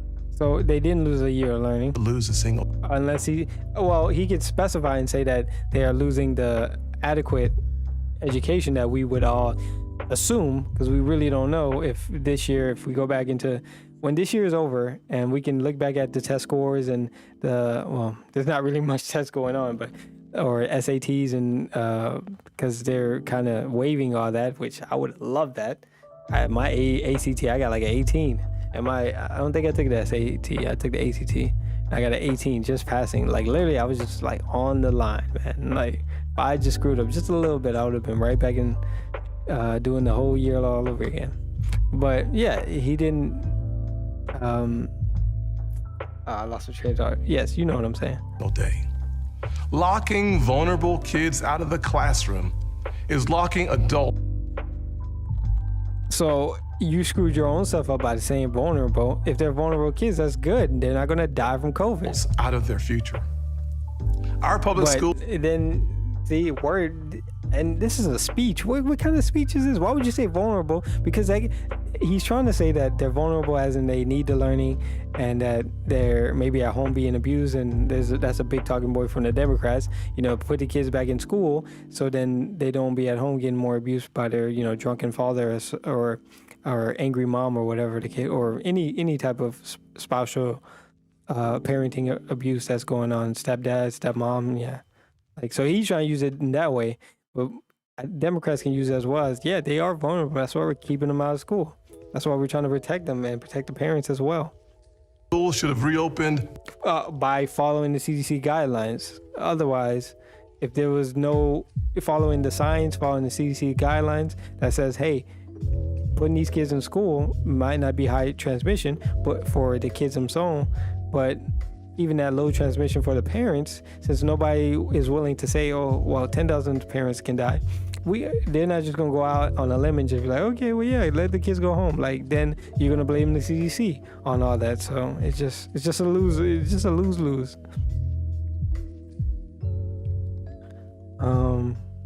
Months ago, other countries did.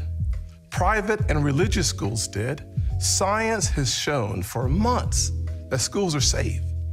But too often, powerful grown-ups set science aside, and kids like me. Okay, that was a good one. Yeah, science does say schools are safe, so. Not for the teachers, for the kids, so he needs to specify that.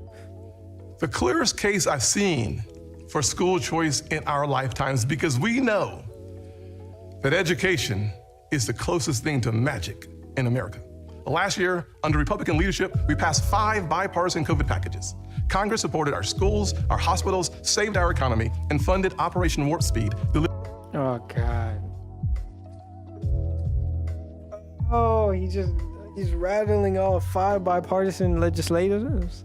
Legislator? I can't talk. Delivering vaccine in the classroom is locking adults out of has shown for months. The clearest case I've seen for school choice in our lifetimes, because we know that education is the closest thing to magic in America. Last year, under Republican leadership, we passed 5. Time now is running out for schools to buy all of the personal protection equipment that they think they're going to need to keep their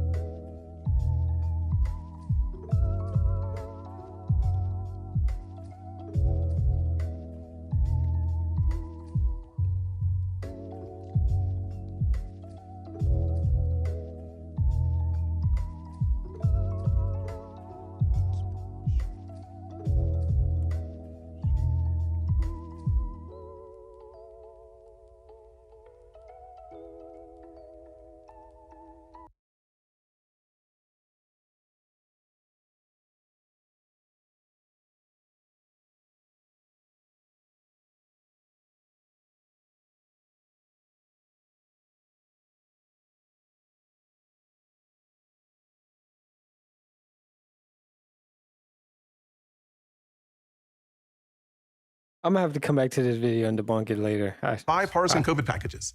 Congress supported. So,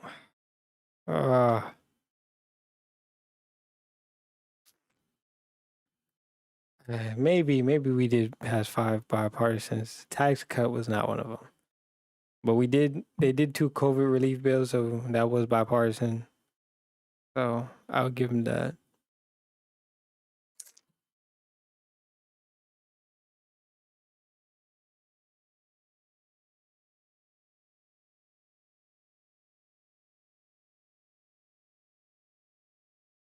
Where's my music? Why did it get quiet? so quiet? Why can I hear myself so clearly now? I can hear myself clearly now. The music is gone.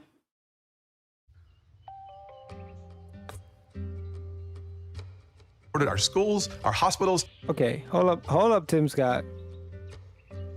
Whoa, hold on. Whoa on. Take a chill pill, my guy. I'm only 3 minutes in. Oh my gosh.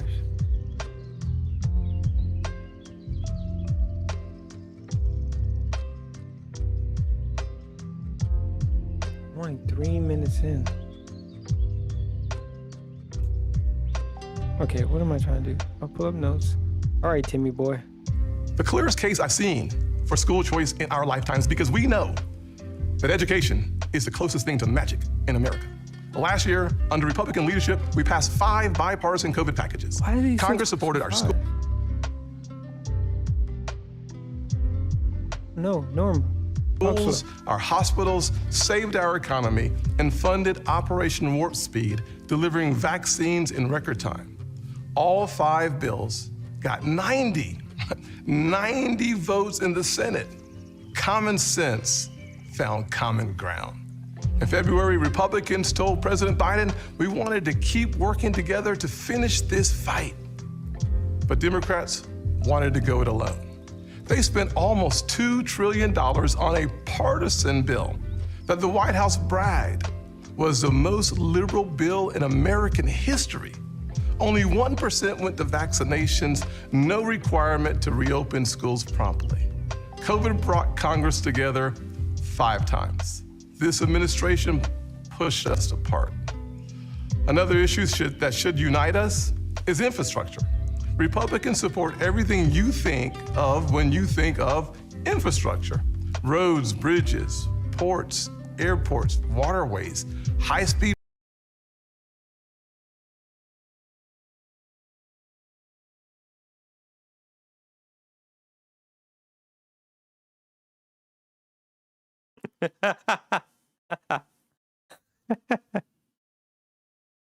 Oh, you can't even hear it. Ah, what did I do? Sorry. Ah, I missed all that. Well, man, y'all can't see my notes right now.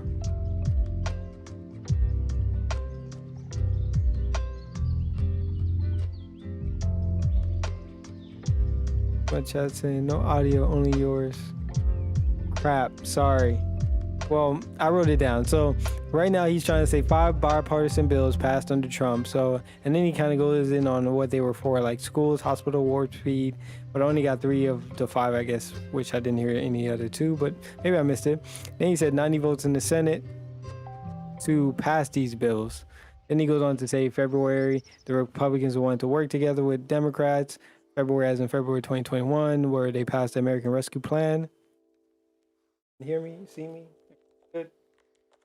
Why is mine?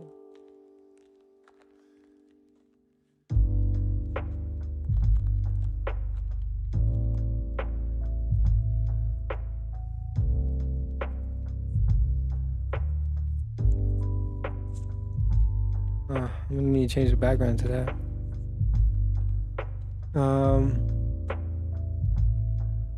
$2 trillion on the, so then he goes in to say $2 trillion on a bipartisan bill. So that's how much the bill was that the Republicans wanted to work together to do, but yet none of them signed it. So it's on a partisan bill.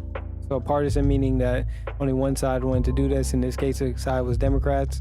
1%, only 1% of that went to vaccinations, which I have to look this up. So I'm gonna look up basically all these. Push us apart. Once again, he says that infrastructure, Republicans like that. Democrats want a part, and then, oh yeah, so then he goes in to say about infrastructure, Republicans like that. Democrats, once again, wants a partisan bill where they're going to put in whatever they want and don't care about the public, or I guess in this case, what Republicans want. So, and that's where we're picking up from. Let's go. The biggest job-killing tax hikes in a generation. Experts say when all is said and done, it would lower wages of the average American worker and shrink our economy. Tonight, We also heard about a so-called family plan, even more taxing, even more spending.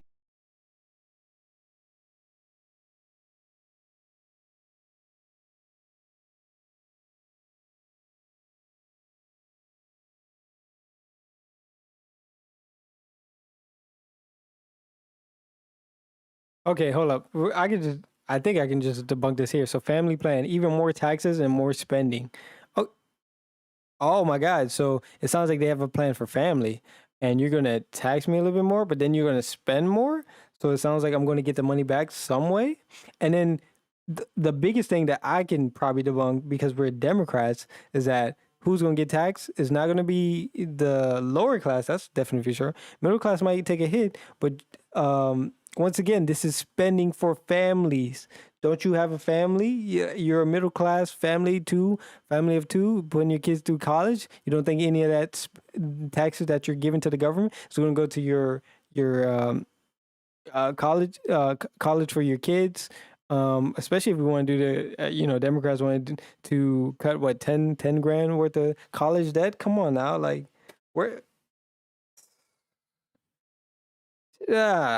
that's probably not the best way to put it, and I'm probably sounding very agitated, but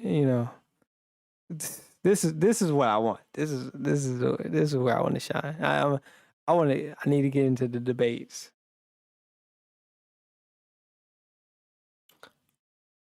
Why am I like pressing? Hopefully I can hear him. Best infrastructure spending that shrinks our economy is not common sense. Weakening our southern borders and creating a crisis is not compassionate. The president is also abandoning principles he's held for decades. Now he says your tax dollars should fund abortions. He's laying groundwork to pack the Supreme Court. This is not common ground. Nowhere do we need common ground more desperately than in our discussions of race. I have experienced the pain of discrimination. I know what it feels like to be pulled over for no reason, to be followed around the store while I'm shopping. I remember every morning at the kitchen table, my grandfather would open the newspaper and read it, I thought. But later I realized he had never learned to read it. He just wanted to set the right example. I've also experienced a different kind of intolerance. I get called Uncle Tom and the N-word by progressives, by liberals. Just last week, a national newspaper suggested my family's poverty was actually privilege because a relative owned land generations before my time. Believe me, I know firsthand, our healing is not finished. In 2015, after the shooting of Walter Scott, I wrote a bill to fund body cameras. Last year, after the deaths of Breonna Taylor and George Floyd, I built an even bigger police reform proposal. But my Democratic colleagues blocked it. I extended an olive branch. I offered amendments, but Democrats used a filibuster to block the debate from even happening. My friends across the aisle seemed to want the issue more than they wanted a solution. But I'm still working. I'm hopeful that this will be different. When America comes together, I'm pretty sure he did write a bill. I thought it was for, it might be for one of the Black Lives Matter killings. I thought it was for like one of the more massacres, like the mass shootings that went along, but and then that didn't go well. I think the Democrats came first, and then he was like the rebuttal to the bill. Well, I guess no, it was under Trump, so he probably brought the bill first, and then Democrats had something different, and then that all fell apart. Yeah.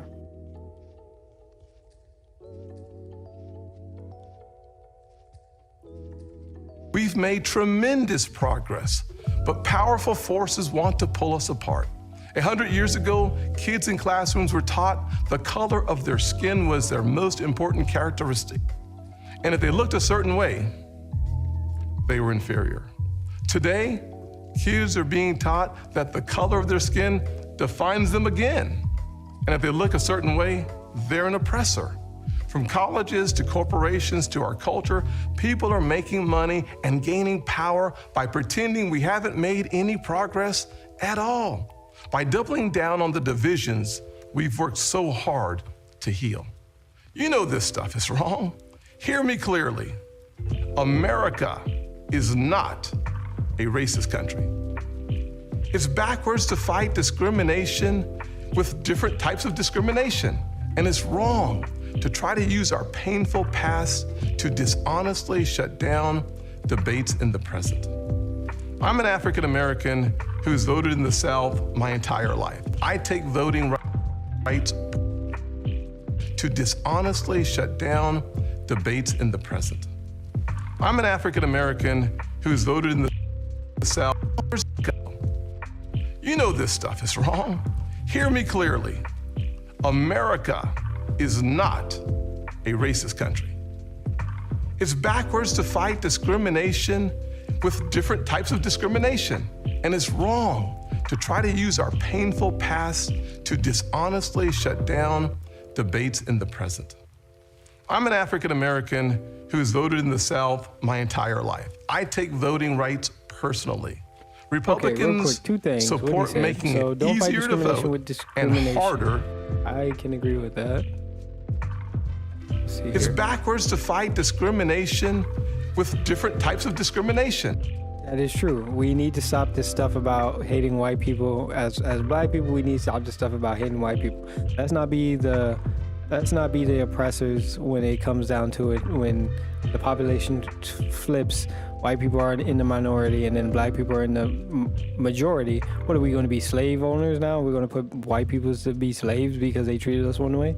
No, because then I would say no, that's a bad way to start a precedent about, okay, so whoever's in power is just going to treat the other minority of people however they want, as well as even if you are the black person that's now have your own land of slaves, might not can be you. In slave times, there were times where white people were slaves as well. Now, they didn't get treated or whipped or beaten as badly as black people, but they were under the laws and same kind of, not discrimination, but treated unfairly, put into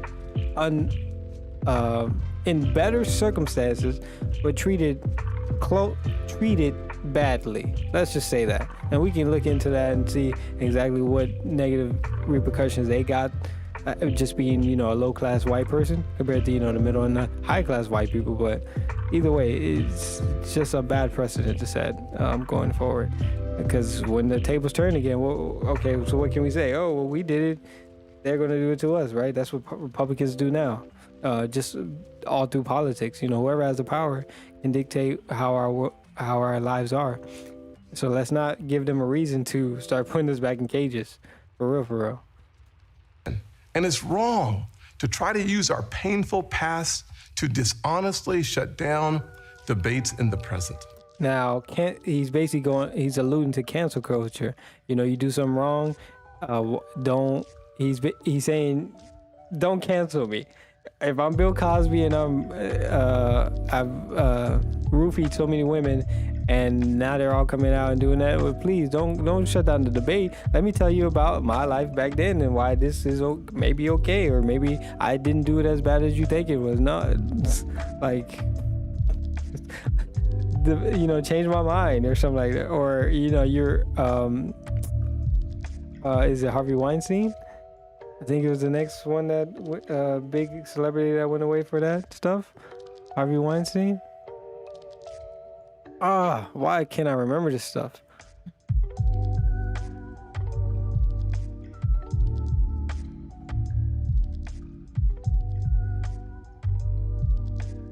Yeah, disturbing long list of all women who have been accused by Harvey Weinstein. Alice Evans, Amber Anderson, Me Too campaign, The Riot, Ebra, Lydia Gutierrez, Angelina Jolie. Whoa.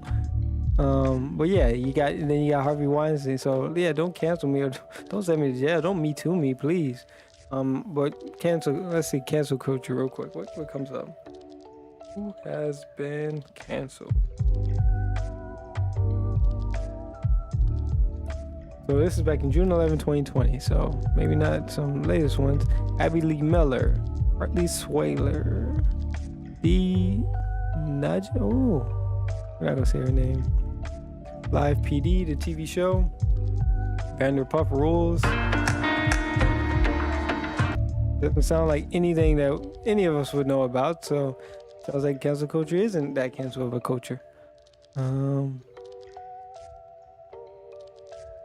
There's just so many people who were canceled.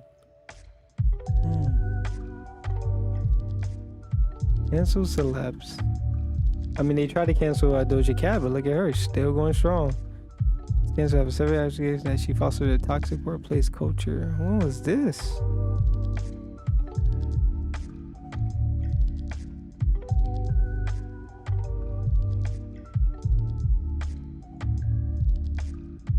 I don't know if that's true or not. J.K. Rowling was canceled after making... Yeah, so J.K. Rowling, they tried to cancel her. I mean, we can see what she's doing now, but they just... I'm pretty sure she's still selling millions of copies of Harry Potter, so, and everybody's still watching the show.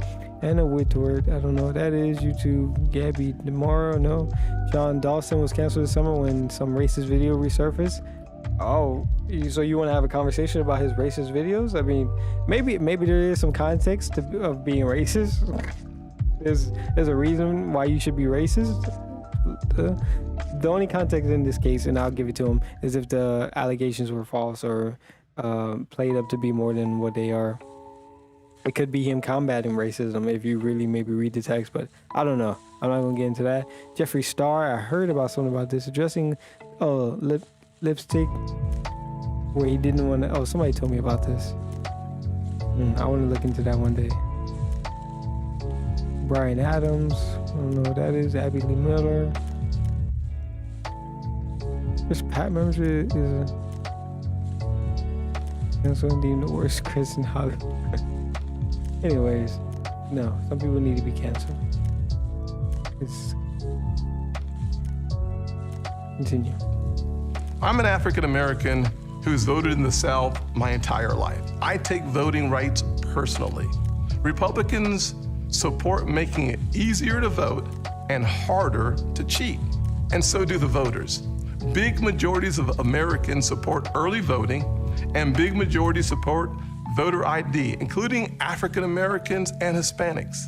Common sense makes common ground. But today, this conversation has collapsed. The state of Georgia passed a law that expands early voting, preserves no excuse mail-in voting, and despite what the president claimed, did not reduce election day hours. If you ask the president, preserves Georgia, they makes common sense makes common ground. There's no such thing but as today, common sense. this conversation has collapsed. The state of Georgia passed a law that expands early voting, preserves no excuse mail-in voting, and despite what the president claimed, did not reduce election day hours.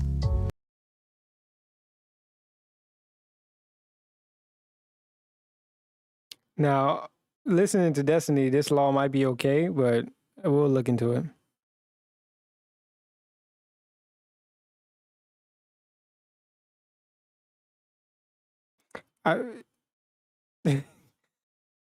They probably haven't read it.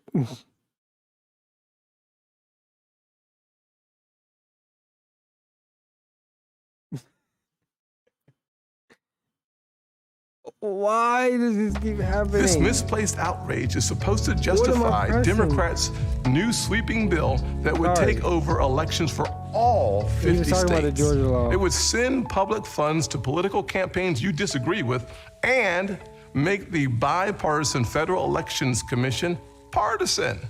This is not about civil rights or our racial past. It's about rigging elections in the future. And no, the same filibuster that President Obama and President Biden praised when they were senators, the same filibuster that the Democrats used to kill my police reform bill last year, has not suddenly become a racist relic just because the shoe is now on the other foot. Race is not a political weapon to settle every issue the way one side wants.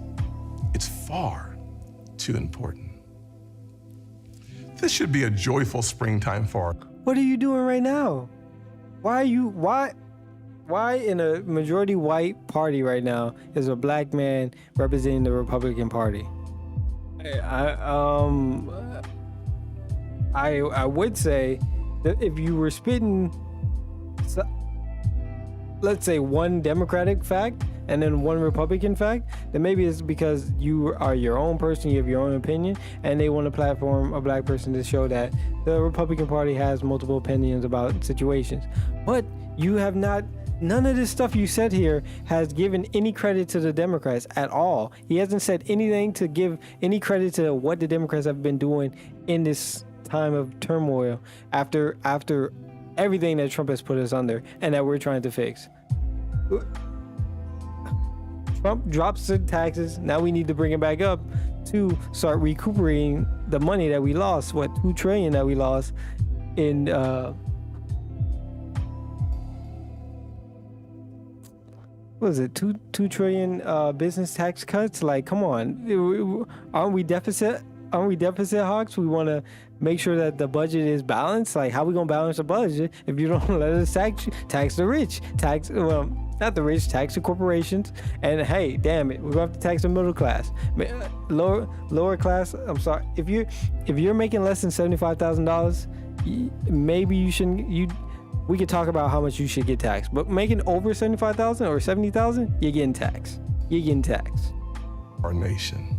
You're getting taxed. This administration inherited a tide that had already turned. The coronavirus is on the run. Thanks to Operation Warp Speed and the Trump administration, our country is flooded with safe and effective vaccines. Yes, thank you, Trump, for putting together Operation Warp Speed. Now, we can say thank you, Biden, for actually administering, getting more dosage, getting the allocating the supplies to the necessary states, and opening up federal organizations, not organizations, putting FEMA, any federal organization that can actually push the vaccines so we can actually get them into people's arms. Just having the supply is not enough. You need to allocate the resources as well to build the facilities, get the employees, get the staff on deck, nurses, and whatever we need. Even putting in the military to come in and push out these vaccines. Thank you, Biden. Thanks to our bipartisan work last year, job openings are rebounding. So why do we feel so divided? Anxious. Do we really feel divided? Oh, got a chatter. What's up? Gotta get my setup better.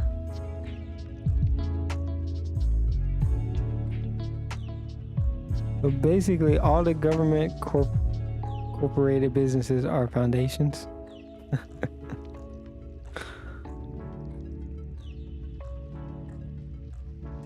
Hey, they,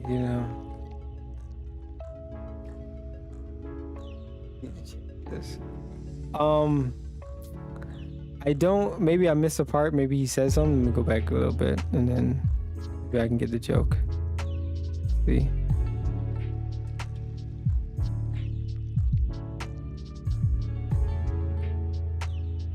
The other foot. Race is not a political weapon to settle every issue the way one side wants. It's far too important. This should be a joyful springtime for our nation. This administration inherited a tide that had already turned. The coronavirus is on the run. Thanks to Operation Warp Speed and the Trump administration, our country is flooded with safe and effective vaccines. Thanks to our bipartisan work last year, job openings are rebounding. So why do we feel so divided? Anxious. A nation with so much cause for hope should not feel so heavy laden. A president who promised to bring us together should not be pushing agendas that tear us apart. The American family deserves better, and we know what better looks like. Just before COVID, a Washington power grab. This misplaced outrage is supposed to justify Democrats' new sweeping bill that would take over elections for all 50 states. It would send public funds to political campaigns you disagree with and make the bipartisan Federal Elections Commission partisan. This is not about civil rights or our racial past. It's about rigging elections in the future. And no, the same filibuster that President Obama and President Biden praised when they were senators, the same filibuster that the Democrats used to kill the police reform bill last year, has not suddenly become a racist relic just because the shoe is now on the other foot. Race is not a political weapon to settle every issue the way one side wants. It's far too important. This should be a joyful springtime for our nation. This administration inherited a tide that had already turned. The coronavirus is on the run. Thanks to Operation Warp Speed and the Trump administration, our country is flooded with safe and effective vaccines. Thanks to our bipartisan work last year, job openings are rebounding. So why do we feel so divided?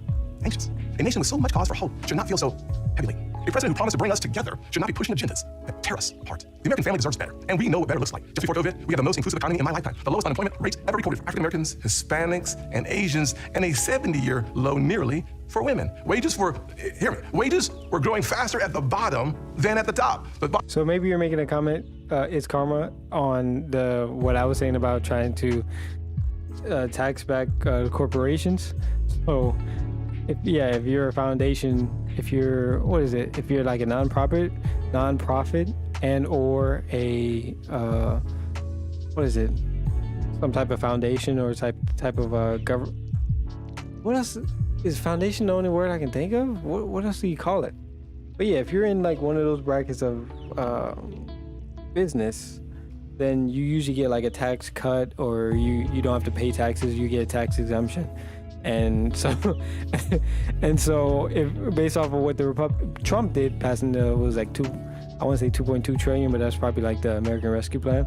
But him doing the 2 trillion tax cuts on businesses, aka businesses and the wealthy, was almost like, saying that, hey, you either lost a lot of money or we're not gonna you faulted on your payments, or you were insolvent, or what else could have happened?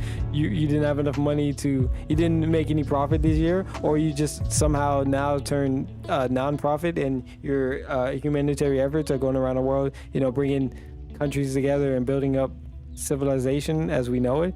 So now we're just going to give you back any money that we would have normally taken from you, even though your sheets, if looked at from a tax audit, as well as any stock information where that your profits and everything are usually shown up as. And I'm talking out my ass a little bit now, but yeah, if that's a joke, then that's funny. I like that. Bottom 25% saw their wages go up faster than the top 25%. That happened because Republicans focus on expanding opportunity for all Americans. In addition to that, we passed opportunity zones, criminal justice reform, and permanent funding for historically black colleges and universities for the first time ever. We fought the drug epidemic, rebuilt our military, and cut taxes for working families and single moms like the one that raised me. Our best future will not come from Washington schemes or socialist dreams. It will come from you, the American people. Black, Hispanic, white, and Asian, Republican and Democrat, brave police officers in black neighborhoods. We are not adversaries. We are family. We are all in this together, and we get to live in the greatest country on earth. The country where my grandfather in his 94 years saw his family go from cotton to Congress in one lifetime. So I am more than hopeful. He says it every time. That our finest hour is yet to come. Original sin is never the end of the story. Not in our souls and not for our nation. The real story is always redemption. I am standing here because my mom has prayed me through some really tough times. I believe our nation has succeeded the same way because generations of Americans in their own ways have asked for grace and God has supplied it. So I will close with a word from a worship song that really helped me through this past year of COVID. The music is new, but the words draw from Scripture. May the Lord bless you and keep you, make his face shine upon you and be gracious to you.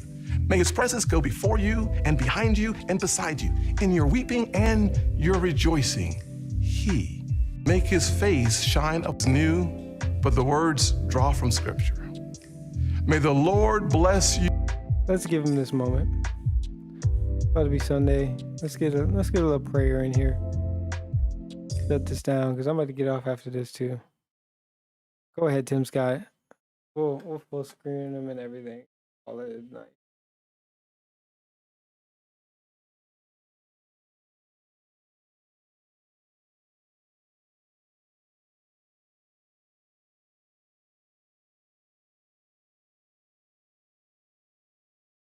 Hey, thanks, Sis Karma, by the way. Thanks for coming through. Appreciate it. Thank you for the follow. Thank you. Yeah. And then he says, you're welcome.